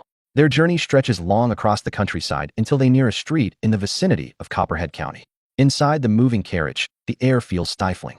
Damien sits beside Victor, while Abel sits opposite them with a book held up before his face. The rhythmic clatter of the wheels only makes the silence louder. Victor shifts uneasily, glancing between the two young masters. It has been hours since anyone has spoken. He wonders to himself why they are so quiet, and how much longer he can endure the tension. Damien feels equally uneasy. He notes inwardly that this is the first time he and Abel have ever been alone together, and that he has no idea what to say. The silence feels like it could strangle him. Across from them, Abel hides deeper behind his book, pretending to read though his eyes haven't moved down a line in half an hour. Eventually, Victor resigns himself to breaking the quiet. He clears his throat and asks if he might pose a question to young Master Abel. Abel looks up from behind his book with a nervous twitch, asking what it is. Victor, forcing a smile, says that he only wishes to know how Abel came to fall for Lady Copperhead. Abel's face reddens instantly as he stammers in disbelief, asking why Victor would even ask such a thing. Victor laughs weakly and says that it is a long trip, and someone has to start a conversation. Damien, watching his brother's flustered reaction, thinks privately that he never actually knew how Abel's interest in her began in their previous life, and admits inwardly that he is curious too. Leaning back with mild amusement, he joins in, telling Abel that he should tell them the story since there is nothing else to do. Abel glances between them both, his voice breaking as he tries to deflect, but Damien insists that after all the trouble he went through to help him prepare for this trip, he deserves at least that much of an explanation. Realizing there is no escape, Abel sighs and mutters that this is all because of Damien's persistence. Then he begins. He says that it happened 4 years ago, at a social gathering of Western nobles that he attended with their father. The hall had been filled with the glow of chandeliers and the chatter of noble families. It was there that his eyes fell upon Lady Olivia Copperhead. Under the golden light of the hall, she stood at the center of every gaze, her green Alizé-style gown matching perfectly with the brown of her hair. Surrounded by the admiration of others, she had looked to him like something out of a painting. Remembering that moment, Abel's voice softens as he mutters that she was beautiful. In the carriage, that single word trails off into the air. Victor stares blankly at him for a long moment before shaking his head, and Damien, beside him, suppresses a sigh. Victor remarks dryly that it sounds as if Abel fell for her simply because she was pretty, and Damien wonders aloud if his brother is the type who goes purely for looks. Leaving Damien's thoughts to wander. Whatever connection Abel and Olivia had, it was certain that in their previous lives they had been lovers. But he remembers clearly how the Count of Copperhead had rejected Abel's marriage proposal, not merely refusing it, but insulting the Haxan name outright. After that day, Abel had lived quietly and alone until his death, unmarried, and killed by Damien himself, the corrupted knight of that past life. Looking now at his brother, sitting across from him with an embarrassed flush, Damien feels a dull ache of pity and regret. The memory weighs on him, and he silently vows that this time, things will be different, that he will make sure Abel does not walk the same miserable path again. When Abel notices the steady, burning stare from the other side of the carriage, he begins to fidget uneasily. 3 days later, they arrive at Copperhead County where the surrounding grounds are bright with decorations and people hurry about. Damien, Abel, and Victor stand before the grand entrance, where a massive happy birthday banner stretches across the gate, swaying gently with the breeze. Victor looks around in awe, remarking that the scale of the place is incredible. Damien, amused, says that the Copperheads must have spent quite a bit of money on it. Before they can move any further, a man steps out from the entrance and raises a hand for them to stop. His tone is firm as he asks who they are. Still caught up in the excitement, Victor steps forward and replies that they've come from the house of Viscount Haxan. The man checks the guest list in his hand, repeating the name aloud. Then, as his eyes lift to Damien, his expression shifts. After a brief pause, he asks if he could be Sir Damien Haxan. Damien places an arm around his younger brother's shoulder and nods. He confirms his identity, saying that he's come with his younger brother, Abel. At once, the man bows deeply, apologizing for the abrupt tone earlier. Introducing himself as Connor, the head butler of House Copperhead, he gestures respectfully for them to follow him. Anticipation written on their faces. Later, at a large tinted lodging within the venue, Connor shows them in, stating that this room will be theirs during their stay. Victor turns in place, eyes wide, commenting on how huge the space is. Connor, standing by the exit, bows once more and tells them that if they need anything, they shouldn't hesitate to call for him. With that, he steps out, the curtain falling closed behind him so smoothly, it's almost as if he was never there. Abel looks around and nods approvingly, saying it's quite fine lodging, and that the Count must be a generous man to host them in such comfort. Victor agrees, adding that even he has a separate room arranged for him. But Damien remains quiet, his gaze moving slowly across the room. The Count, he remembers, was never the type to be this courteous. A faint unease settles in his chest. He suspects that the Count might be trying to win his favor, now that his reputation has grown, and that thought alone doesn't sit right with him. He lifts the curtain aside and tells Abel and Victor to stay and rest, saying he'll go take a look around. Victor waves him off easily, but Abel stiffens. Abel suddenly calls out for him to wait, insisting that he'll come along. Damien turns, confused, asking why. He tells Abel to just stay and rest, but Abel shakes his head, saying he can't. He made a promise to their father. Damien pauses, asking what promise. Adjusting his glasses, Abel explains that their father told him if it ever seems like Damien is about to cause trouble, he must stop him. Damien lets out a quiet laugh and asks if Abel really thinks he's some reckless child. Still wearing that amused smile, he turns to leave again, but Abel refuses to back down. Out in the open, Damien finally sighs and tells him to do whatever he wants. Just as he turns fully, someone walks straight into him. The collision knocks the other person off balance, sending her to the ground. Damien looks down, caught off guard. From a distance, a man's voice calls out her name, Sophia, and comes running toward them. He reaches them quickly, grabs Damien by the collar, and shouts at him to watch where he's going. Damien doesn't react, standing still with that calm, detached look. The man's anger fades as he looks more closely, recognition dawning on him. His expression twists into a mocking grin as he says Damien's name aloud, Damien Haxon. The woman gets to her feet, brushing off her dress as embarrassment flushes her face. She mutters under her breath, wondering why it had to be him, and why here, of all places. Then, forcing composure, she greets him awkwardly with a quiet long time no see. Damien finally speaks, letting out a faint, weary sound before asking who they are, and whether they know him from somewhere. The words strike both of them silent. Because the woman before him is none other than Sophia Russell, his former fiancée, and the man now holding his collar is her current betrothed, Jackson Cutter. Damien slightly parts his lips, his tone low as he remarks that though. His eyes narrow, studying the two before him as he asks who they are and whether they know him. The question itself is enough to make Jackson's face twist with irritation, while Sophia stiffens, disbelief flashing across her eyes. Feeling humiliated, Sophia bites her lip. A flood of anger rises in her chest as she wonders what in the world is wrong with Damien. If he is actually acting as though he doesn't know them at all. Damien's hand suddenly grips Jackson's arm, prying his own shirt free from the man's hold. His voice remains steady as he tells Jackson to let go first, that afterward they can talk it out. Just then, Abel and Victor step out from the tent.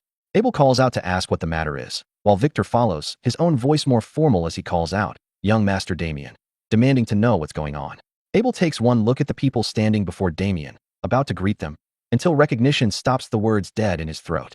Victor, too, upon recognizing them, clenches his jaw and mutters a faint, uneasy sound. Abel turns toward the woman, his voice tight as he calls her name. Sophia. Damien glances at his brother, curious, asking if Abel knows her. Abel stares at him, dumbfounded, before saying the name again, as though the reminder alone should be enough. Sophia. With her cheeks flushed from embarrassment, Sophia averts her gaze. Abel reminds Damien that Sophia was once his fiancée. Damien looks back at the pair, his expression unreadable, his eyes fixed on Jackson with detached curiosity. Jackson meets his gaze with a glare, barely containing his anger. Then, as Damien continues to stare, the echoes of a memory forcing their way back. He remembers being dragged out by security guards, under the rain soaked and desperate, shouting Sophia's name again and again, pleading for her to talk to him, begging her not to do this. He remembers calling out that she couldn't just leave him like this. And then another voice had called out from the porch, someone asking who Damien was. He remembers that too. Jackson stood there that night, one arm around Sophia's waist as she told him that Damien was the ex-fiancé she had mentioned before. Jackson's reply came sharp and dismissive, saying he remembered that Damien was that good for nothing. The words had pierced deeper than fists. Damien had stammered in disbelief, asking what Jackson had just said. When the guards let him go, he stood drenched, his eyes locked on Sophia as he called to her again. He had asked who the man beside her was, demanding to know how she could end the engagement so one-sidedly. His voice broke as he said it must be false, that it had to be. Sophia had only sighed. She had spoken his full name, Damien Haxon, and asked if he still didn't understand the situation. Holding on to Jackson, she explained coldly that their engagement had only ever been because of their grandfather's promise, but that all of that was already in the past.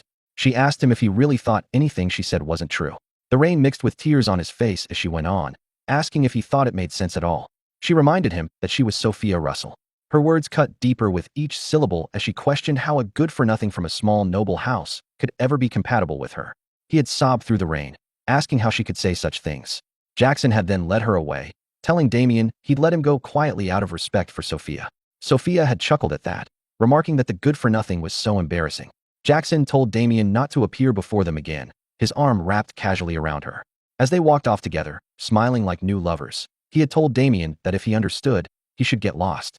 Damien had stood alone in the rain, his head bowed, his chest hollowed out. Then his trembling hands had clenched tight. Rage overtook heartbreak. He'd charged forward, shouting, determined to at least land a blow. Jackson hadn't even turned at first. Hearing Damien's rush and recognizing the sound, he had sighed. Then his fist had lashed out like a blur, striking Damien squarely across the face. Punches had fallen like rain. Damien had hit the ground hard, coughing up blood, the world spinning. Still, Jackson had stepped closer, grabbed his collar, and mocked him, saying he'd tried to show mercy, but Damien didn't know his place. Calling him filth, he'd grinned, then beaten him until the world blurred white. And even then, Damien's gaze had found Sophia. She had stood there, arms folded, silent. The image lingers still when Damien returns to the present, his eyes narrowing slightly. It had been raining that day too, when he was beaten to a pulp and dumped like trash. Now, Jackson calls out to Sophia, asking if she's all right, checking that she isn't hurt. She answers that she's fine. Damien watches the pair in silence, his anger carefully contained. Deep down, though, the fury hasn't faded. Even after all this time, he's still furious. Sophia scoffs, her tone sharp as she says she sees now. He must be embarrassed about what happened back then, pretending to be calm and collected. Damien frowns faintly, uncertain what she means. She continues, accusing him of acting like he doesn't know her, saying he hasn't changed at all, that he's still just as pathetic. Jackson lets out a mocking laugh, wide and loud, asking if that's what all this is about. He says he thought maybe Damien had become someone important and was trying to cut ties. Then a flicker of mischief enters his eyes, a cruel idea taking root. He straightens his expression and stretches out his hand, saying he hadn't thought he'd ever see Damien again, but that it was good to see him. Damien studies him in silence, then asks what kind of act this is supposed to be. Jackson feigns confusion, saying there's no act, that he only wants to shake hands since he's happy to see him. Inside, though, Jackson's thoughts twist darkly. He mocks Damien inwardly, thinking the fool must believe himself famous now. He decides he'll teach him a lesson he won't forget.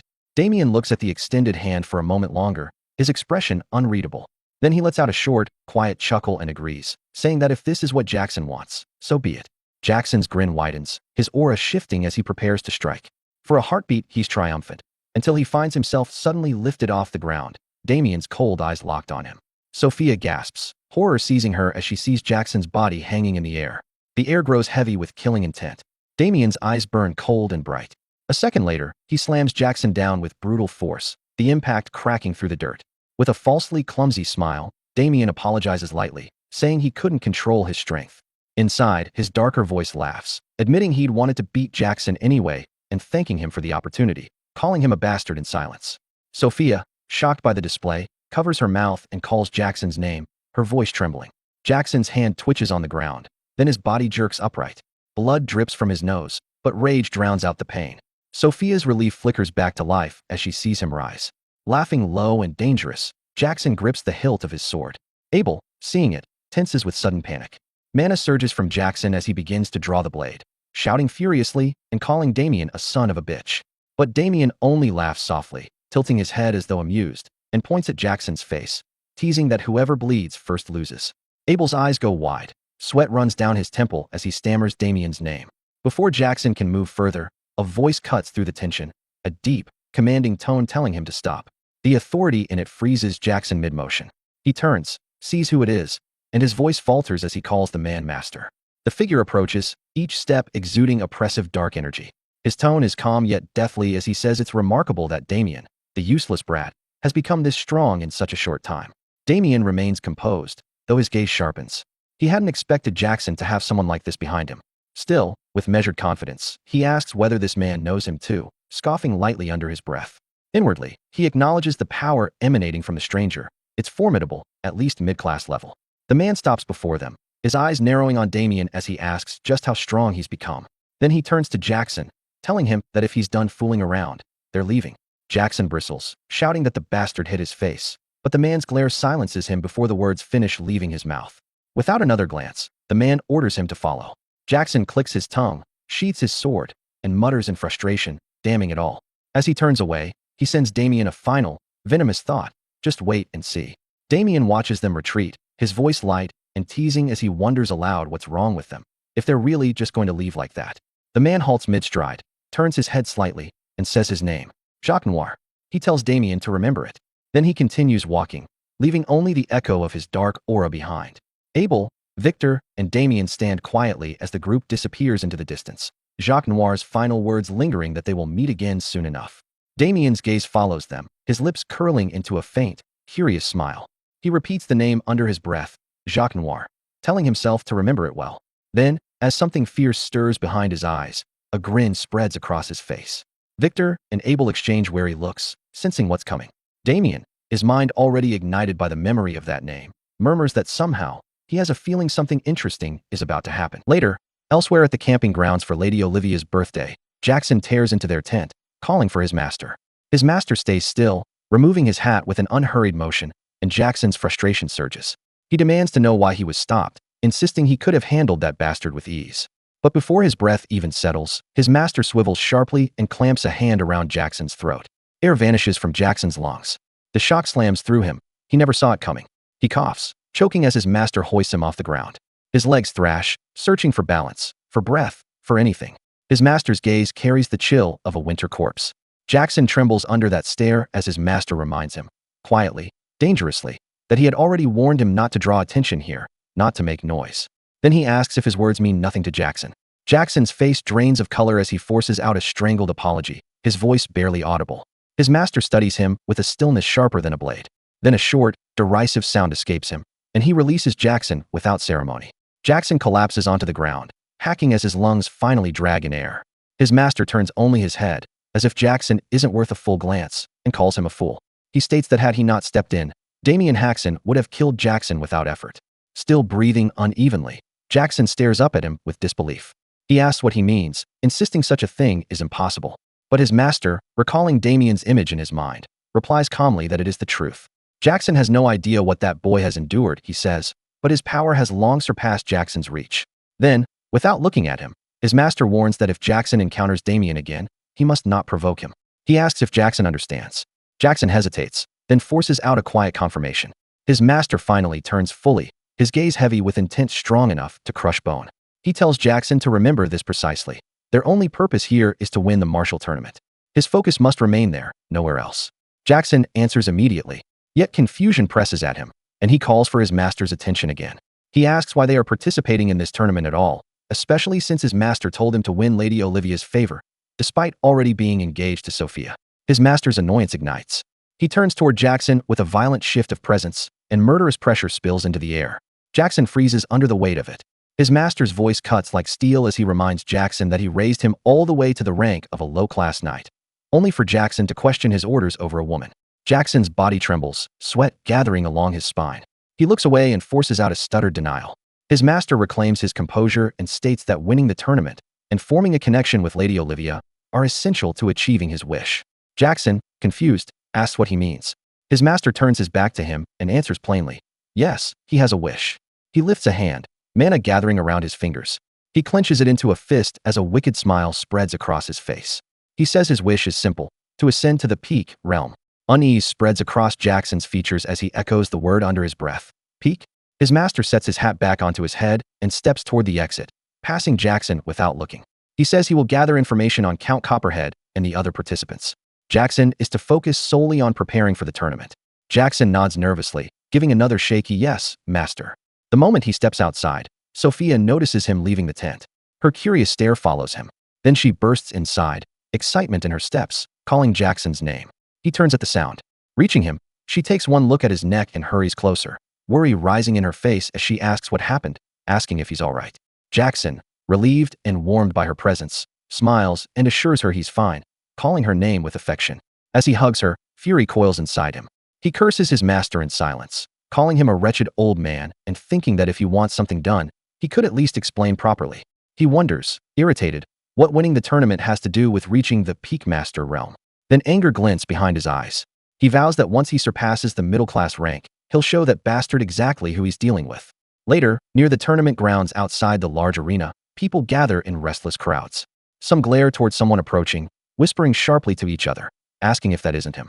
Another confirms it, saying he looks as vicious as the rumors claim. They click their tongues in distaste. That someone is Damian Haxon. He walks forward with unshaken confidence, smiling lightly despite the murmurs. Victor and Abel flank him nervously. Victor leans closer, voice low, calling him young master, and saying he's become quite the celebrity. Many seem to recognize him. Damian only grins wider, amused, saying it seems so. A heavy drum booms across the arena, silencing the crowd. From the observation post, Someone clears his throat and announces that today they celebrate his daughter's birthday with a grand event. Count Chester Copperhead, host of the tournament, thanks the distinguished guests for coming. Abel barely hears him. His attention is locked entirely onto Lady Olivia. The Count's words fade to nothing as Abel takes in her beauty. The young woman beside the Count is his daughter, Olivia Copperhead. The Count continues with pride, announcing that the bravest knights of the Western Apple Kingdom have gathered. The winner will gain fame not only in the West, but across all regions. Damien looks up, excitement thrumming through him. It's finally beginning. The Count adds that along with glory, the champion will receive a worthy reward. Sophia leans toward Jackson, asking if Lady Olivia is prettier than her. Jackson scoffs lightly and tells her no one would say such nonsense. The Count announces that the tournament will last 2 days, divided into team and individual events. He assures them healing magicians are ready, so injuries need not hold back their full strength. While he speaks, Jackson's master stands at the edge of the arena, silently observing. The Count announces the first match will begin in 2 hours and tells the knights to prepare. He ends with arms spread wide, saying he looks forward to witnessing their valor. The crowd erupts in cheers. Damien folds his arms with a satisfied smile. Abel watches anxiously. Victor stares in awe. Damien steps away, then pauses to wave back at Abel and Victor. He tells them he'll see them later. Victor answers with urgency, calling him young master, asking him to be careful. Abel simply nods. Hours before the match, while waiting with his daughter, the Count eyes Olivia suspiciously. She shoots him a resentful side glance. He tells her the event is for her sake and asks if she can at least pretend to be pleased. She turns her glare sharper, asking if he truly believes this is for her. She reminds him she never asked for any of this. She turns away and says he arranged this only to flaunt their family's prestige, and she would never be interested. Her words strike him. His jaw tightens, a curse nearly escaping, but he restrains himself. He exhales and turns toward the arena. With a dismissive scoff, he tells her that even if she isn't interested, the crowd certainly is, and she should watch. Once the match begins, he says, they'll all be cheering. The first event, Team Battle, Monster Hunt. Time arrives. The people chant for their favorite contestants, Andrew Graydon, Gerda Vaughn, names echoing around the arena. Damien stands at the center with hardened focus. Abel and Victor shout his name excitedly. Jackson stands not far from him, staring with bitterness. He clicks his tongue inwardly, annoyed he ended up in the same group as Damien. From above, Sophia's voice cuts through the noise as she cheers for Jackson. He turns quickly, smiling up at her. He declares that with the first event being a monster hunt, this suits him perfectly. Inside, he vows he'll make everyone remember his name after this. He blows Sophia a kiss with a confident gleam in his eyes. The knights ready themselves as a massive gate rises. The moment the creatures emerge, silence falls, shock filling every face. Sweat beads across foreheads. 2 massive, violent trolls thunder into view, rushing the knights with brutal momentum. Terror cracks the moment. Someone shouts holy shit, identifying the creatures immediately, trolls. A knight tries to command the others to stay together and face it head on, but before the words leave him fully, a troll crushes him into a smear of blood. The spray erupts across the arena. A warm drop lands on Damien's cheek. He inhales slowly, and a twisted smile lifts his mouth. He wipes off the blood, murmuring to himself that he didn't expect that. He looks up toward Count Copperhead with dark amusement, noting that the Count seems to enjoy dangerous hobbies. Even as the trolls charge straight for him from the front, he doesn't lose that smile. His gaze stays fixed upward, watching Count Chester Copperhead revel in the chaos with disturbing delight, almost trembling with pleasure. The man, frozen in fear, only stares as the troll barrels toward him. In the next heartbeat, the creature drives him from head to ground with overwhelming force, the impact bursting him into a violent spray of blood that fans across the arena. A single warm drop flicks on a Damien's cheek. The crowd recoils as one, breath catching, throats tightening in collective disbelief at the horror unfolding before them. Blood continues to arc outward, and a streak lands directly across a noble woman's eyes, the metallic scent hitting her before the wetness registers. Terror floods her face and she erupts into a shrill, shaking scream while the men beside her try to restrain her and wipe the crimson from her lashes. Panic fractures the stance. Scattered voices tremble through the chaos, some stuttering out whether that really is a troll, others repeating with growing desperation that it is a troll. Several fixate on the crushed knight, blurting out broken questions about what in the hell is happening and if he is actually dead. Lady Olivia, watching from her seat, lifts a hand to her mouth as grief and revulsion swell in her eyes. Her father beside her clicks his tongue, displeasure tightening his expression as he mutters that a knight dying so easily is pathetic. Olivia wipes her tears, hears him clearly, and turns toward him with heat rising through her chest. She calls him father and demands to know what he was thinking, how he could release a troll for something that is supposed to be a simple match. He only lets out a dismissive breath and waves off her distress, insisting there is no need for such fuss. They must do this to weed out chaff, he tells her, so a true winner can emerge. His indifference stings her raw, and she draws breath to argue again, but the crowd explodes with cheers for someone named Andrin Graydon, their roaring voices rolling through the arena with wild exhilaration. Count Copperhead's eyes narrow with dark satisfaction as he gestures toward the sound, urging his daughter to look. The audience always wants something thrilling and stimulating, he says, watching the battle below as if lecturing her. The more intense the spectacle, the better. Then he asks if she knows why. Down in the arena, Jackson Cutter darts low in a precise slide beneath the troll, leaving a clean slice across its massive leg, still crouched in the motion of the cut. He tilts his head toward the crowd, attempting to strike a bold, gleaming pose. Count Copperhead answers his own question. Someone else risks their life while the spectators sit safely above. The troll bellows, rage vibrating through its chest. But even as its roar rips through the air, its torn flesh quivers and knits itself together in a grotesque, crawling motion. Jackson's expression hardens. He clicks his tongue and thinks that, as expected, the troll's regeneration is monstrous. An attack like that is nowhere near enough. A low curse grinds out between his teeth. Damien stands at the far rear of the battlefield, silent, watching the others clash with the creature. As his thoughts deepen, he recalls the strange waiver they forced him to sign before the match and mutters inwardly that it makes sense now. Of course, they would pull something this reckless. One of the trolls, driven into fury, heaves both arms upward and smashes down toward the ground. Beneath it is Jackson, who jerks backward with sharp breath, clawing at his throat, thinking that fighting such a monster alone would even push him into disadvantage. Still retreating, he thinks that with someone supporting him, his odds of victory would be more than enough. A female knight suddenly charges past him, her steps pounding into the soil as she closes in on the troll. She meets the creature head-on, unleashing rapid slicing strikes along its gigantic arm. Blood sprays upward, splashing into its eye, making it swing wildly without control. One of its blind swings slams into her. She blocks, but the force drives her backward until she drops into a crouch, skidding across the dirt. The troll locks its full attention onto her and lunges. Another knight uses the opening and charges from the side with a spear. He reaches the troll and carves deep, furious cuts into both of its legs, hacking until thick streams of blood burst outward and rain across his armor. The troll collapses forward onto both knees, groaning with a thick, guttural note of misery. The knight leaps upward above its head, body coiled for a finishing blow, thinking that it is time to end, but his thought never completes. The troll's enormous hands clap together around him mid-air, crushing him with a wet, suffocating crutch. His attempt to beg for a moment dies inside the fold of its palms as his body liquefies into a burst of blood that sprays out between its fingers. Jackson seizes the opening. Finsing, he pushes forward with a roar, surging into motion. At the end of his charge, his Manaladan blade sweeps once, clean and decisive. The troll's head severs in a single arc. The head lands with a heavy thud that echoes through the arena. A wave of arises from the crowd, shouts blasting out about the defeated troll and demands to know who that knight is. His fiancée, Sophia, gazes down at him with breathless admiration, murmuring his name with warmth. Jackson. Jackson stands tall before the fallen head, air burning in his chest as he catches his breath. A satisfied smile pulls at him as he thinks that it's done and asks himself with pride if the crowd saw it clearly. He lifts his sword high, exhilaration coursing through him, declaring in his mind that if they want to know who he is the man who will become the strongest knight. Jackson cut the thought fractures when a massive shadow swallows him. Another troll stands behind him, fist already descending. Reflex alone saves him. With no room to dodge, he snaps his mana-coated sword upward, letting the blunt of the blade absorb the strike.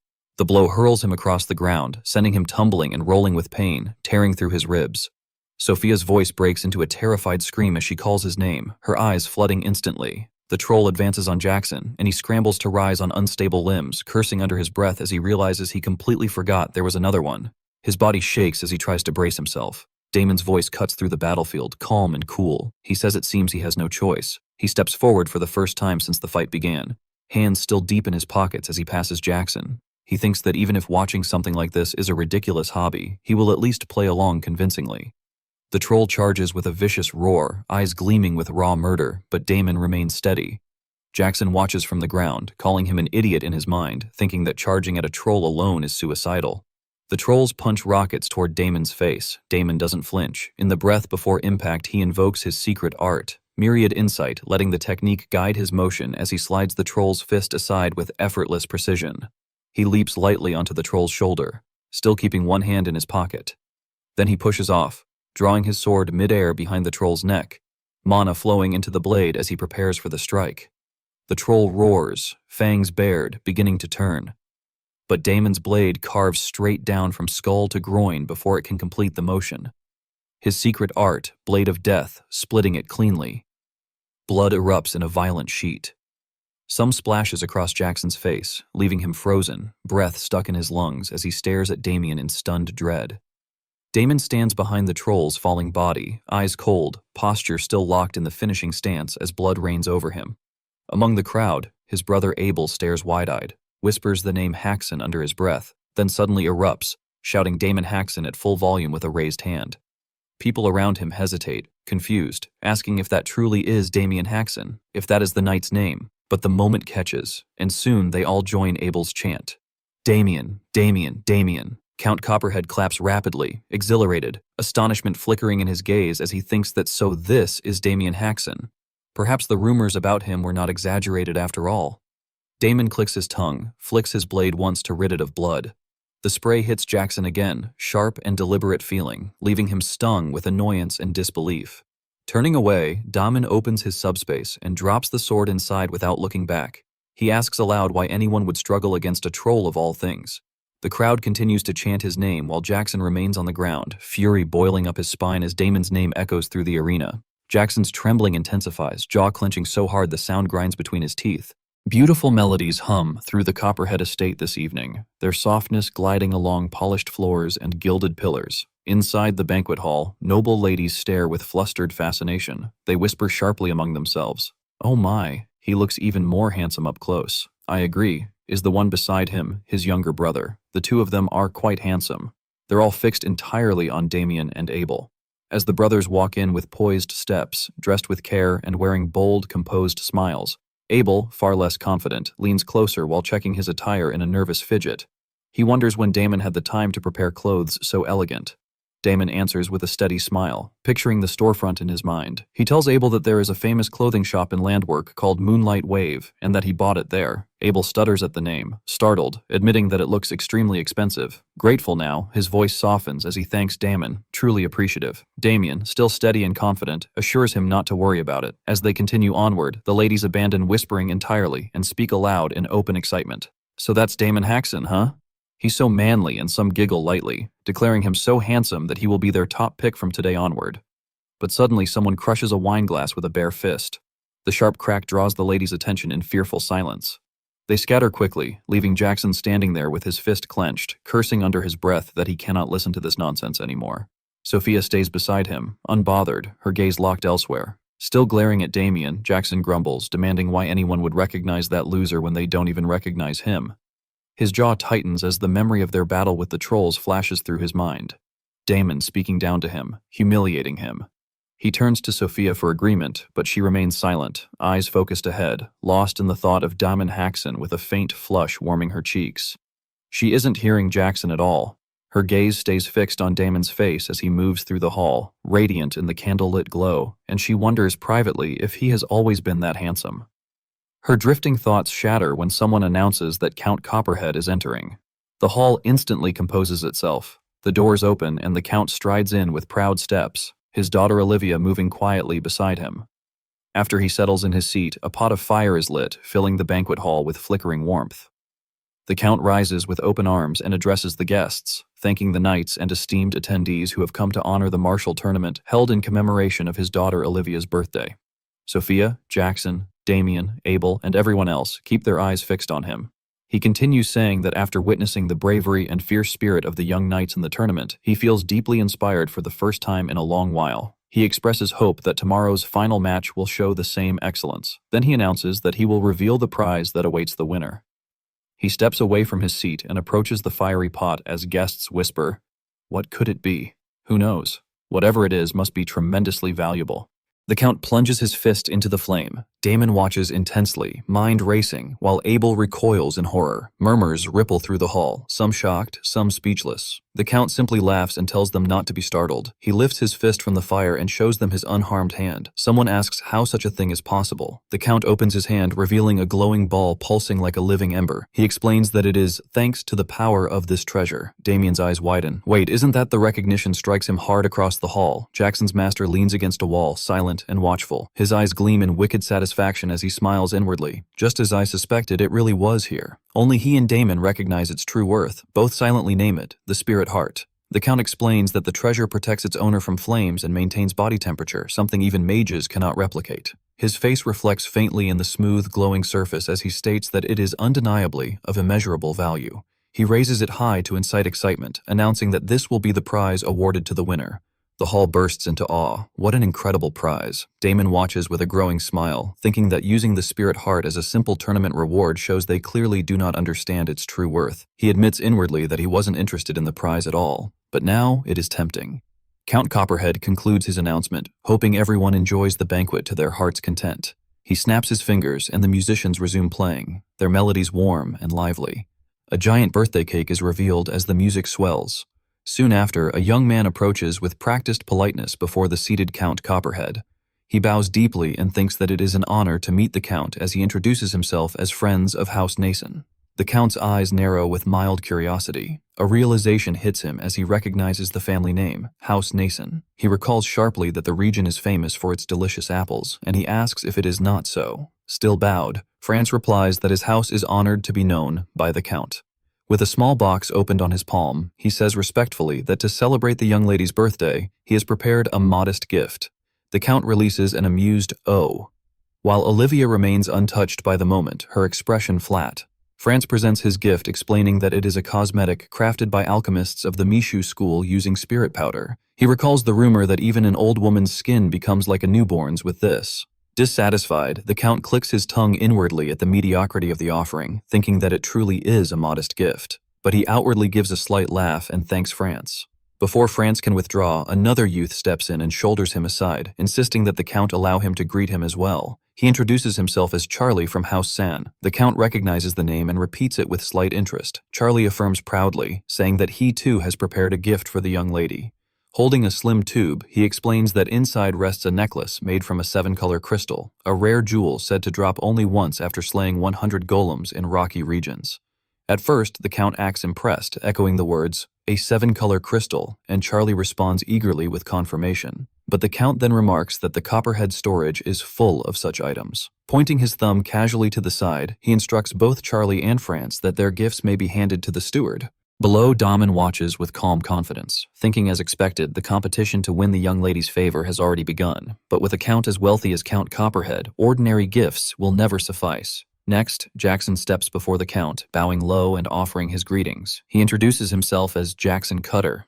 The name brings only confusion to the Count. Curious, the Count repeats it, and Jackson confirms it with forced steadiness, announcing that he is known as the Ogre Slayer, only for the Count to respond bluntly that he has never heard of him, demanding to know what it is he wants. The words sting sharply, but Jackson buries his annoyance and states that he has prepared a gift for the Count. The Count asks, mildly surprised, if the gift is for him. Jackson reveals it with a flourish, declaring that it is the elixir of condensed vitality. He explains that with a single sip of this legendary potion, one can go an entire day without fatigue. The Count's interest ignites, and he releases a long, pleased "oh." Jackson, behind his composed expression, grins viciously inwardly. His master entrusted him with the priceless elixir to give specifically to the Count, and he thinks triumphantly that targeting the Count instead of the young lady was a cunning choice. The Count receives the elixir himself, staring at it with genuine astonishment. He calls Olivia to look, thinking aloud that it is not bad. Olivia, indifferent, does not even turn her eyes fully toward him, and murmurs that she supposes so, at least for him. Down in the hall, Damon turns to Abel and calls his name, telling him that their turn approaches and that he should prepare himself. Abel startles, his confidence wavering, and responds shakily that he understands. Above, Count Copperhead tells Jackson that the gift is very good and that he will remember Jackson's name. Still bowed, Jackson declares that the honor is his, chuckling inwardly at the success. Everything worked perfectly. Moments later, Jackson and Damien cross paths on the stairs, Jackson descending and Damon ascending. They pass one another without a word.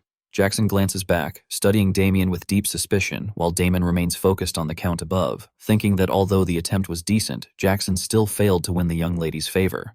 The Count brightens instantly upon seeing Damien. He calls out that surely this is Sir Damon Haxon and praises Damon's feats earlier in the team battle competition as truly impressive. Damien and Abel bow respectfully. Damien states that he is honored, but the Count insists that the honor is his, declaring that Damon's reputation has been spreading rapidly. Damon smiles with tempered confidence, telling him that it is nothing but empty praise, and the Count laughs, calling him modest. Observing Olivia, Damon notes inwardly that she shows no interest whatsoever in the banquet held for her sake, and her tastes appear far more difficult than expected. But glancing subtly toward his anxious brother Abel, he reassures himself that Abel need not worry. When she sees their gift, surely even she will react. Composed and confident, Damon addresses the Count and announces that he and his brother have prepared a gift for the young lady. The Count lights up, eager and curious to see what someone of Damon's caliber has brought. Damon affirms and opens his spatial space. The Count recognizes it instantly with amused approval, noting aloud that it is a spatial magic tool. Damien reaches inside and begins to draw out a wooden item. For the first time, Olivia's attention sharpens. She turns slightly, curiosity stirring. Damon pulls out a wooden bow and lifts it, declaring at the present he and his brother prepared. The Count's expression shifts uncertainly as he studies it, only for Olivia to react at once, her eyes widening, her mouth parting as she leans forward in open astonishment.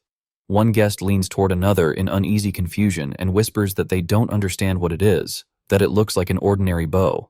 Another smirks and mutters that it looks cheap, as if Damon picked it up from some street vendor. The Count's expression deflates. He sighs, thinking that Damon is giving them something that looks utterly unimpressive, that there's no way his daughter would appreciate it. Yet, Olivia suddenly shoots up from her chair in a burst of excitement, calling it an amazing bow, leaving her father in stunned silence. Her face flushes with a rising heat as she asks if she may touch it. Seeing how deeply she's already invested, Damon lets pride curl into his smile and thinks that it succeeds just as he expected. He grants permission at once and tells Abel not to just stand there, but to bring the bow to her. Later that same evening in the Copperhead estate inside the banquet hall, Olivia drags the string with all her strength. Sweat beads along her brow as her hands tremble under its fierce elasticity. Damon, still carrying that satisfied smile, watches her test it and thinks that he now sees the truth. Information about her hunting hobby was real. He concludes that to win someone over, one must understand their needs.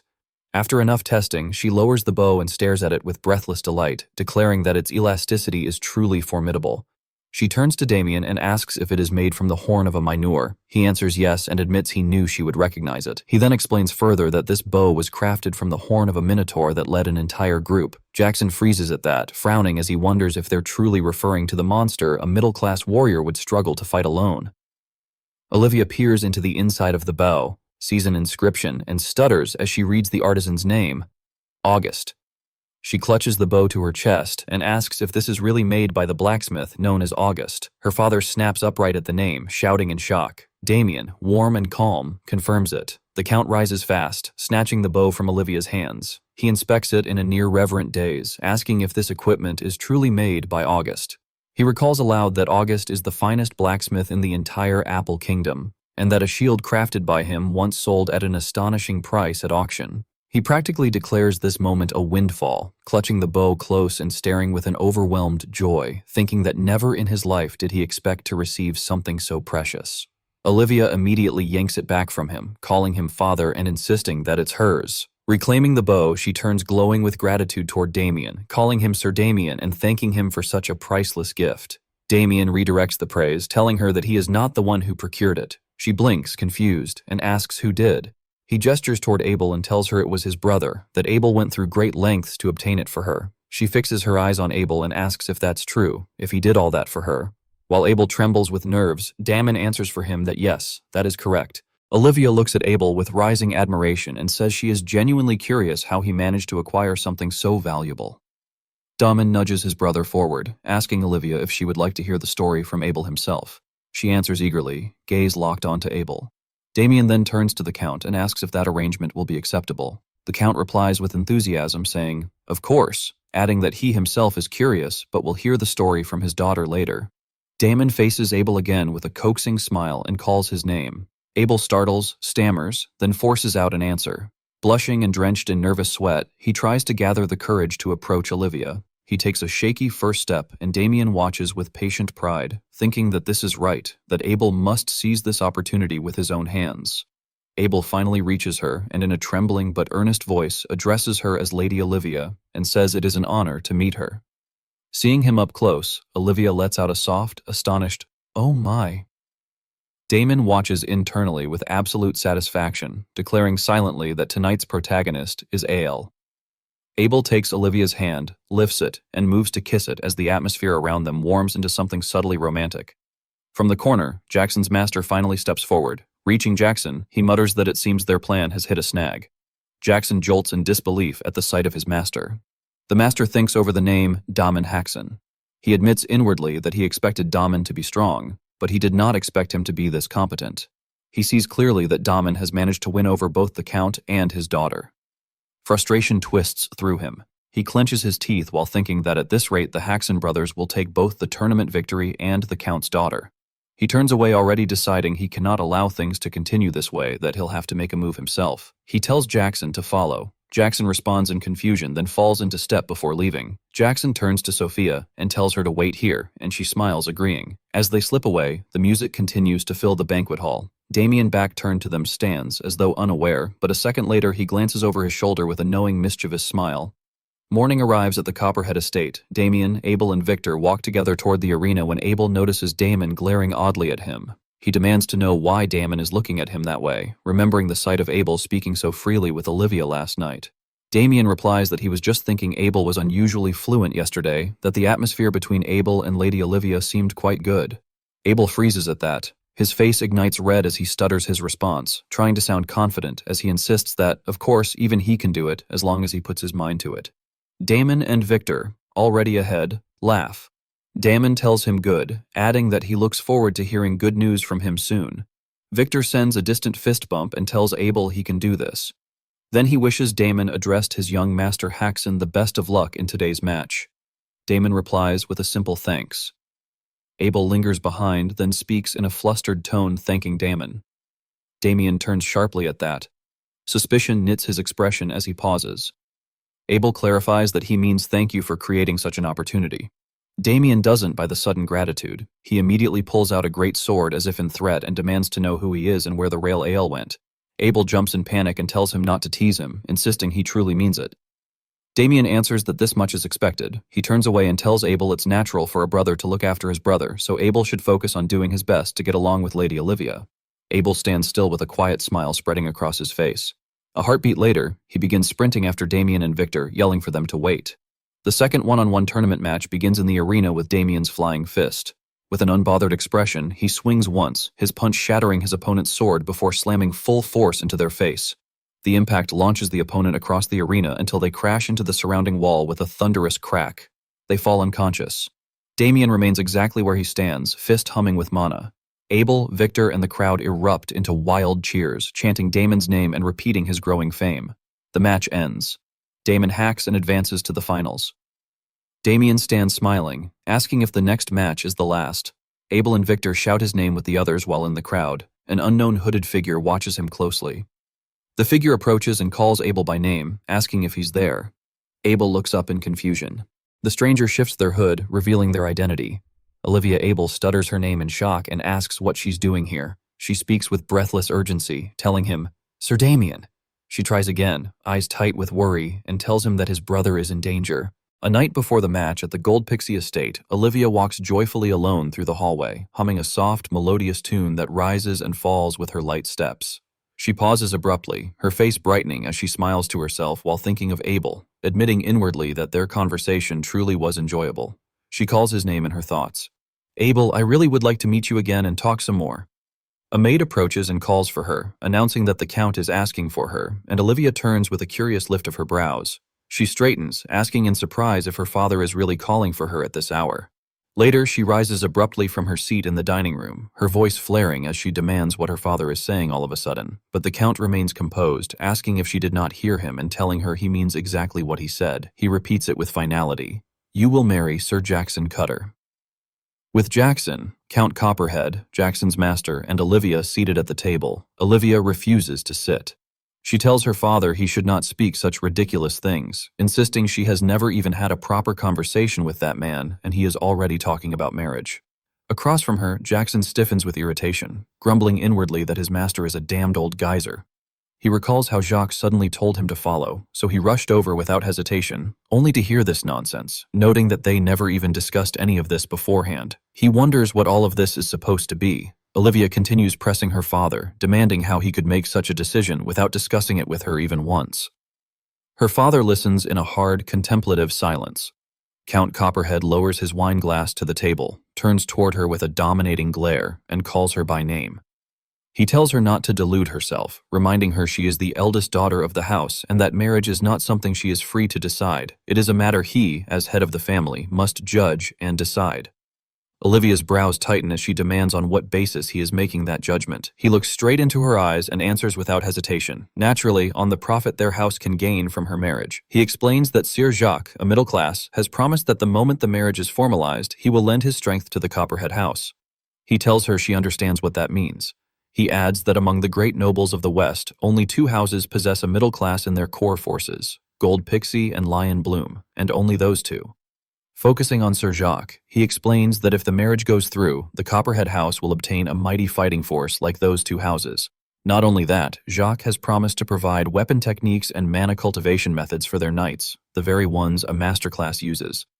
Jackson almost jolts from his seat at that, fury surging through him because Jacques has never taught those techniques to him, his own disciple. Olivia feels her arguments collapsing around her and breathes out a frustrated sigh, glaring at her father. She forces herself back into her chair and mutters that he is going to sell her off for the benefit of the house. He shoots her an irritated glare, calling her a brat and telling her to watch her tongue. Sir Jacques finally speaks, asking whether the proposal will be accepted. Count Copperhead thinks for a moment and says the conditions are satisfactory, but there is one small problem. Jacques then asked what that problem would be. The Count stares and states that Jackson is a completely unknown knight who has never made a name for himself, and after the trouble of hosting a tournament, taking in a nameless knight as their son-in-law would tarnish the Copperhead family's honor. He clears his throat. Jacques considers this, noting inwardly that in short, it means Jackson is unfit in status. He tells the Count not to worry, asserting that in tomorrow's match, his disciple will be the one who wins. The Count's expression tightens with uncertainty, and he asks if Jacques is sure. With Damen Hacken present, he states, "It will not be easy." Jacques remains calm and says it is possible, adding that as long as the Count offers just a little help. The Count looks curious and warns that he cannot offer unreasonable assistance. A grin begins to form on Jacques' face as he says it is simple. With a smile steeped in devious plotting, he tells the Count all he must do is not interfere, even if Damon Haxon dies. His words crash into the room like a cold wind, silencing everyone as they stare at him in stunned disbelief. Olivia instantly turns to her father to protest, but the words catch in her throat as she sees him actually considering it. Her voice breaks into a trembling father. After a long, heavy moment, the Count lifts his glass and swirls the wine. He drinks and speaks a quiet "very well." Olivia stares at him with burning, helpless anger, her fist trembling as she clenches them on the table, powerless to stop any of it. Back in the present, Olivia stands before Damien and Abel with a strained, apologetic expression. After recounting everything to Sir Damon Haxon, she tells him she is truly sorry and admits she could not stop her father with her own strength. Damien remains calm, fingers thoughtfully resting on his chin as he considers her words and says that, so that is what happened. Abel trembles beside Victor, fear tightening his voice as he says they have to run away, that who knows what Sir Jacques might do. Victor, just as frightened, agrees with Abel while addressing Damien as young master. But Damon stays composed, thinking of Jacques Noir and noting inwardly that he had assumed Jacques simply gave off a bad impression. He did not expect Jacques to pull a stunt like this, and when he considers Count Copperhead, he sees too clearly that the Count is acting no differently from Damien's previous life. Count Copperhead will do anything if it benefits his house. He finally speaks, saying no, that he will not run away. Abel jolts in disbelief and demands what he means. Fear returns to Abel's trembling voice as he insists that Jacques Noir is middle class, far too powerful even for Damien, and Victor shakes just as violently at his side. Still, Damien smiles and tells them not to worry, assuring them he has a plan. He turns toward the arena and says that for now, they should simply finish the match. Moments later, Damon walks with unhurried composure into the fighting grounds, his hands tucked in his pockets and his steps carrying quiet force. Inside, he finds the other fighters gathered together in one tight formation. As he closes the distance, they all shift their heads in unison, staring at him with wary, sharpened eyes. A heartbeat later, someone above strikes a drum to signal the beginning. The drummer continues beating until the Count stretches out his hand to stop him. The Count looks back at Olivia's empty chair and grumbles inwardly. Irritated that the finals are about to begin and wondering where on earth Olivia is, he sets the thought aside and lifts his face with a bright expression to begin his speech. He announces to the honored guests that the final match of the martial tournament will begin shortly, congratulating the knights who have reached the finals. He explains that there will be only one winner and that the last person standing will be the champion of the tournament. With a graceful bow and an extended hand, he states that there are no other rules and tells them to fight as they please. His head remains lowered as his eyes sharpen with hidden mischief, and inwardly he tells Damon not to hold this against him, deciding that for Jackson's victory, this is the only way. The drummer resumes beating the drum, each strike echoing across the arena. The audience erupts in whispers, calling it a death match and sounding excited by the danger. Victor, pale with worry, asks Abel if the young master will be all right. Abel answers that he believes so because Damon said he had a plan, so they should simply watch for now. Damien stands unbothered in the center of the grounds, noting inwardly the real meaning behind the counts. No rules. It reeks of something dirty around him. Swords are drawn and pointed together in the same direction. Before he can blink, he is completely surrounded. Someone in the crowd shouts in disbelief, questioning what kind of development this is. Hidden among the spectators above, Jacques watches with a satisfied smile as the crowd cheers wildly. Jackson, standing just outside the tightening circle around Damien, slowly draws his sword with clear frustration etched across his face. He curses under his breath, admitting inwardly that he hates it but can't help it. Everyone else is clearly thinking the same thing.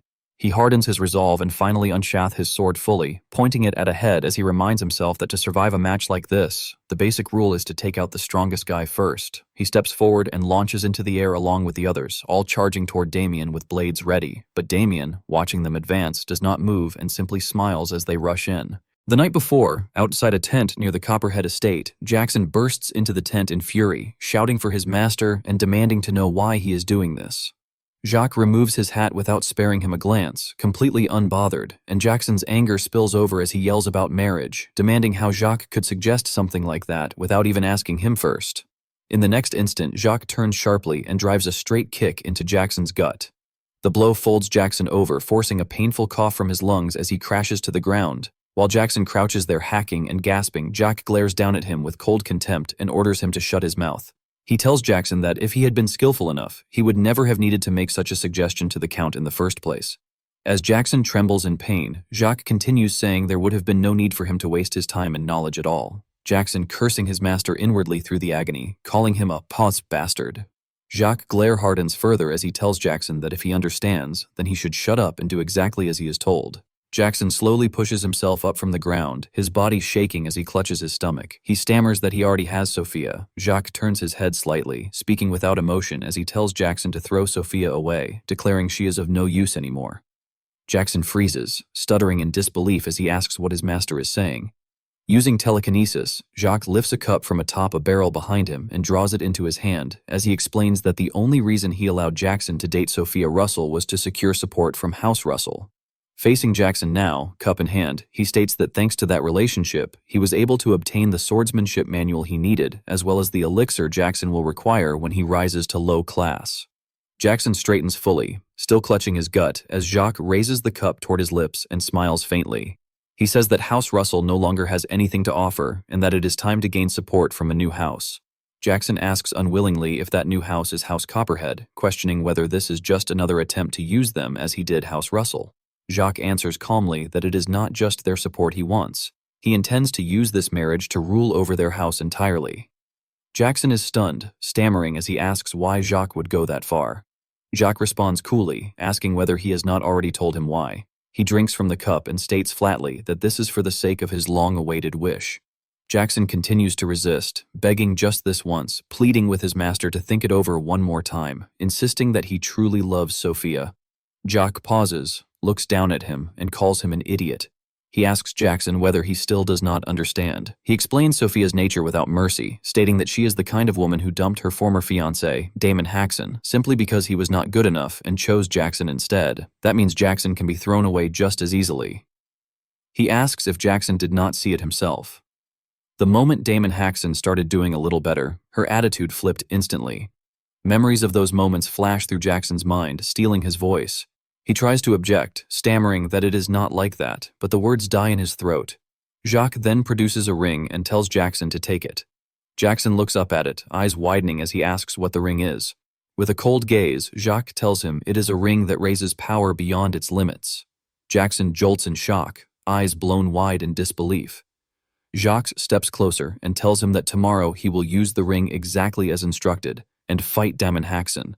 And when Damon Haxon loses his mind and goes on a rampage, Jackson is to pretend an accident happened and kill him. Jackson stands frozen, staring at his master, cursing inwardly as he realizes Jacques is not someone who will ever listen. He agrees silently to pretend to follow these orders for now. Reaching out, he takes the ring from his master's palm, adding inwardly that while he is at it, he will get rid of that eyesore Damien too. Holding the ring, Jackson stares at it for a long moment before forcing the words out that he understands. The day of the match, Sophia sits among the audience, cheering loudly for Jackson, chanting his name over and over as she urges him to win. Jackson hears her voice and frowns, thinking that she should just wait. Today, he will kill Damien and prove it. He finishes drawing his sword and faces Damien squarely. The next instant, Jackson launches into the air along with the other fighters, swords poised for devastating strikes. As he thinks that he will show Sophia, he is the man who suits her better. All swords come crashing down at Damien from different angles, each blade carving a different arc through the air. Damien remains smiling, and with barely any movement at all, he slips between the strikes, dodging every blow without even taking a single step. Then another knight charges from behind, blade thrusting straight toward Damien's back. At the last instant, Damien jumps, evading the stab and landing lightly on the knight's head. Using it as a foothold, he launches himself higher into the air, twisting his body mid-flight and aligning himself perfectly for the descent. He comes down with a crushing elbow strike that smashes directly into the knight's head, shattering the helmet. The knight collapses face first into the ground, blood pouring from his nose, while Damien lands smoothly beside him, still frozen in his striking posture. The audience erupts. Cheers explode across the arena as Abel and Victor shout Damon's name with wild excitement. Amid the roar, Damien lets out a short chuckle and addresses the remaining knights, remarking that it looks like they thought sheer numbers would let them force their way through and somehow make it work. He lifts one hand casually, beckoning them forward, asking what they are waiting for, and telling them to come at him. Jackson scowls, disbelief, twisting his face as he wonders how Damien can fight several low-class knights without even drawing his sword. Behind him, another knight mutters that Damon is a monstrous bastard. In that moment, a chilling realization dawned on Jackson. Could it be that Damien has already surpassed low class? His eyes sharpen at the thought. The female knight bursts forward from behind Jackson, Mana coating her blade as she shouts that she will show Damon the swordsmanship of House Alter. Her charge snaps Jackson out of his thoughts. At the same time, another knight rushes in from behind Damien, sword raised high as he bellows for the glory of House Saint Troller. Seeing both attacks converge, Damien finally draws his sword from his subspace ring. He scoffs at them, expression flat, remarking that ganging up on someone while talking about house and glory is ridiculous. They strike together, the man from the left, the woman from the right, but before their blades can reach him, Damon's sword flashes. His strike is faster than their movements, and he meets both blades head-on, batting them away. He activates his secret art, Myriad Insight Parry. A sharp ripple of sound erupts at the points of impact. The force twists violently through both weapons, wrenching the knight's hands at unnatural angles and making them scream in pain. Damien does not stop. Without changing expression, he raises his sword again. In a single follow-up strike, he disarms them both, knocking their swords free and sending the female knight flying through the air. The two remain standing only barely, bodies shaking as they clutch their ruined hands. Damien tells them calmly that they all signed the agreement. Didn't they? Then he says then and moves. In a single flash, he vanishes, leaving behind only the cutting light of his sword. He reappears at the end of his strike, poised and still as the knights behind him collapse one after another, felled by the same blow. He tells them to consider meeting him an unfortunate accident. The arena explodes into deafening cheers. Damien's name is chanted again and again, and Abel, caught in the frenzy, looks nearly unhinged as he proudly tells the stranger beside him that Damon is his brother. From above, Count Copperhead stares in shock, managing only a stunned what, while Jacques frowns deeply, irritation and calculation swirling behind his eyes.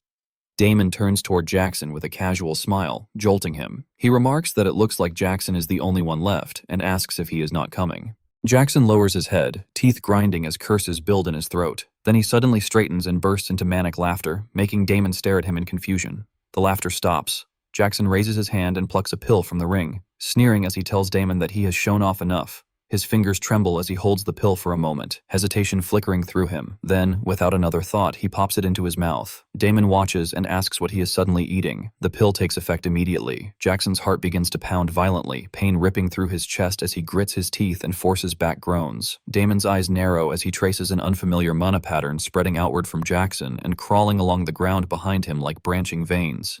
Damon turns fully, following the flow of mana as it reaches one of the fallen knights and seeps into his body. The knight suddenly screams in unbearable agony as the strange energy invades him. The mana spreads further, infecting not just one body, but all of the fallen knights at once, leaving Damon frozen in stunned confusion.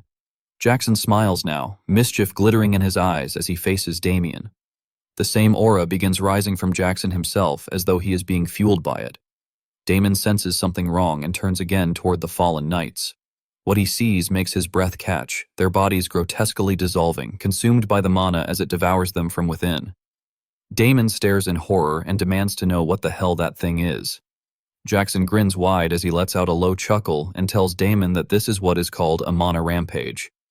In Damien's mind, the definition surfaces clearly. A mana rampage is a phenomenon in which the mana inside the body breaks free of its owner's control and runs wild. When it occurs, there is not only a massive loss of mana, but the body itself can suffer severe damage, often leaving the victim crippled. After that inner recollection settles, Damon speaks coldly, his gaze fixed on Jackson as he asks whether this is the power of the gem Jackson just swallowed.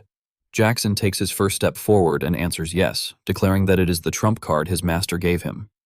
As he continues walking closer, he explains that it is an object that triggers a mana rampage in everyone near him. Grinning with mounting excitement, he tells Damon that he should not have run his mouth this whole time. Closing the distance completely, Jackson leans in until his face is inches from Damien's, still grinning as he tells him that now he has to crawl on the ground like the worm he is. He spits the insult out, calling Damien a piece of... He stands there directly in front of him, energy pouring from his body like thick fog, swallowing the space around them both. Time passes, but nothing happens. Damien remains standing, unmoving, not even twitching. Then Damon lets out a muffled sound as though he has been holding back laughter for far too long. In the next second, he bursts into uncontrollable laughter, slapping his face with his palm as the sound echoes wildly through the arena. Abruptly, the laughter stops. Damon lowers his hand, revealing eyes gleaming with mocking malice. The symbol on his hand, one that nullifies all dark magic used against him, glows faintly. He calls Jackson a low-life piece of and says that he more or less expected this. Then he asks if this is really all Jackson could come up with, remarking that Jackson has been getting help from black magic. Jackson snaps back in furious denial, shouting that it is not black magic and demanding to know what Damon is talking about. He yells again, asking more importantly how Damon is still fine. But before the question can finish forming, Damon drives a brutal kick straight into Jackson's gut. The impact is devastating. Jackson instantly coughs, his eyes going blank as the force launches him backward. Damon holds his leg extended, smiling calmly as Jackson slams into the ground, bouncing 3 times before crashing violently into the arena wall. The impact sends another wave of agony through Jackson's body, forcing a hoarse grunt from his throat.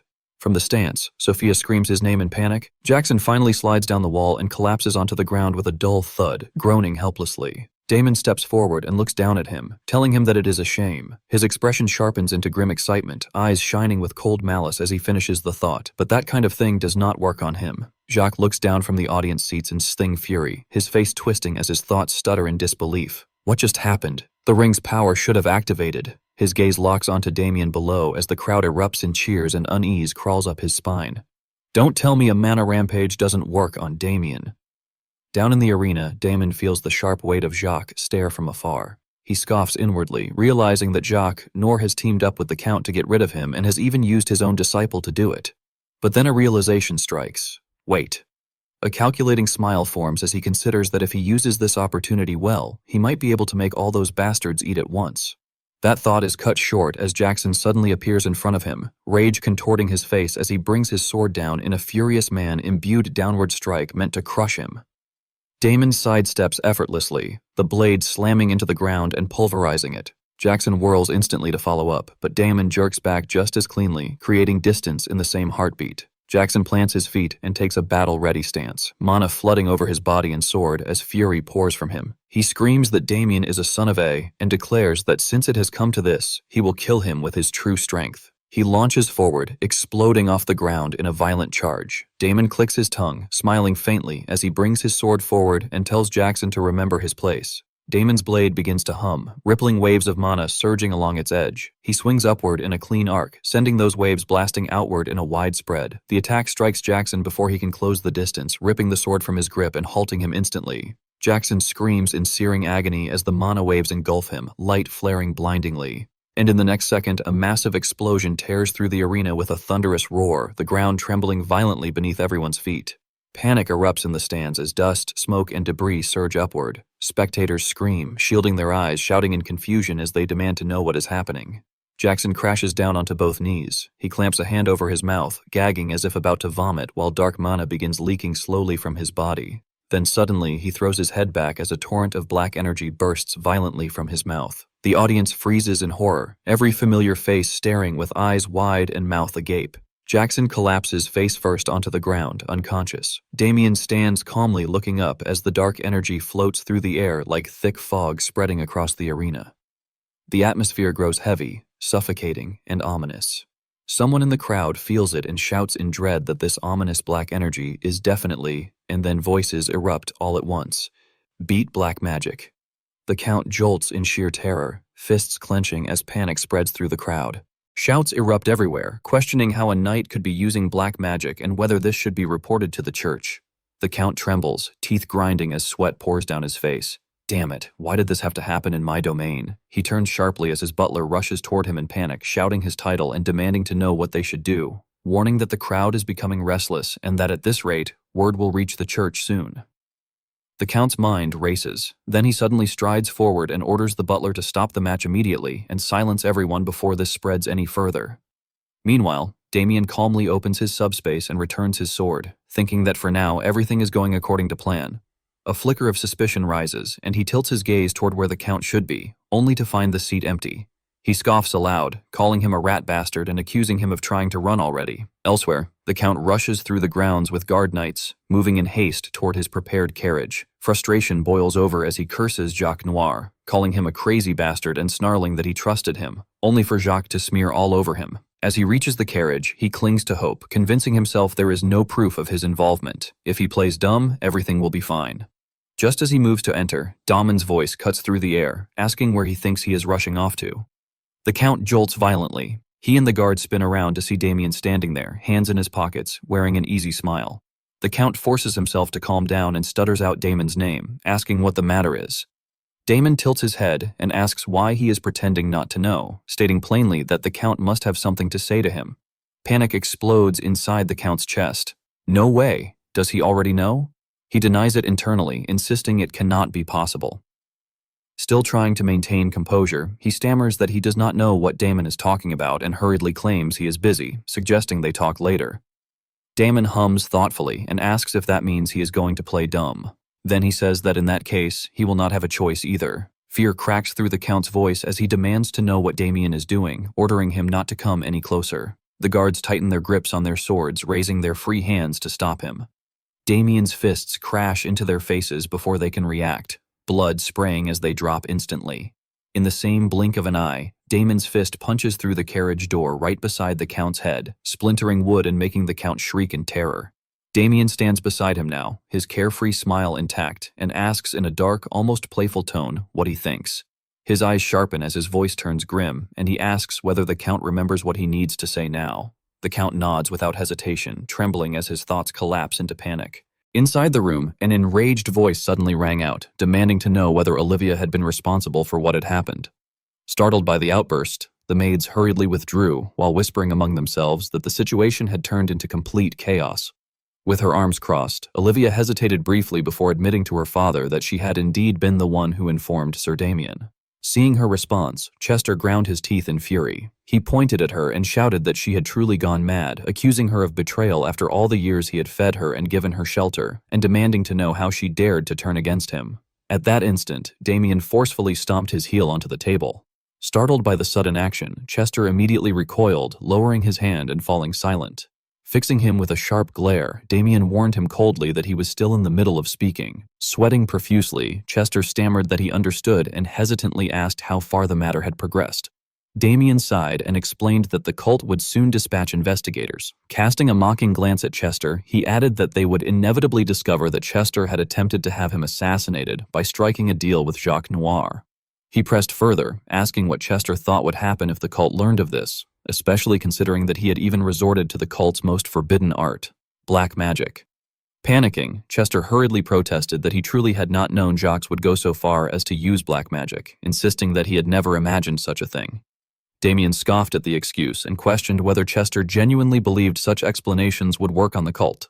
Desperate, Chester begged Sir Damien for forgiveness, admitting his wrongdoing and pleading not to be reported to the cult.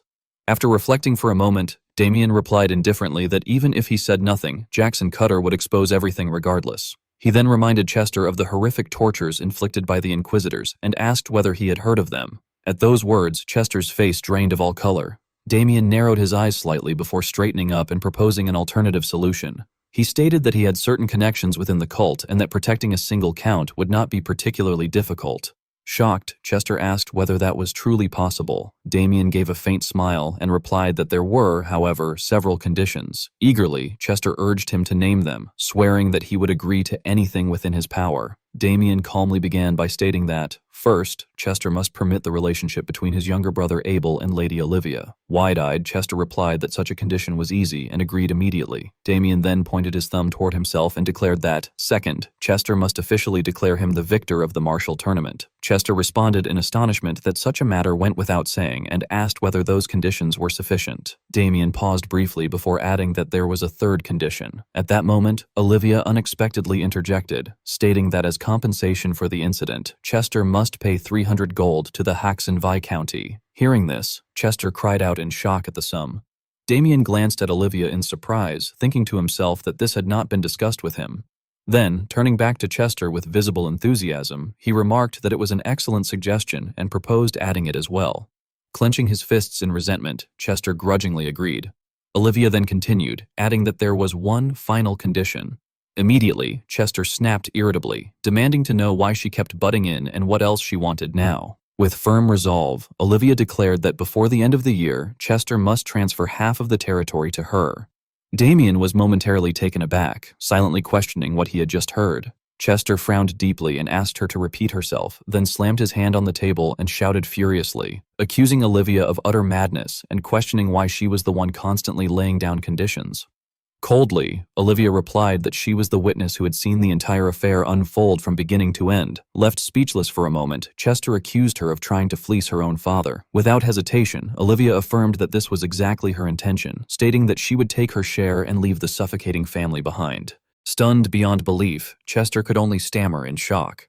Olivia continued calmly, declaring that he had used her as nothing more than a tool her entire life, and that this time she would use him as her tool instead. Grinding his teeth in blind rage, Chester could only sputter that she dared to go this far.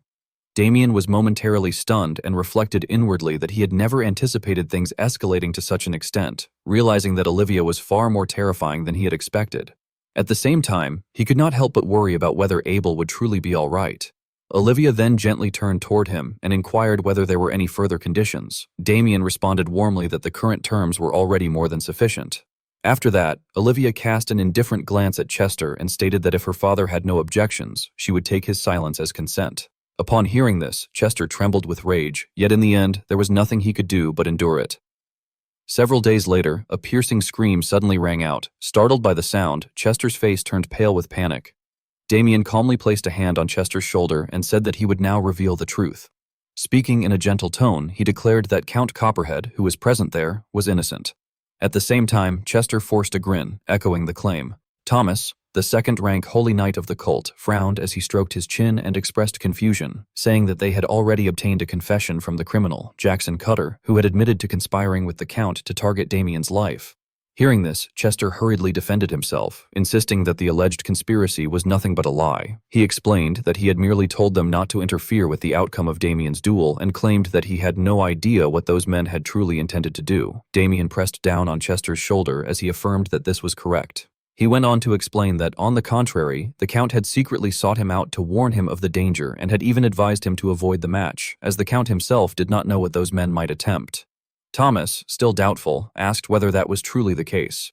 Damien smiled amiably and replied that it was, adding that if the Count had genuinely intended to kill him, there would have been no reason for such a warning.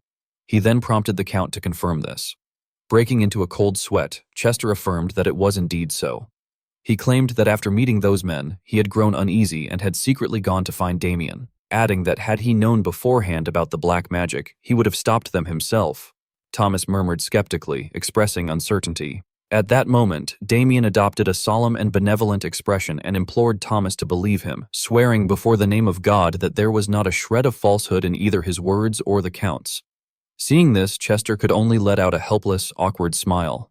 Moved by the scene, Thomas's eyes filled with tears as he addressed Damien emotionally, saying that Damien's words must surely be true. He clasped his hands together and muttered that there was no way their devout Damien, who enjoyed Lady Agnes's absolute trust, could ever speak falsehoods. Hearing this, Damien merely laughed it off awkwardly, inwardly repeating the phrase, absolute trust. Thomas then announced that the case would be concluded with the count cleared of all charges. At those words, Chester felt a wave of relief wash over him and thought weakly to himself that he had survived. Damien placed a hand on his shoulder and remarked that this was truly fortunate for him. Leaning in closer, Damien whispered that he had kept his promise, and now it was the Count's turn to keep his own. Upon hearing this, a chill ran through Chester's entire body. Damien simply smiled in satisfaction. 1 week later, Victor drove a carriage through the forest. Inside, voices filled the carriage with astonishment, remarking that they had never imagined they would be heading to the Hoxton Viscounty so soon. Another voice agreed, adding that it was hard to believe he would be introducing Lady Olivia to his parents so quickly. He then asked how long Damien intended to continue speaking so formally and suggested that Damien speak more comfortably with him instead. Damien responded awkwardly, asking whether that would truly be all right. Listening to this exchange, Damien thought to himself that although he had pushed the two of them together in the hope that things would work out, the situation was turning out quite differently than expected. Across from him, the atmosphere between Olivia and Abel was filled with sweetness. Olivia enthusiastically expressed how much she loved it and insisted that from now on, Abel should continue addressing her in that familiar manner. Abel shyly called her name in response. Witnessing this overt display of affection, Damien could only think with weary resignation that it was rather hard on the eyes. Folding his arms, he reflected that, all things considered, although there had been several hurdles along the way, the original objective had ultimately been achieved. After a week had passed, the cult's investigation finally concluded. The cult determined that there were no other suspects besides Jackson Cutter and Jacques Noir, and a wanted order was issued for the fugitive Jacques Noir. The Count was officially cleared of all charges, yet by that point, Olivia had already fallen into deep conflict with him. As he looked at the two of them, Damien reflected inwardly that Olivia had chosen to leave with Abel rather than remain in the Count's household. He acknowledged that Abel had finally obtained Olivia's love, just as he had long wished, while he himself had gained something else. With that thought, he took out a red-colored orb. Abel, filled with suspicion, asked whether that item was not the prize awarded to the winner of the tournament. Damien replied calmly that it was indeed the prize. He explained that the situation at the time had been awkward, so there had been no formal award ceremony, but he had claimed it regardless. Damien curled his lips slightly as he focused his thoughts, noting to himself that the Count had been unaware of the item's true value, whereas he fully understood what it was. He recognized it as a spirit heart, a substance that could form with an infinitesimal probability when a high-ranking spirit perished, leaving behind a condensed mass of power. He reasoned that if this mass were melted down and absorbed, it would not only grant immense mana, but also confer the power of a spirit itself, making it a priceless treasure. Clenching the orb tightly, Damien felt a surge of excitement as he realized that it was a heart imbued with the abilities of a fire spirit. He noted that this was his first time seeing such an item in person, and concluded that absorbing it alone would greatly accelerate his return to the realm he had reached in his previous life. Damien, holding the orb, was reflected through the window of the carriage as it moved along. High on a tree branch, Jacques silently watched the carriage travel farther and farther away. His face was icy cold, and a violent killing intent radiated from him. As night deepened, the surroundings grew utterly silent. Outside by the campfire, Abel and Victor slept soundly in their sleeping bags, while inside the carriage, Olivia lay fast asleep beneath her blanket. Suddenly, not far away, a figure landed lightly on the ground, his face brimmed with killing intent as he quietly drew his sword. At that moment, Damien, who had been sitting casually atop a tree, remarked that he had thought his neck would snap from waiting for so long. The instant he finished speaking, the branch beneath him was abruptly severed. Damien dropped down enthusiastically, commenting with amusement that this must be what they called middle class, since his opponent's reactions were indeed quick. Jacques questioned whether Damien had known he was tailing him.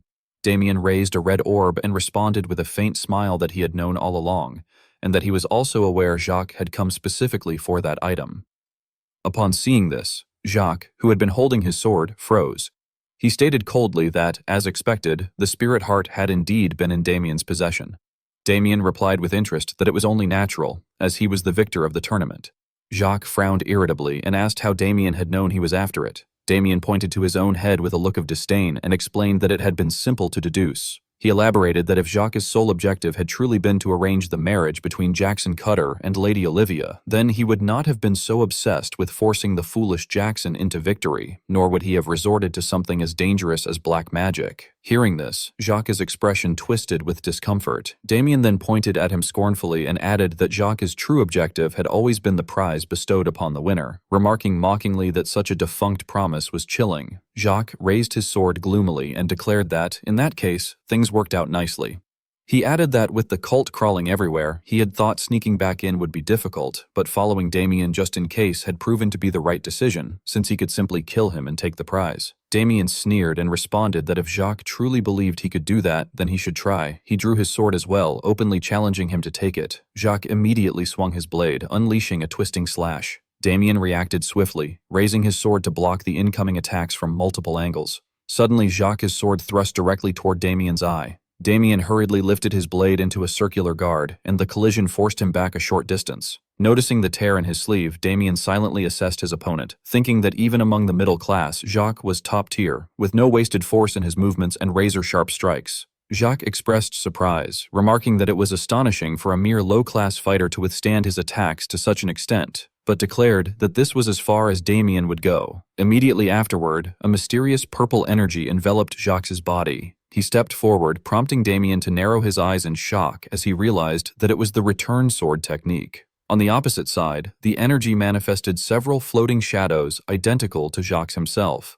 The clones spoke in unison, asking whether Damien found it astonishing, and explained that this sword art was a swordmaster's technique Jacques had restored over the course of his entire life. They twisted their sword tips and added that all of their swords were both false and real, and that with Damien's senses, he would not be able to distinguish which one was the original. Finally, they declared that within Damien Huxon's ignorance, he would die there. Immediately afterward, the entire group surged forward at once, launching a coordinated assault while simultaneously unleashing techniques known as the return sword and the false true mirage sword. On the opposing side, Damien lightly tapped the body of his sword and silently infused it with energy. Soon after, an overwhelming power began spreading outward from the sword's tip. Using the blade as the focal point, the surge swept away every single one of Jacques' clones. Witnessing this scene, Jacques stared in stunned disbelief. As the dust and smoke dispersed, only Damien and Jacques remained, standing face to face. Overcome with terror, Jacques cried out in shock, insisting that what he had just seen was impossible. Deep within his heart, he frantically realized that this was the very technique that had once blocked Jackson's blade. Damien then mocked him coldly, remarking that Jacques was making an absurd amount of noise over something as trivial as a simple sword art. Hearing this, Jacques ground his teeth in fury. He angrily retorted, unable to accept that his technique had been dismissed as trivial. In response, Damien gave a light, disdainful smile and casually questioned whether that was truly how the technique was meant to be used. Afterward, Damien calmly stepped forward. At that sight, Jacques' eyes widened in horror. From the opposite side, several silhouettes began to appear, and moments later, thousands of Damien's clones manifested proudly before him. Trembling, Jacques pointed forward and demanded to know how Damien had managed to use the false true mirage sword. Damien replied with complete ease, explaining that he had merely tried copying Jacques, and to his surprise, it had worked. Jacques felt his scalp prickle as he shouted in disbelief, questioning whether Damien was truly claiming that he had simply copied it. At that moment, memories began flooding Jacques' mind. He recalled how, since childhood, he had believed himself to be a genius, until the instant he encountered a true genius, at which point that delusion had been shattered in a single blow. As these thoughts surfaced, Jacques clutched his chest in agony. In disbelief, he exclaimed that this could not be happening, and demanded to know how Damien could defeat him so effortlessly. Damien merely glanced upward indifferently and gave a non-committal response. That single reaction made Jacques feel as though his heart had stopped for a brief moment. Damien then continued, stating once again that he had simply done it, and that it had worked. After reflecting on everything, Jacques sank into despair. He realized that he had never been a true genius, only someone slightly more gifted than others. He concluded that this was likely when everything had begun. In order to compensate for his lack of talent and catch up to those labeled as geniuses, he had scoured everywhere for elixirs and master-level techniques. If it meant becoming stronger, he had been willing to stop at nothing. After more than 10 arduous years, he had finally managed to reach the middle class. Thinking this far, Jacques clenched his sword hilt unwillingly. With bloodshot eyes, he angrily questioned how the techniques he had barely mastered after a lifetime of struggle could be dismissed so casually as something Damien had merely copied. Standing opposite him, Damien completely ignored the accusation. He lazily waved the sword in his hand and complained that the whole thing had been a waste of mana. Seeing that, Jacques erupted in uncontrollable rage and began screaming hysterically. He cursed Damien madly, shouting with all his remaining strength. In response, Damien calmly walked past him and casually swung his blade, cleanly severing Jacques' neck in a single motion. With indifference, Damien muttered that he had no idea what Jacques was rambling about, adding that according to Jacques' own standards, he had merely imitated what already existed. Concluding that he should go get some sleep, Damien walked away, his figure gradually disappearing into the distance. Damien casually swept his sword through, and Jacques was utterly shocked as his head was severed from his neck. Damien spoke in a light, indifferent tone, remarking that he had no idea what Jacques was talking about, and that there was no point in wasting time on such a pathetic story. Damien's back gradually disappeared into the distance, and he tiredly muttered that he would just go to sleep. Suddenly, Damien halted his steps. He turned back with a provocative smirk and added that if one defeated an enemy, they should farm them. Under the moonlight that illuminated the entire night sky, Damien calmly wondered aloud whether there might be anything useful to gain. 1 month later, at a mansion, Olivia was carrying a wash basin while wiping the sweat from her forehead, letting out a sigh of relief. Seeing this, the maids hurried over in a fluster, insisting that she should leave such chores to them and reassuring her that it was their responsibility. Olivia responded calmly that it was fine and that she could handle that much on her own. From a distance, another voice called out, telling her to leave it to them and go rest. Upon seeing who it was, Olivia responded in surprise, addressing the person as her mother. She then gently asked where her mother was going. Her mother replied kindly that she had heard the stablemaster Silence's wife was pregnant and that she intended to stop by. Hearing this, Olivia exclaimed excitedly that it was wonderful news and suggested that they bring food that would be good for her health. Her mother happily agreed, saying it was a good idea, and asked whether Olivia would come along as well. Olivia smiled and replied that she would like that very much. The two continued chatting cheerfully, with Olivia mentioning that she had noticed the previous day that the windmill blades were quite worn and suggesting that it would be good to repair them before winter arrived. Her mother responded thoughtfully, agreeing and saying they should tell Olivia's father about it later. From inside, near the window, Paul and Damien stood quietly watching the scene. Paul remarked with appreciation that thanks to Olivia, managing the territory had become much easier. Damien agreed, adding that the servants were grateful for how carefully Paul oversaw everything. Recalling the moment when he and his wife had first stared at Olivia in astonishment, Paul spoke nostalgically, saying that she adapted very quickly. He reflected that when they first met, he had been truly surprised that a count's daughter had personally come with half of her family's territory and declared that she would marry Abel. As he spoke, the image of Olivia smiling warmly as she greeted everyone surfaced in his mind. Paul then spoke softly, saying that in just 1 month, she had naturally become part of their family and that she truly was someone remarkable. He stroked his chin with a sinister smile and added that thanks to Olivia, they had crushed the pride of those who used to look down on their family at social gatherings, calling her a true blessing. Seeing this, Damien could only give a helpless, awkward smile. Paul then spoke up again and called Damien's name, and Damien immediately replied in a serious tone that he was listening, addressing him as his father. With his hands clasped behind his back, Paul suggested that Damien should start looking for a partner as well. Damien froze and exclaimed in disbelief, wondering why this was being brought up so suddenly.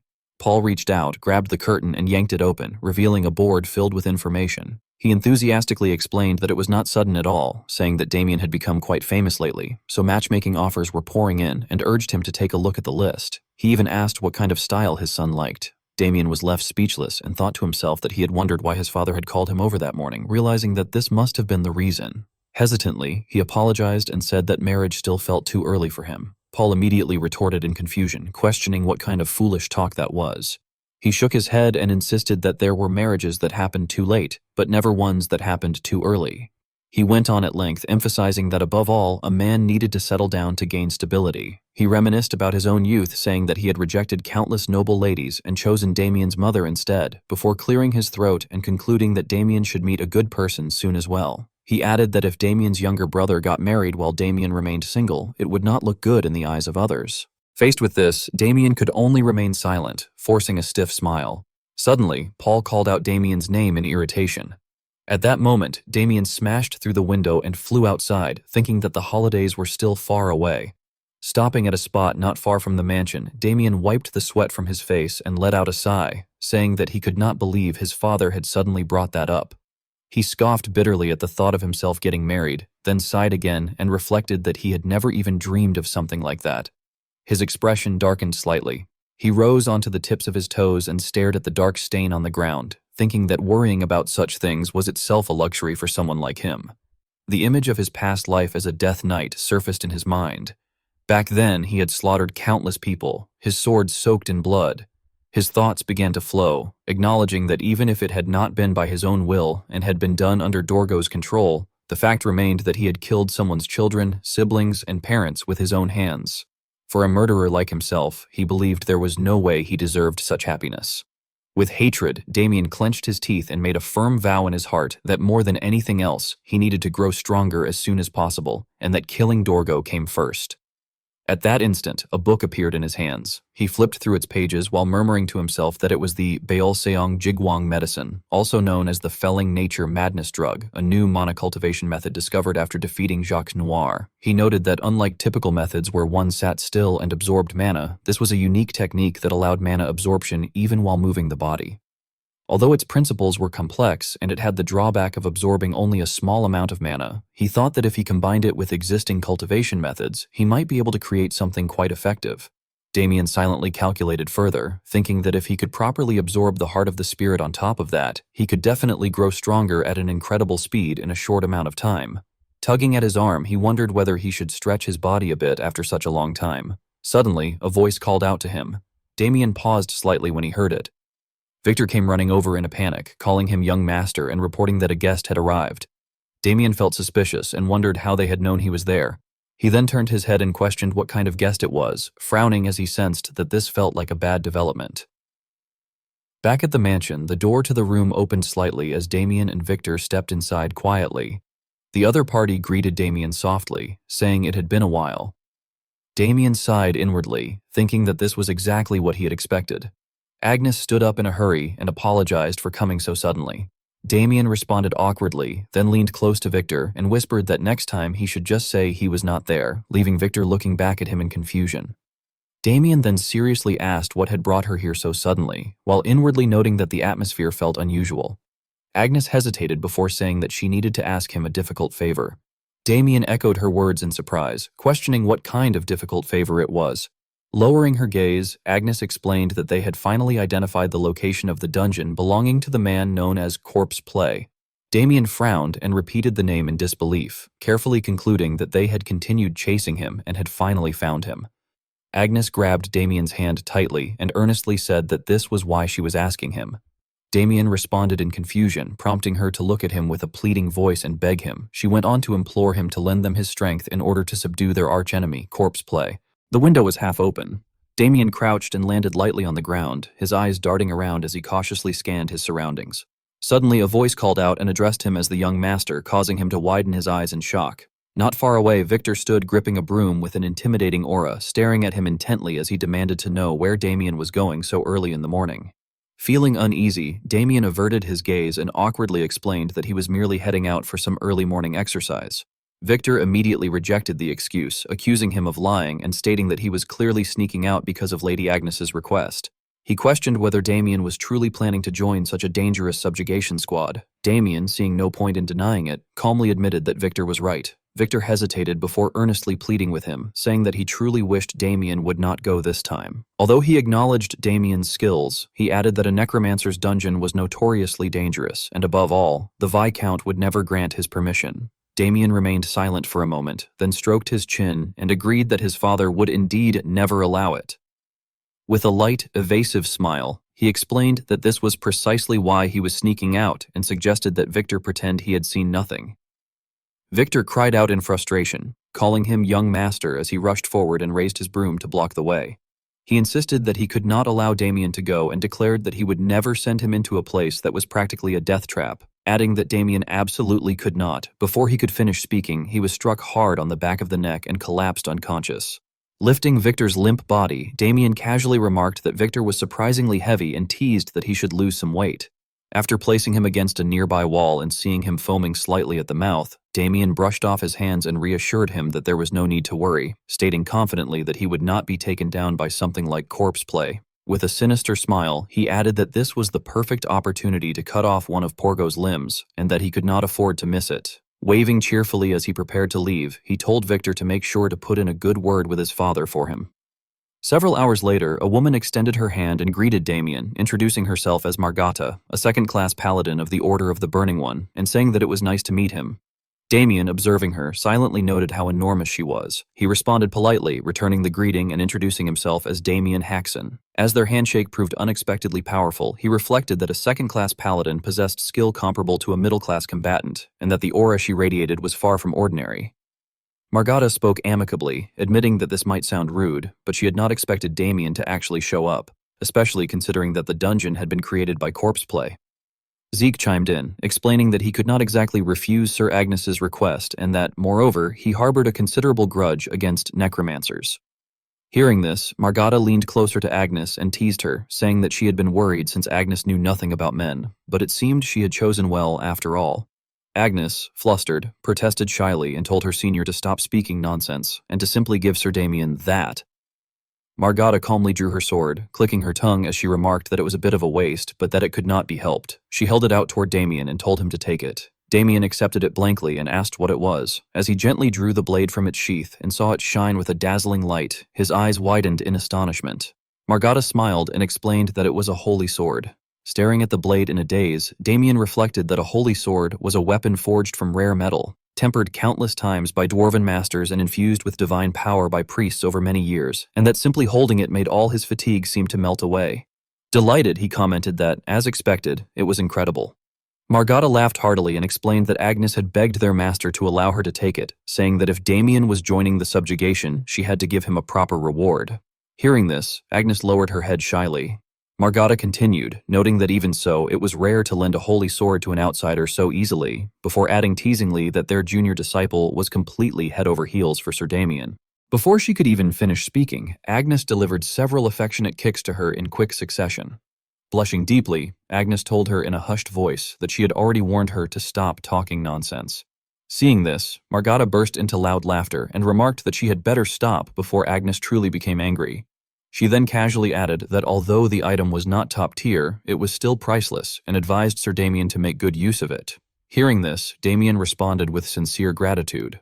Agnes, feeling shy, softly addressed him as Sir Damien and added that she was once again thankful for his willingness to accept their request. Damien replied calmly that it was nothing, then asked if she could explain the current situation in detail. Agnes answered seriously that she would explain everything while they were inside the carriage. After that, the group climbed into the carriage. As it began to move, Agnes started recalling the events from a few weeks earlier in the No-Free Mountains. She described how several knights had been walking along a forest path, chatting as they went, noting with unease that it was already the third person to have gone missing and wondering aloud what on earth was happening in such a quiet countryside village.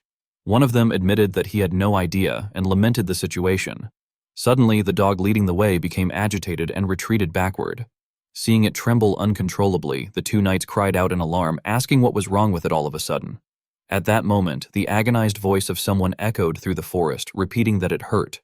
One of the knights frowned and asked whether the other had heard it as well, remarking that it had sounded like a human voice.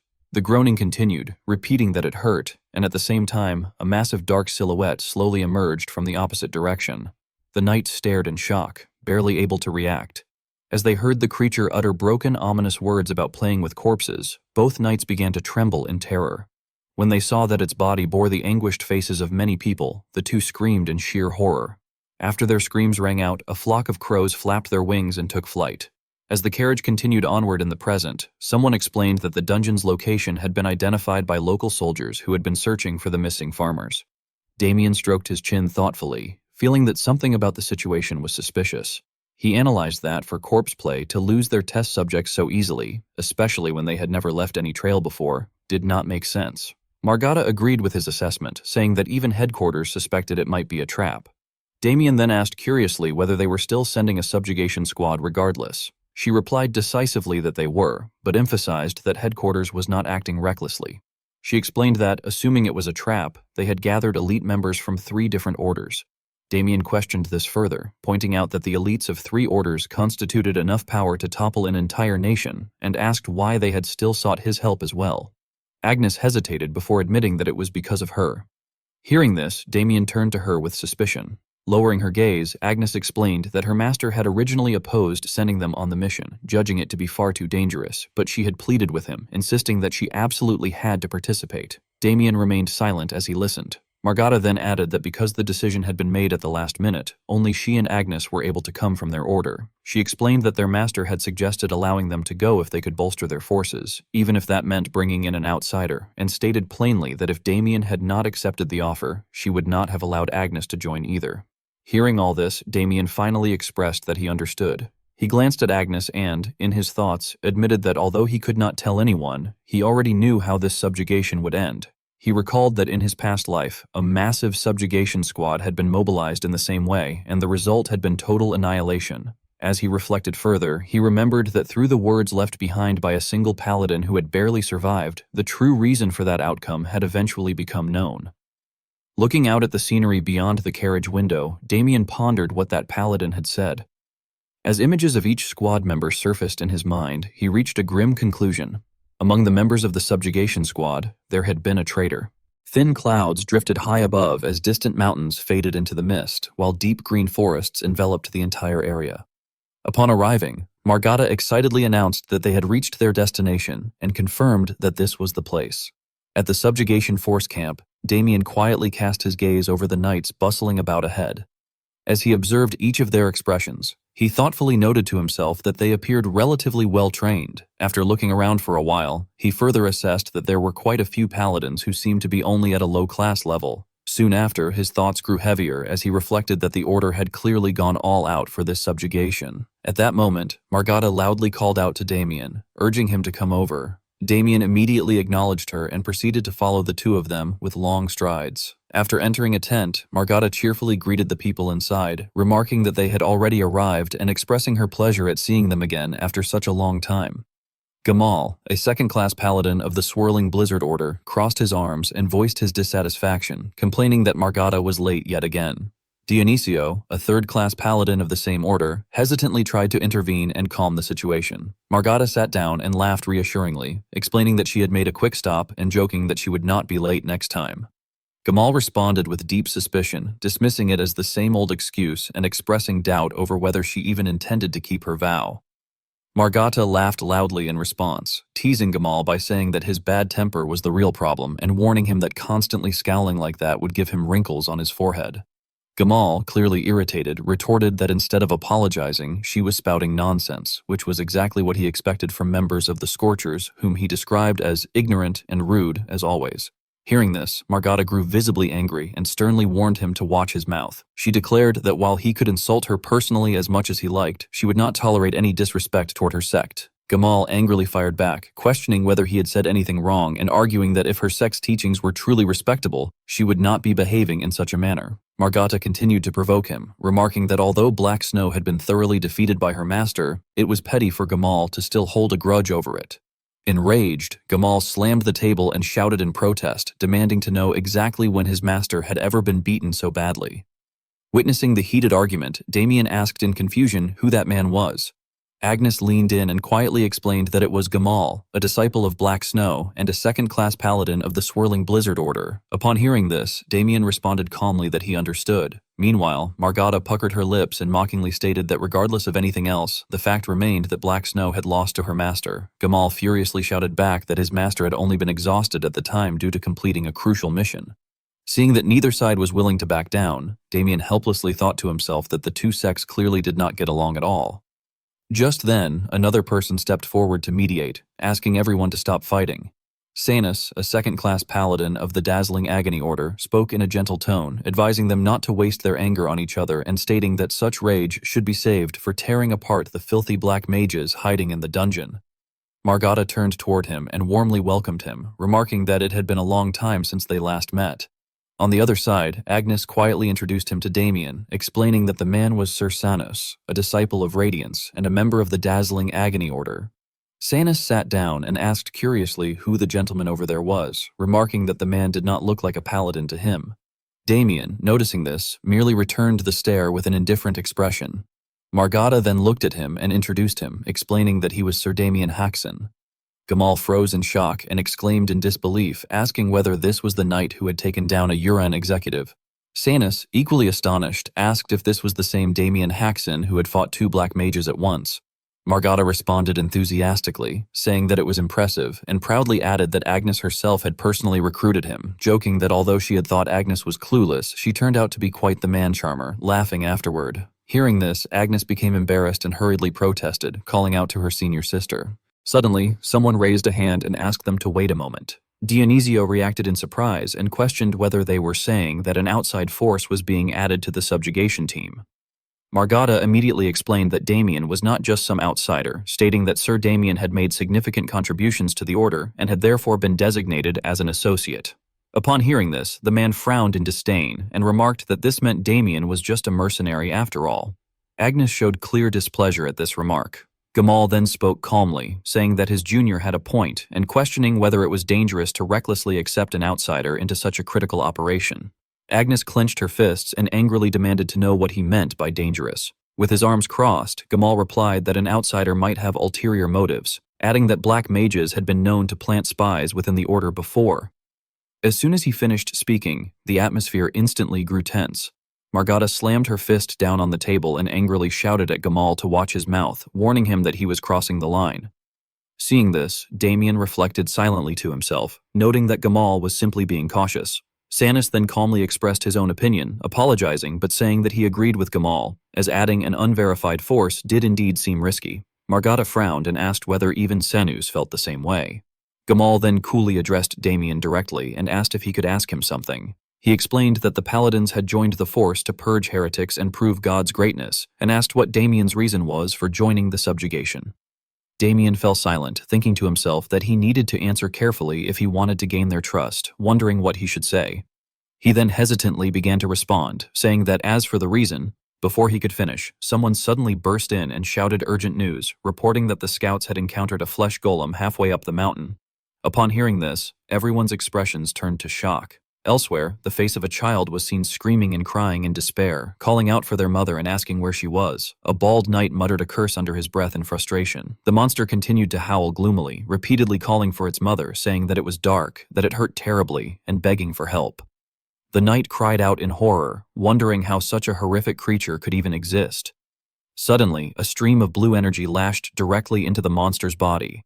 It recoiled and snarled, screaming that it hurt and demanding to know why they were tormenting them, warning them not to touch it. The knight froze in fear at the sight. At that very moment, the monster struck him and sent him flying, screaming that it would kill him. The knight cried out in agony. Just then, Margata appeared and blocked the attack, shouting for him to pull himself together. Gamal rushed forward and shouted urgently, telling Margata to look ahead. In front of them, the monster's body released an eerie blue miasma that spread everywhere, withering grass and plants alike. Margata cried out in shock that it was poison and ordered everyone to shield their bodies with holy power. The others quickly complied. Gamal cursed loudly, saying that it was too strong and that they needed to focus on defense until the attack ended. When he noticed Damien standing in front of him, Gamal reacted in confusion. Everyone stared in shock and cried out Damien's name, unable to believe that he was pushing back such potent poison using only his aura. As Damien stepped forward, the monster growled and asked whether he was going to hurt them too, repeatedly telling him to stay back. Immediately afterward, it opened its mouth and spewed thousands of poisonous needles straight toward Damien. Seeing this, Damien calmly stepped forward. At the exact moment the monster raised its fist to strike, Damien lifted his sword and stabbed straight through its hand. He then coldly asked whether this was the reason they wanted to know why he was there. Under Gamal's stunned gaze, Damien continued, explaining that Agido, that damned black mage, had cursed his family's estate and attempted to slaughter every last one of them. He stated that after experiencing something like that at the hands of a black mage, killing just one of them was not enough to satisfy him. As he spoke, Damien drove his blade even deeper, piercing straight into the monster's core. Watching the monster's hand freeze in place, Damien continued, declaring that until every single one of those black mages was dead, he would not stop. Upon hearing this, Gamal's face filled with terror. Damien then cleaved the monster apart and added coldly that he would never stop. In a chamber filled with skulls and human corpses hanging from iron chains, Delrant sat silently before an enormous mirror. At that moment, someone approached and shouted at him, demanding to know why he had exposed their position and pointing out that the Order's holy knights were camped right outside. Another person also raised his voice, accusing him of planning to sever their last lifeline with his own hands when only the 3 of them remained in Euron. Ignoring their fury, Delrant remained seated and mockingly replied that he was merely carrying out his master's command. He explained that, as his master had decreed to shake the kingdom, wiping out the order's military strength first was only natural. The man with the scar over his eye angrily questioned him again, asking whether he was going to continue with this nonsense about him and whether he even remembered the last time that person had responded. Hearing that, Delrant turned his head and glared at him in warning, asking if he was mocking his master and wondering aloud whether his master would be pleased if he fashioned a flesh golem out of a dark mage. The scarred man hesitated and clenched his teeth, while the man with teal hair stammered nervously, asking what Delrant was talking about. Suddenly, a shadow appeared and grabbed both of their heads before slamming them straight into the ground. Delrant calmly ordered that the procedure would begin immediately and instructed Kite to take the scarred man to the sealing chamber, asking if he understood. Kite remained silent, grabbed the scarred man by the hair, and dragged his body away. Staring intently at a glowing purple sphere, Delrant excitedly declared that this time he must craft a true masterpiece worthy of satisfying his master, adding that the corpse of an exceptional holy knight would surely earn his master's response once more. Afterward, he manipulated the monster from the previous battle using invisible threads, forcing it to rise again. Suddenly, Delrant widened his eyes slightly in surprise. Upon seeing Damien emitting a blue aura while standing opposite the monster, he muttered in astonishment that there was someone among them who was not a holy knight. Shortly after, the image of Damien's sword piercing the monster's core appeared within the sphere. Observing this scene, Delrant exclaimed in disbelief, marveling that Damien had located and pierced the core in a single strike. He expressed astonishment that someone who was not even a holy knight had dismantled the trial he had prepared so easily.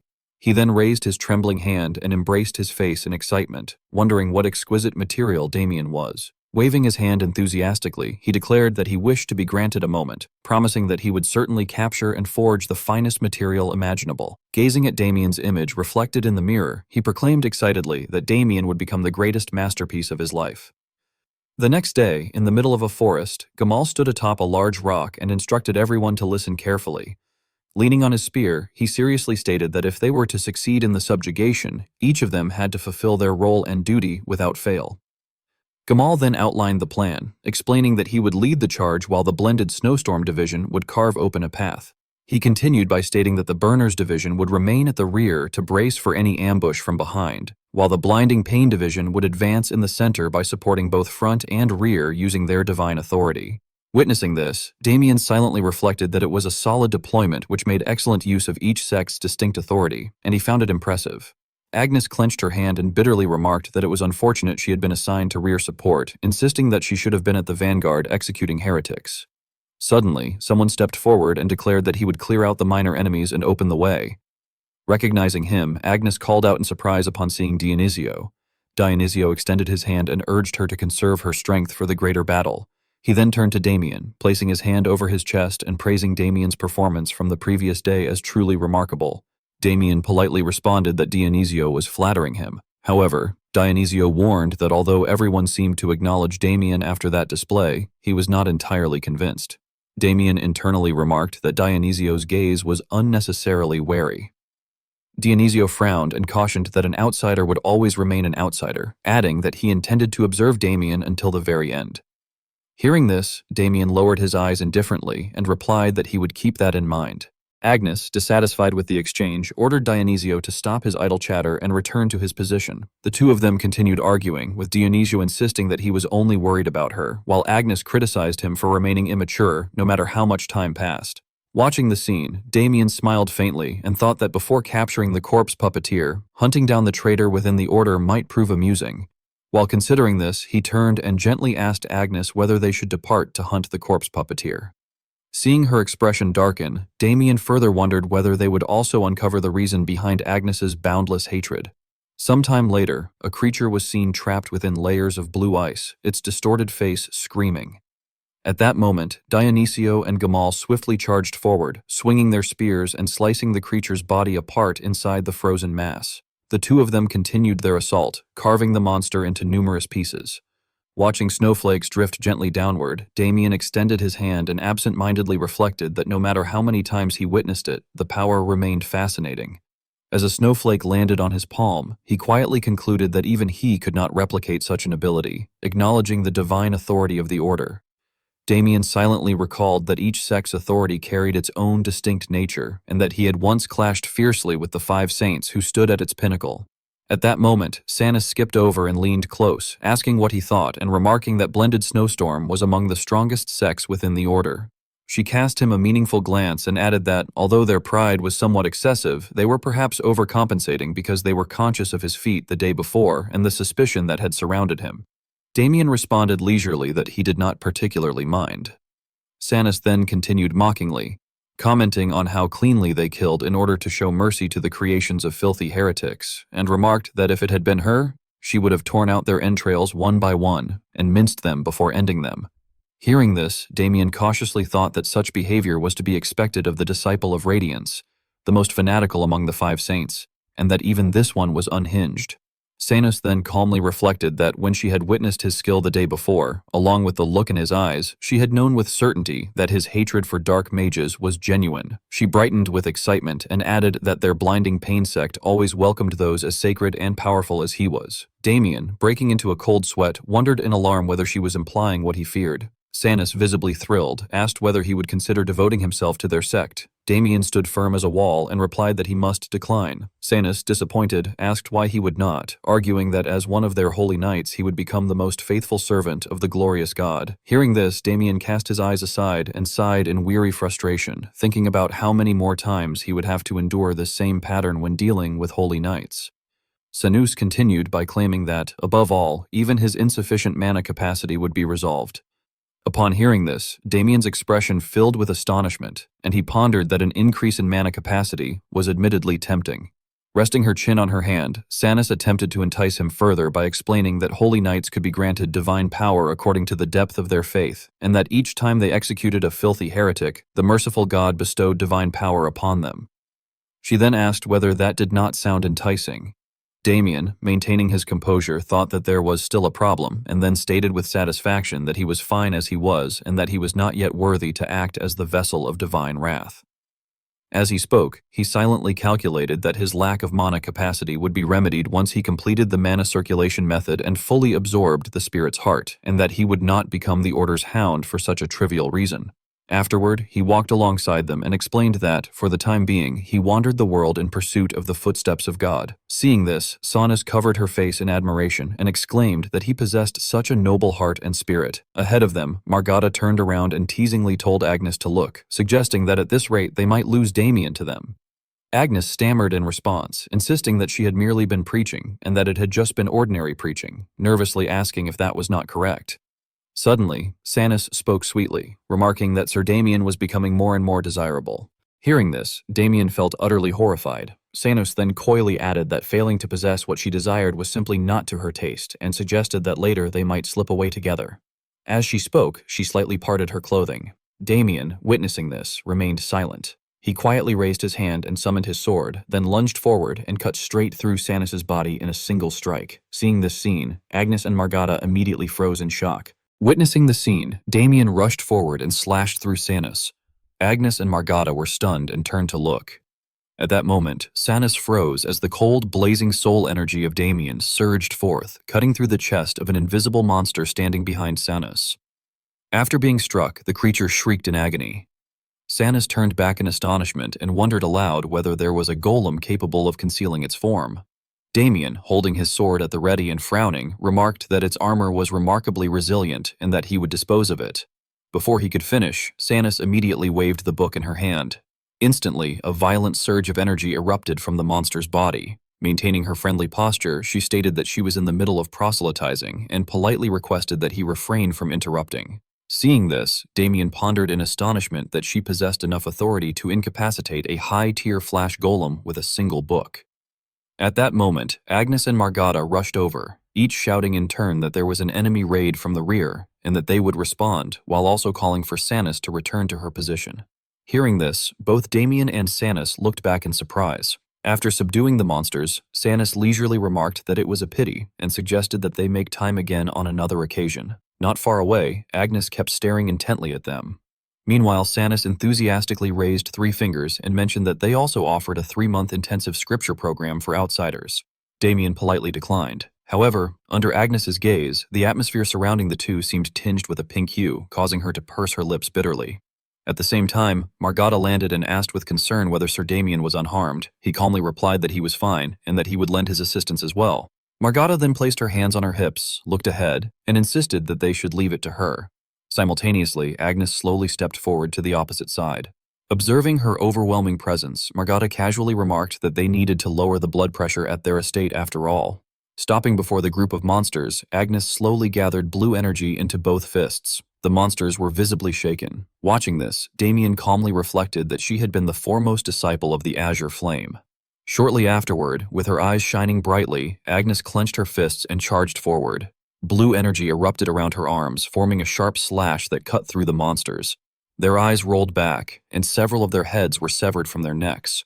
Blue flames engulfed and incinerated their bodies. Gazing at Agnes standing amid the blue radiance, her slender figure filled with strength, Damien thought to himself that among the 5 great saints, if Luminance had been the most vexing opponent, then the Azure Flame had been the strongest.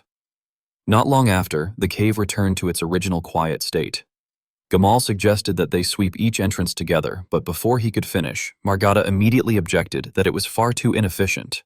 Sanis agreed and added that they should divide the forces and proceed accordingly. Watching them continue to debate, Damien remarked in boredom that the discussion was dragging on. Seeing this, Agnes gently suggested that since it might take a while, she would fetch some food. At that moment, someone approached and stated that it would not be necessary. Agnes and Damien immediately turned to look. Dionisio presented what he was holding and gently explained that he had already prepared his sister's meal. Agnes accepted it and politely thanked him. Turning to Damien, Dionisio, wearing a displeased expression, coldly suggested that Sir Damien should take one as well. Damien responded half-heartedly with his thanks. After handing over the food, Dionisio hurriedly turned and left, but not before casting a sharp, resentful glance at the two of them. Meanwhile, Agnes earnestly reminded Damien that a great battle awaited and urged him to make sure he ate properly. Hearing this, Damien asked whether she meant corpse revelry. She answered firmly that she did and stated that they had come all this way to kill him. Watching Agnes bite into the meat in anger, Damien fell silent in thought for a moment before curiously asking why she was so fixated on corpse revelry. Agnes widened her eyes in surprise and, flustered, remarked that he asked about personal matters so casually and commented on how indifferent he was, even questioning whether he was a capital T type. Inside the cave, their conversation continued as one of them stated that she need not tell him, while the other responded that he had come at her request and that it would be discourteous of her to conceal it. Agnes then gently asked whether she had previously spoken about the village ravaged by corpse revelry. Damien nodded and replied that he remembered and that every resident had been slain. Agnes then sadly revealed that she had been one of the survivors from that day. Hearing this, Damien was utterly shocked and could hardly believe it. Agnes bitterly recounted that on that day, her elder brother, a holy knight, had come home on leave. She explained that whenever he returned, she would stay up all night listening to tales of the order, but on that day, they had been unable to do so. At that time, Agnes's older brother stood inside the house and slightly opened the door to observe the outside. The area beyond was swarming with undead roaming throughout the neighborhood, moving back and forth without leaving. Inside, Agnes's brother placed his hand gently on her head and urgently told her to hide there and not to come out under any circumstance, asking if she understood. Agnes, feeling anxious, stammered as she called out to her brother. He further emphasized that until someone opened it for her, she must not step outside and must not make any sound, again asking if she understood. Agnes then recounted that this had been the last time she saw him. By the time the Order's subjugation squad rescued her, both the villagers' corpses and the undead had already been reduced to ashes. After learning from the Order that the culprit behind that day's incident had been corpse revelry, she explained that she had decided to become a holy knight. As she said this, her past and present selves seemed to overlap. Hearing this, Damien bitterly reflected that she carried such a painful past. At that moment, Margata cheerfully approached and interrupted the conversation, asking whether they had been waiting long and informing them that the meeting had just concluded. Damien responded sympathetically, remarking that it must have been a delicate matter. Margata calmly gestured behind her and explained that they had needed to decide whether to inspect the 5 entrances together one by one or to split the subjugation force into separate units for entry.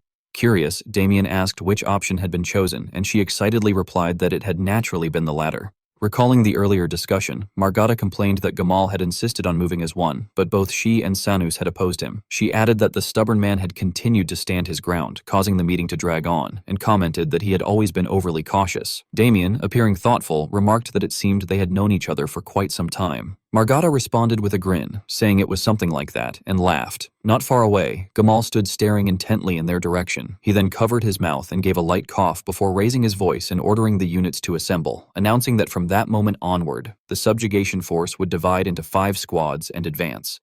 Hearing the commotion, the 3 of them quickly turned to look, while Dionisio and Sanus also turned their heads to listen. Planting his spear firmly, Gamal loudly instructed that each unit was to break through at maximum speed and merge with any squad that fell behind, declaring that this day would finally be Yuran's last. Suddenly, the cloak behind him flared upward. Sensing the overwhelming aura, Damien slightly furrowed his brow. The one casting the dark sorcery bared a chilling grin, and the ground beneath them cracked apart and shattered. As a result, everyone lost their footing and plunged straight down into the abyss. As the ground split apart, Damien calmly slipped his hands into his pockets and lightly kicked off the falling rocks to gain momentum. Looking straight down into the abyss, he thought that it was incredibly deep and vast.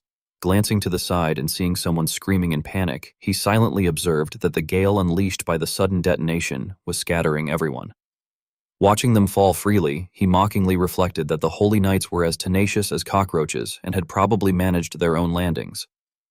He then pondered more seriously that hollowing out an entire mountain as a trap explained why the dungeon entrance had been halfway up the slope. A sinister smile formed on his lips as he coldly mused that Corpse Play had prepared quite a grand grave for himself. Upon landing, Damien noticed Dionisio meditating ahead of him and felt a flicker of confusion. He called out in doubt, addressing him as Dionisio. Startled, Dionisio turned around and exclaimed in shock that it was Damien Haxon. A moment later, Dionisio closed his eyes and concentrated, channeling divine power to envelop his body. Observing this, Damien cast a disdainful glance and thought that this was why he called him cockroach-like. Self-regeneration through divine power. Meanwhile, Dionisio trembled and cursed under his breath, angrily remarking that of all people to fall with him, it had to be Damien Haxon. Damien coolly noted that now that only the 2 of them were there, Dionisio had dropped the honorifics. He then indifferently suggested that if Dionisio hated it so much, he could go his own way, as he himself intended to head ahead. With that, he waved a hand and turned to leave. Seeing this, Dionisio panicked and hurriedly grasped his spear. His blue eyes flashed beneath his sharp lashes as his gaze narrowed with resolve. In an instant, he dashed forward at lightning speed, thrusting the radiant blue spear through the air. Not at Damien, but at an invisible monster floating before him. He warned Damien not to lower his guard, reminding him that they were inside a dark mage's dungeon and that acting alone was dangerous, so they should move together. Damien lowered his eyelids slightly and leisurely reflected that he had allowed Dionisio to be because he had been curious how he would act, never expecting him to move for his sake. With faint curiosity, he asked whether Dionisio had not hated him. Dionisio immediately turned his face away, hoisting the spear onto his shoulder, and proudly admitted that he did hate him. However, he declared that if Damien died, Agnes would be heartbroken, so he intended to keep him alive. Taken aback, Damien followed behind and teasingly remarked that Dionisio must fancy Dame Agnes. At that tone, Dionisio jolted, his face flushing red as he shouted for him to shut up, telling him to stop spouting nonsense and just follow. Turning away, he muttered through clenched teeth that he honestly could not stand him. Watching him, Damien silently thought that, for some reason, Dionisio overlapped with that bastard Abel. Suddenly sensing something, Damien's expression turned grave. Above Dionisio's head, a terrifying red-eyed head materialized. Dionisio froze in cold sweat. Just as a punch descended, Damien swiftly pulled him back. Stunned, Dionisio stammered in shock, asking what that was. As the dust cleared and a silhouette emerged, Dionisio hesitantly wondered whether it was human. Damien immediately denied it, telling him to look closely, explaining that it was one of Corpse Play's creations. Frowning as he stared at it, he thought that the more effort its creator had poured into crafting a flesh golem, the more human-like he had made it. A humanoid flesh golem, what Corpse Play had called his masterpieces. When it lunged forward, Dionisio rushed ahead with his spear, expressing disgust and proclaiming that he would purify it with the power of God. He thrust forward in fury, but the ice coating his spear shattered the moment it pierced the creature's body. Watching it continue its frenzied charge, he gasped as he realized that his divine power was dispersing. In the next instant, its punch struck him squarely, sending him crashing back into a rock wall. Falling heavily to the ground, Dionisio forced himself up, trembling as he realized in disbelief that his divine power was not working. Hearing this, Damien stared blankly and exclaimed in shock. Refusing to accept it, he stepped forward and summoned his sword, gripping it tightly before launching himself ahead and delivering a powerful slash down the monster's body. Glimpsing the core within, Damien coldly remarked that Corpseplay must have already known from this point in time. Fixing his gaze on the orb, he recognized it as a magic artifact and declared inwardly that he knew the son of a bitch who had made it, Dorgo. Snatching the orb out, he heard the monster shriek. Annoyed, he glared upward and ruthlessly swung his sword from multiple directions, crushing its body into pieces. Seeing Damien's blood-soaked hand clutching the orb, Dionisio shrank back, his face paling as sweat poured down. After a moment of silence, Damien tossed the orb toward him and told him to take it. Confused, Dionisio asked what it was. Damien coldly instructed him to have the order examine it, explaining that it would reveal why his divine power had scattered. Recalling his previous life, Damien reflected that the Order had discovered the countermeasure far too late and the damage had been catastrophic, but this time he had struck first, so they would uncover a solution much sooner. Curling his lips faintly, he calculated with satisfaction that such a splendid chance to utterly ruin that bastard falling into his lap was truly delightful. Looking at Dionisio, he asked whether he could move. Startled, Dionisio immediately stood upright and affirmed that he could. Their voices echoed through the cavern as Damien questioned the sudden politeness, and Dionisio awkwardly replied that it had simply felt like he should. As they walked deeper, Dionisio asked how vast the place was, addressing him as Sir Damien, and remarking that it seemed like a massive cavern. Damien thoughtfully replied that if it had been carved out from inside the mountain, it must be enormous. At that moment, a delicate voice called out playfully. Both of them turned toward the sound. Across from them, Sanus waved cheerfully, asking whether they were both alive and remarking how glad she was to see them again in one piece. Dionisio stared in shock, while Damien calmly addressed her as Lady Sanus, noting that she had made it safely. However, he coldly inquired about the object she was holding in her hand and asked exactly what it was. Gamal, whose neck was tightly gripped by Sanus, gasped painfully. Seeing this, Dionisio cried out in alarm for Brother Gamal. Fixing Sanus with a frigid stare, Damien demanded that she explain herself. Elsewhere, Agnes gently touched the badge on her chest and activated her divine power to envelop her body. From ahead, Margata turned back and anxiously asked whether Agnes had fully recovered. Agnes replied wearily that she had, addressing her as senior, and then asked about the others. Margata could only shake her head. Looking helplessly toward the corpses among the rubble, she said that it was no use and that the regular holy knights were all dead. Suddenly, a sinister voice rang out, asking whether the materials were already there. Hearing this, the two women immediately turned around in vigilance. From the opposite side, Delrant approached and mockingly remarked that they had fallen right where he was and that they both had terrible luck. He smirked and asked whether the other man had landed somewhere else. Margata frowned and shouted, demanding to know who he was and telling him to show himself. Delrant sneered and retorted that asking who he was hurt his feelings, adding that they had come there to kill him, hadn't they? At that, Margata raised her voice in suspicion and asked whether that meant he was... He craftily introduced himself, confirming that he was the one they called playing dead, and expressing pleasure at meeting his new materials. Agnes gritted her teeth in fury, her eyes nearly blazing. Back on the other side, Dionisio cried out in alarm when he saw Gamal being strangled, calling out to Senior Gamal. Meanwhile, Damien stared coldly at Sanus and asked her to explain what was going on. She raised an eyebrow indifferently and stated that Sir Gamal had been ambushing their sect members while they were scattered, so she had taken him down. Dionisio immediately stepped forward and insisted that it was impossible, asking why his senior would ever do such a thing. Sanus replied coolly that she had no idea, adding that a traitor in a hellhole like that was cliché. Dionisio hurriedly insisted that it was a misunderstanding. Sanus provocatively asked whether Sir Dionisio was in on it as well. He quickly denied it and urged that if they did not believe them, they should arrest them and take them to the Order's trial.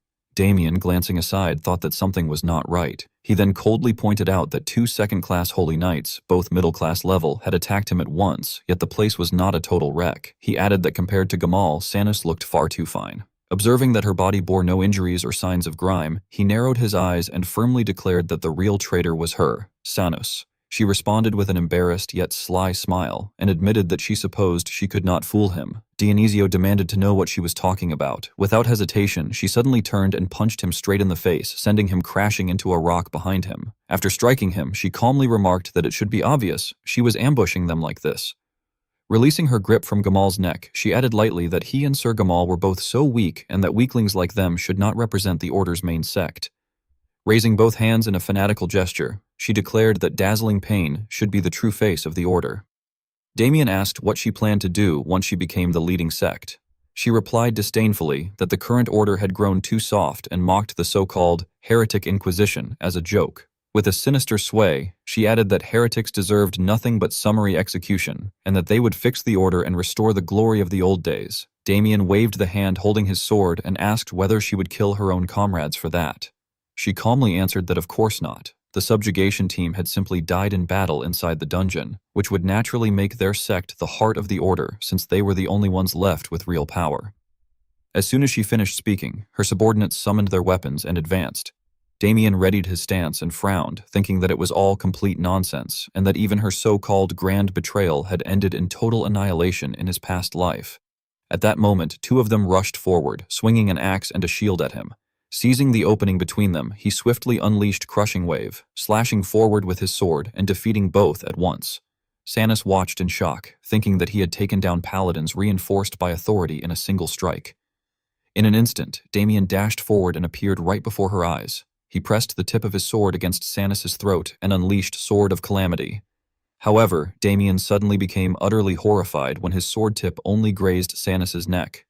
Sanus calmly asked whether he was really going to try her. At the same time, the ring in her hand abruptly began to glow. She swung it in a wide arc, launching a direct attack at Damien. In that instant, he hurriedly leapt into the air to evade. Nevertheless, the stone wall behind him shattered immediately upon taking the blow. Frowning, Damien thought to himself that it was a defense capable of blocking his Sword of Calamity, and that it possessed lethal attack power as well. Sanus then calmly asked how much he knew about the authority of Dazzling Pain, explaining that their authority was enhancement. She stated that it boosted physical stats, the density of objects, and even a weapon's sharpness, and that they could enhance almost any concept. The ring in her hand quickly sprouted a sharp blade. With clear excitement, she continued by saying that as one reached higher levels, one could stack the effects and use them more frequently, and asked whether he had known that. Waving her weapon enthusiastically, she added that she could go up to 30 times. While dodging Sanus's relentless attacks, Damien reflected inwardly that he was aware of it, as he had previously fought Radiance, one of the 5 great saints. He recalled that back then, Radiance had crushed thousands of undead simply by using 100 times gravity. As she continued attacking, Sanus remarked that she had heard Sir Damien possessed a special technique for deflecting incoming magic, and questioned why he was only dodging. Hearing that, Damien sidestepped and mockingly replied that although she was reinforced, her attacks were far too predictable. At the same time, he calculated inwardly that Insight of All Flows consumed more mana depending on the strength of the attack, and that with his current mana levels, it was becoming difficult to keep up. Suddenly, Sanus withdrew her weapon and took a step forward. In the next moment, she stomped violently on the ground, shattering the earth and sending Damien flying backward. Seeing him driven against the stone wall, she mockingly declared that she was done dodging now. At that moment, Damien cautiously thought that it was time to gamble a little. Immediately afterward, he gripped his chest tightly with all 5 fingers. Sanus could not understand what he was doing. At the same time, his hand clenched around his own heart inside his chest. As a crimson surge of energy radiated from Damien's body, Sanus was stunned and wondered whether it was aura, then realized his mana levels were changing. Staring at his chest, she angrily concluded that he had pulled some kind of trick. Sanus then decisively poured energy into her weapon, thinking frantically that she did not know what he had done, but she would finish him before things became dangerous. Just as her attack was about to strike, Damien curled his lips into a faint smirk. He released his sword and activated Insight of All Flows, causing Sanus's attack to veer off to the side. Seizing the opportunity, he drove a powerful kick straight into her. Under the astonished gazes of Gamal and Dionisio, Sanus was sent flying backward by Damien's kick. Maintaining his composed stance, he stated that if he could not cut her, he would simply have to get a little rougher. Pale and bewildered, Sanus observed that his mana was suddenly spiking and questioned how that was possible. On the other side, Damien unleashed his surging energy and fury and declared that it was time for a beating. He clutched his left chest in pain and thought with relief that it was fortunate the heart had been absorbed in time. John stared in astonishment as he saw him take his own heart out of his chest, realizing that it was the spirit heart, and he explained that he had originally intended to melt it down and consume it slowly, but if he had been even a little later, it could have been dangerous. With an overwhelming pressure radiating from him, he stepped forward and declared that since his mana problem had been resolved, it was time to deal with the traitor. Aenus stood frozen, staring blankly at him, and in the next instant, Damien closed the distance and drove a powerful punch into his abdomen. Observing the situation, Agnes frowned and began gathering power in her hand. Gritting her teeth, she muttered in disbelief that the corpse puppeteer's combat power far exceeded what the Holy Church could even imagine, especially that human-shaped flesh golem. A moment earlier, someone had shouted at the corpse puppeteer, declaring in the name of God that he would be purged. Kite and the others launched their attack, but he created a barrier that blocked it. Agnes realized something was wrong and stammered that divine power was not working. Before they could react further, he kicked back, sending the two girls flying. Struggling to regain her balance, she glared at him and exclaimed that it was impossible. Kite continued his assault, and Agnes called out to her senior, but the latter, consumed by anger, rushed forward to fight him hand to hand. Even so, she shouted for Agnes to run and get reinforcements. Corpseplay, who had been watching from the side, laughed in amusement and remarked that they were trying to run as if he would allow that to happen. Monsters suddenly appeared behind Agnes, and she trembled in shock, wondering when they had been surrounded. Corpseplay reassured her calmly that he would not kill her, explaining that the more valuable the sample was, the more important it was to stitch it up while it was still alive. Her face darkened with fear as she realized the danger, and more importantly, she saw that her senior had already been defeated by Kite. She concluded in despair that divine power did not work on him at all. Corpseplay laughed slyly to himself, marveling that it was truly nullifying divine power and thinking it was insane, just as expected of the artifact he had created. He then asked Agnes whether they should take her to the sewing room. Agnes slammed her hand onto the ground, releasing a surge of blue energy, and wondered bitterly if this was how it would end, with her enemy right in front of her. Trembling, she cursed that it was happening just when she had finally found her brother's killer. Corpseplay responded with interest, asking whether she considered him an enemy and remarking that they seemed to have some kind of connection, though he wondered where, since he had killed so many. Agnes shouted that it was Palmer Village, the one he had crushed for fun. His voice grew even more twisted as he recalled Palmer Village, the one he had wiped out completely, and asked if she had relatives there. Agnes, shaking with rage, declared that she was a survivor from that village and demanded to know why he had done it and for what reason, saying that because of him, the villagers and her brother, who had been a paladin, had died. Hearing this, Corpseplay was momentarily speechless before becoming even more delighted. He laughed loudly, calling it a masterpiece, and confirmed that there had indeed been a paladin in Palmer Village who had put up serious resistance, adding that he had been the best material. Agnes stared at him in shock, questioning what he meant by material. Corpseplay cheerfully explained that he did not kill people carelessly, but cut off the good parts first and then revived them as undead. As he turned away, he casually asked whether she wanted to say hello. Confused, she asked what he was talking about. He then revealed that her brother was right there and asked if she had missed him. Tears welled up in her eyes as Kite pulled down his mask. The sight before her was unbelievable, and she could only gasp in denial. The innocent face and bright smile of her younger brother flashed through her mind, and now Kite's face was clearly revealed as that very brother. She collapsed to her knees and screamed, while Corpseplay threw his head back in laughter, declaring how wonderful it was to hear. He reminisced about that day, saying that watching Kite struggle alone had been so impressive that even God must have been moved, bestowing a mark upon him. He added that he had almost lost every flesh golem he had brought that day, and asked if she wanted to know how he had solved that problem. At that moment, a voice interrupted, saying that was enough.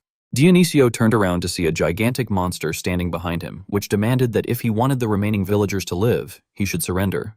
The villagers cried out desperately for help, and a woman tied to a pillar screamed, begging to be saved.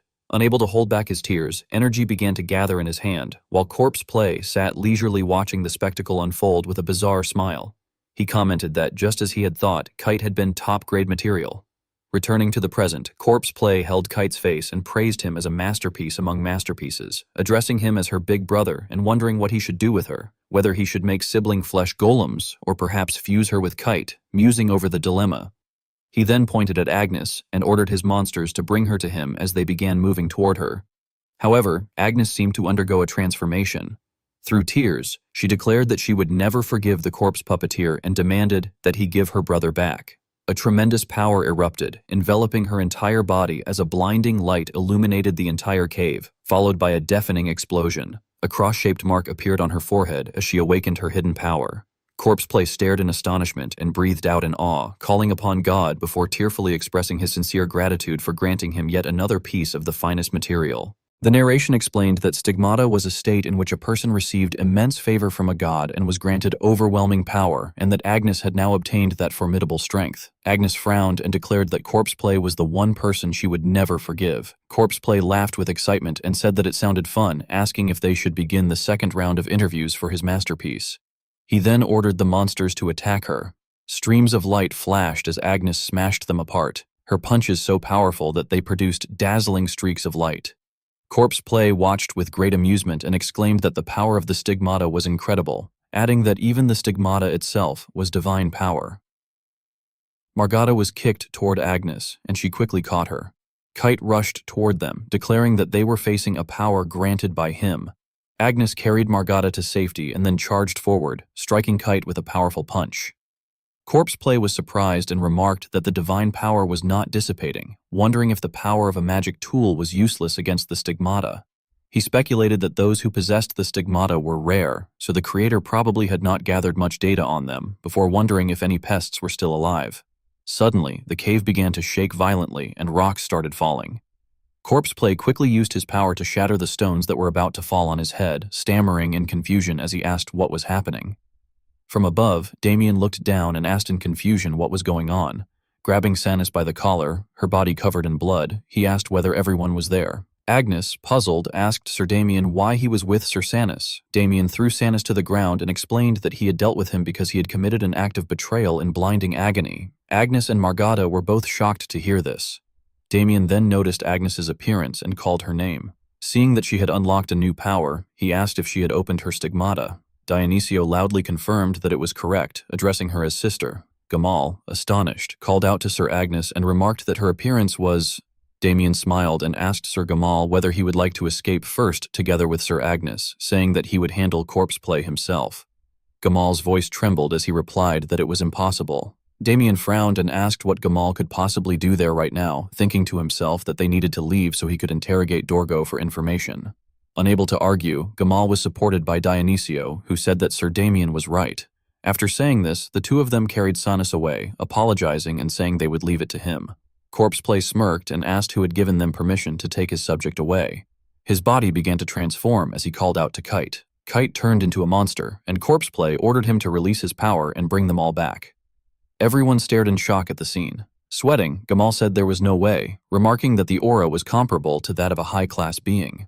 Realizing the danger, he shouted a warning. Agnes stepped forward and struck Kite with a powerful punch, the impact cracking the surrounding ground. She told everyone to do as Sir Damien said and get out of there. As she struggled to hold back Kite's fist, Damien smiled and said that, just as he had thought, there was no need for him to step in. Agnes then called out to him and asked Sir Damien to please leave this one to her. Damien wondered about the golem and asked if there was a reason. Tears streamed down Agnes's face as she replied that it was because he was her brother. Damien froze in shock upon hearing this and repeated the word brother, realizing that her brother was being used inside that golem. He muttered that Corpse Play was still just as trashy as ever. Meanwhile, Corpse Play was greatly entertained and ordered Kite that, if possible, he should bring them all back alive. Gamal shouted that now was their chance and told Dionisio that they were useless there, urging his sister to leave quickly. Seeing them escape, Corpse Play became furious and demanded to know where they thought they were going without his permission, complaining that he did not have many flash golems left. He crushed an egg with a human mouth, and from the mouth of the egg, a horse emerged. He then ordered Kite to take responsibility and drag those two to the sewing room, especially that guy no matter what. Damien stared in confusion, wondering what was happening. When he tried to chase after them, Kite blocked his path. Agnes rushed forward and kicked Kite straight in the head, the force driving his head into the ground. She urged Sir Damien to go. After a moment of silence, Damien said he understood and that he would see her later. He then immediately dashed past Kite. The monster screamed angrily as Agnes gritted her teeth and threw punches to hold him back. Kite still tried to run forward, but she dug her feet into the ground to steady herself and used her body to block him. Straining with all her strength, Agnes pressed her feet down harder and apologized to her brother. She shut her eyes tightly, grinding her teeth as she said she had arrived too late, hadn't she? Meanwhile, Corpse Play was nearly catching up with Gamal's group, laughing loudly and telling them not to run away. Damien leapt across the rock walls and soon caught up with him. With a single slash, he severed the horse's legs, sending Corpse Play crashing to the ground. Damien walked up to him and stomped hard on his chest, declaring that now that they were finally alone, he had something to say to him.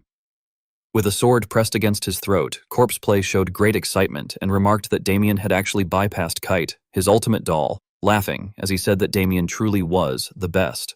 Damien paused briefly before demanding that his opponent answer his question, his hand clenching tightly as he angrily asked who had given him that magic tool. Releasing a killing intent, he pressed further, questioning who had provided it. Even as he finished speaking, the monstrous spider behind attacked him, but he swiftly dodged and continued to demand where all those flesh golems had come from. Corpseplay responded with a sinister smile, asking if the undead had startled him, then provocatively questioned whether Damien had ever considered how he had managed to move all the undead there without leaving a trace. He then revealed the truth, raising the item in his hand and gleefully explaining that it was all thanks to a subspace magic tool. As numerous monsters began to appear behind him, he boasted that although they were not on Kite's level, he still had plenty left. Damien silently observed and realized it was a subspace pouch, his eyes filled with determination as he resolved that he would simply kill his opponent and take it. Corpseplay, brimming with pride, remarked that Damien was still not as refined as Kite, but added with a sinister grin that he was certain Damien would become a masterpiece surpassing him. He then commanded the beasts to charge, ordering them to capture the child alive. Damien took a fighting stance, noting that his mana had increased and that he should now be able to do it. As he channeled mana into his sword, he reflected that all this time he had only been using the 1,000-mile sword art at a superficial level, but now he could finally bring out its true power. Fixing his target on the incoming monsters, he unleashed his ultimate technique, releasing a devastating strike that swept them all away with a mountain-crushing roar. The sight left Corpseplay stunned, and he exclaimed in disbelief over his prized puppets. Damien casually flicked his hand, startling him, and mockingly asked if that was the end of the little surprise show he had prepared, adding with a pleased smile that they should continue their Q&A, with Corpseplay only needing to answer while he asked the questions. At this point, fear was evident on Corpseplay's face as he realized the situation was bad and that Damien's combat power far exceeded his expectations. Clenching his hand anxiously, he thought that it was not yet fully stabilized, but he had no choice. Damien, sounding bored, remarked that it seemed his opponent still had another puppet left to bring out. However, he was taken aback by what followed, as Corpseplay declared that he had never thought he would have to use this method in his lifetime. Transforming into a monstrous beast with a much larger body, he lamented that he had to stoop to such a level. Elsewhere, Agnes was engaged in battle against the transformed Corpseplay. She raised her shield to block his claws, but the force of the attack still sent her flying into the wall behind her. Despite being at a disadvantage, she refused to give up and charged forward again with weapons in both hands as they prepared to clash once more. This time, Corpseplay's attack missed as she swiftly dashed ahead, and her mana-coated fist struck directly into his thick hide. She unleashed a powerful blow, blue light filling the surroundings as he was slammed into the wall, debris scattering everywhere. Corpseplay cried out in pain while Agnes appeared to be running out of strength. Suddenly he began to call out her name, his broken voice uttering, "Agnes," causing her to freeze. As he continued calling her, she seemed to realize something and questioned in shock whether he was her brother. His image flickered as he pleaded for help, begging her to kill him. Agnes hesitated, her face filled with anguish as she called out to her brother. After a moment, she closed her eyes, as if making a firm decision, and delivered a direct strike to end him. Though she acted, her heart was filled with sorrow as she understood that the words spoken by humans turned into flesh golems were the final lingering thoughts they had while still alive. As Corpseplay collapsed, he continued calling her name, and Agnes reached out, assuring him that she was there. He pleaded once more for her to kill him, and she understood the pain he must have suffered, trapped in a body that could not die and crying out for rest. With tears streaming down her face, she acknowledged how hard it must have been for him. As his strength faded, he slumped against her shoulder and thanked her, calling her his little sister. Agnes's expression faltered upon hearing that, as he gently apologized and urged her to keep living bravely from now on. Sobbing, she promised that she would live well. As he softly caressed her head, she tearfully called him brother. Gradually, he began to disappear, bidding her goodbye. Agnes looked up at the fading remnants of him, tears still streaming down her face, yet a faint smile appearing through her pain. Her body trembled with emotion, and later, in the darkness of the cave, she finally broke down, collapsing as she wept uncontrollably. Corpseplay shifted into his strongest combat form and remarked that he had never thought he would have to use that method while still alive. Seeing this form, Damien stared in confusion and wondered what that form was, questioning whether fusing with a flesh golem was even possible. He reflected that it was a form he had never seen in his previous life, reasoning that since he had been on the front lines, that shut-in creator had never had a reason to become like that. Corpseplay then created a sphere of magic and declared that Damien was the first to make him use his trump card, adding that he must have him. Streams of magic shot straight toward Damien, who swiftly leaped aside to evade the attack. Observing the technique, Damien remarked that it was magic of the School of Ruin and speculated that Corpseplay had turned other dark mages into flesh golems as well.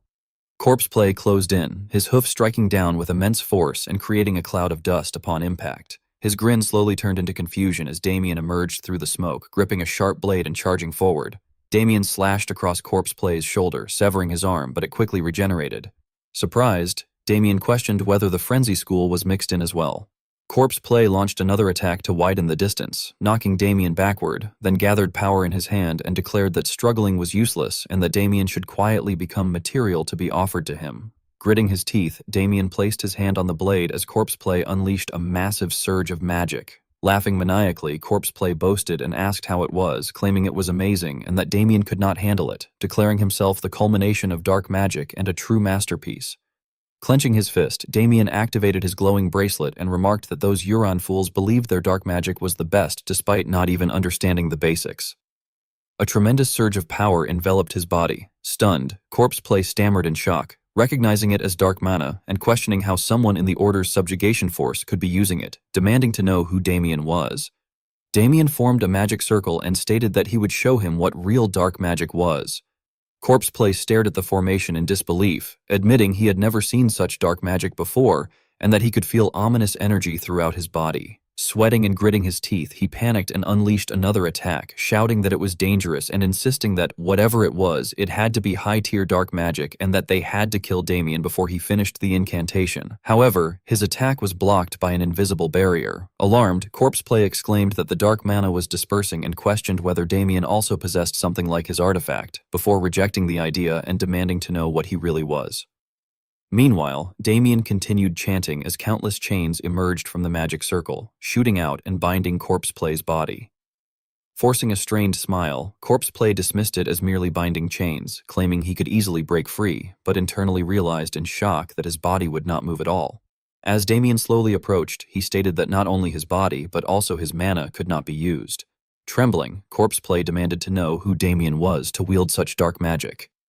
With a slight motion of his finger, Damien forced Corpse Play's body to slam face first into the ground. Maintaining a stern expression, he said it did not matter and demanded to know where Dorgo was. Hearing the name, Corpse Play was utterly shocked and questioned how Damien knew it, wondering if he too was Dorgo's contractor. Damien's gaze sharpened as he raised his finger again and told him to simply answer. Struggling, Corpse Play laughed and replied that he did not know how or why a contractor would betray, and asked whether Damien really thought he would reveal anything just because of this. Damien responded that he could kill him and question his soul directly. Provoked, Corpse Play acknowledged that such a method was typical of a dark mage but sneered that it was a shame, as his soul was already under a restriction. Hearing this, Damien frowned and questioned what he meant. Corpse Play loudly explained that he had placed a restriction on himself so that he could not speak about Dorgo, and that the moment he was questioned, his soul would be destroyed. Internally, Damien cursed him as a madman for actually doing such a thing. Meanwhile, Corpse Play grew increasingly excited, saying that now Damien understood that he would learn nothing from him, urging him to go ahead and kill him, adding that although it was a pity he could not turn Damien into a puppet, dying for his master was an honor. Grinding his teeth, Damien stated that he would indeed kill him, but not by his own hands, rather by them. Confused, Corpse Play looked upward and questioned what he meant. Countless souls began to float before him, and Damien explained that they were the dead he had killed, noting that the dead always linger around dark mages but are usually hidden by dark mana.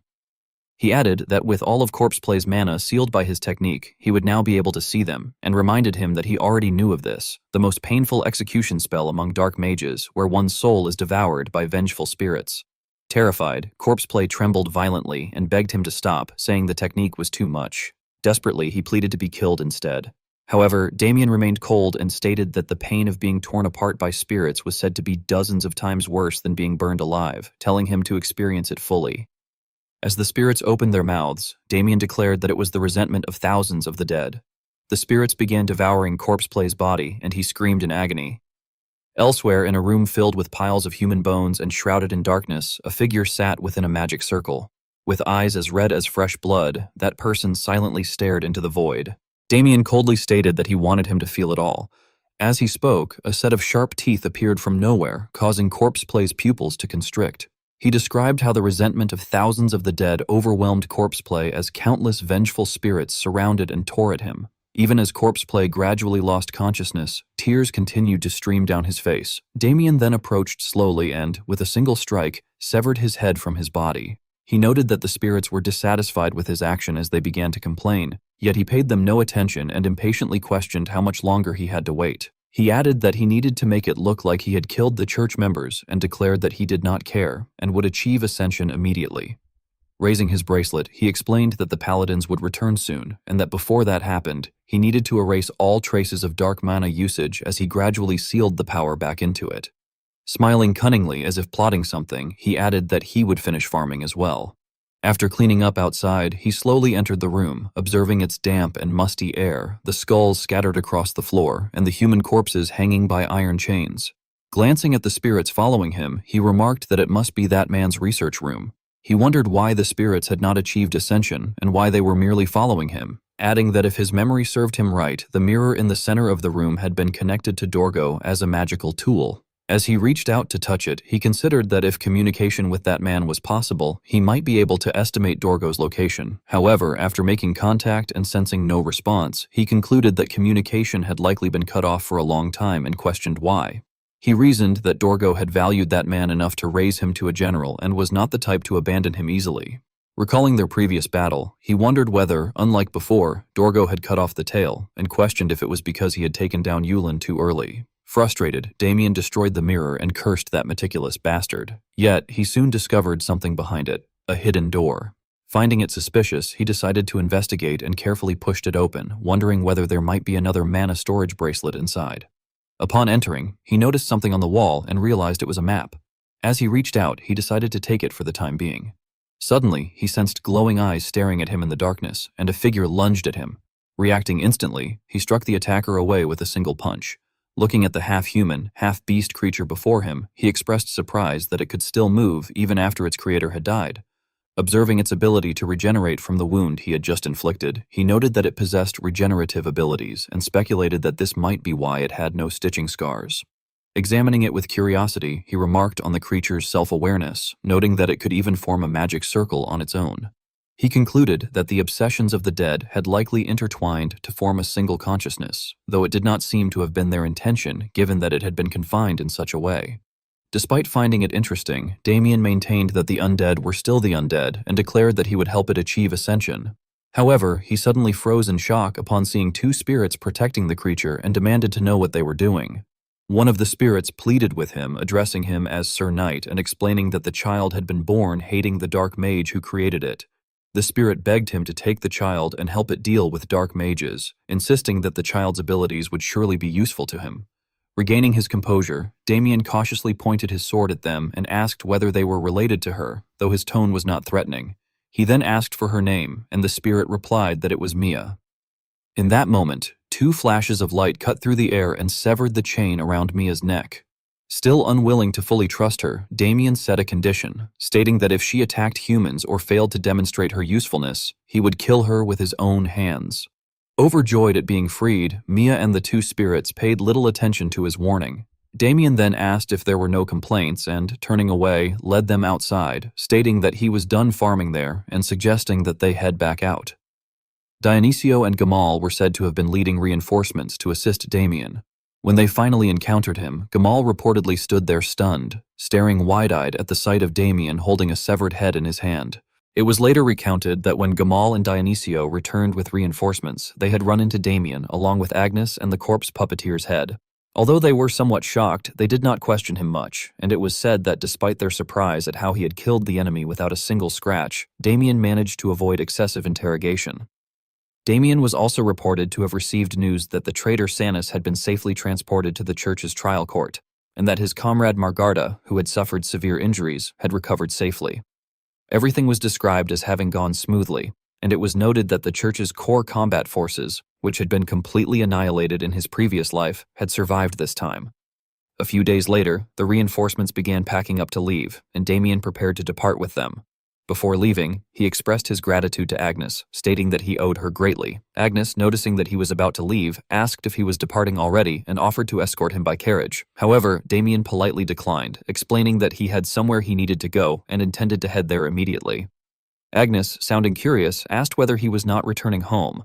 Damien, somewhat embarrassed, explained that he had left home without a word and that his father must be quite angry. It was further implied that as the eldest of the house, running into danger without notice would surely provoke anger, so he intended to travel around until his father's anger subsided before returning. Agnes responded with an awkward smile and suggested that he should visit the church in the future. Damien appeared surprised and questioned her about it, prompting Agnes to explain that they had been able to complete the subjugation thanks to him.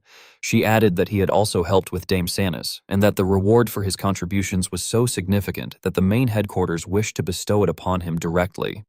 Damien agreed without hesitation, saying that he would definitely visit when he had the chance. It was implied that he had already had his own plans in mind, as he thought to himself that he would not refuse such an offer and wondered what he should ask for. Meanwhile, Agnes, unaware of his intentions, warmly welcomed him and said she would show him around when he visited. She expressed sincere gratitude, explaining that thanks to him, she had been able to take revenge and save her brother as well. She then bowed deeply and thanked him earnestly. Seeing Agnes like that, Damien was said to have smiled in satisfaction, believing that the greatest outcome of the subjugation had been stopping Sanus and saving Agnes. He was described as looking forward to what would happen next, thinking that with her stigmata awakened, Agnes would become a major force in the impending Lapocalypse war that Dorgo would soon trigger. Not wanting to linger any longer, Damien bid Agnes farewell, saying he would see her next time, and then set off on his journey. As he walked, he reflected that even this was still not enough to face Dorgo's forces. He then took something out from his storage space to examine, stating that he needed to eliminate as many of them as possible before they were fully prepared. The object was revealed to be a map he had obtained earlier. Damien decided to begin from a dark and ominous mountain, suggesting that they should start there, specifically at the Ronguist Mountains Yulin headquarters. Inside a castle hidden deep within the mountains, a group of black-cloaked figures was said to be holding an internal meeting. They were heard discussing that the church had eliminated the corpse puppeteer, cursing their misfortune and lamenting that all the executives were dead, leaving only them behind. Suddenly, the door behind them exploded, and through the smoke, a voice was heard asking what dark mages and rats had in common. The group panicked and shouted in fear, demanding to know who it was and how their location had been discovered. Damien then appeared, holding a grotesque, mouth-like object in his hand, continuously compressing it as it absorbed dark energy. He declared that both dark mages and rats hid in the darkness and spread plague, questioning how he could possibly leave them alone. It was noted that Damien had brought Mia with him. One of the cloaked figures recognized her in shock, identifying her as the Nine that the corpse puppeteer had been creating. Mia was described as glaring at them with intense hatred, as if she wanted to devour them alive. Damien, wearing a cruel smile, called out to her and commanded that it was time to clean up those rat bastards, signaling the start of the battle.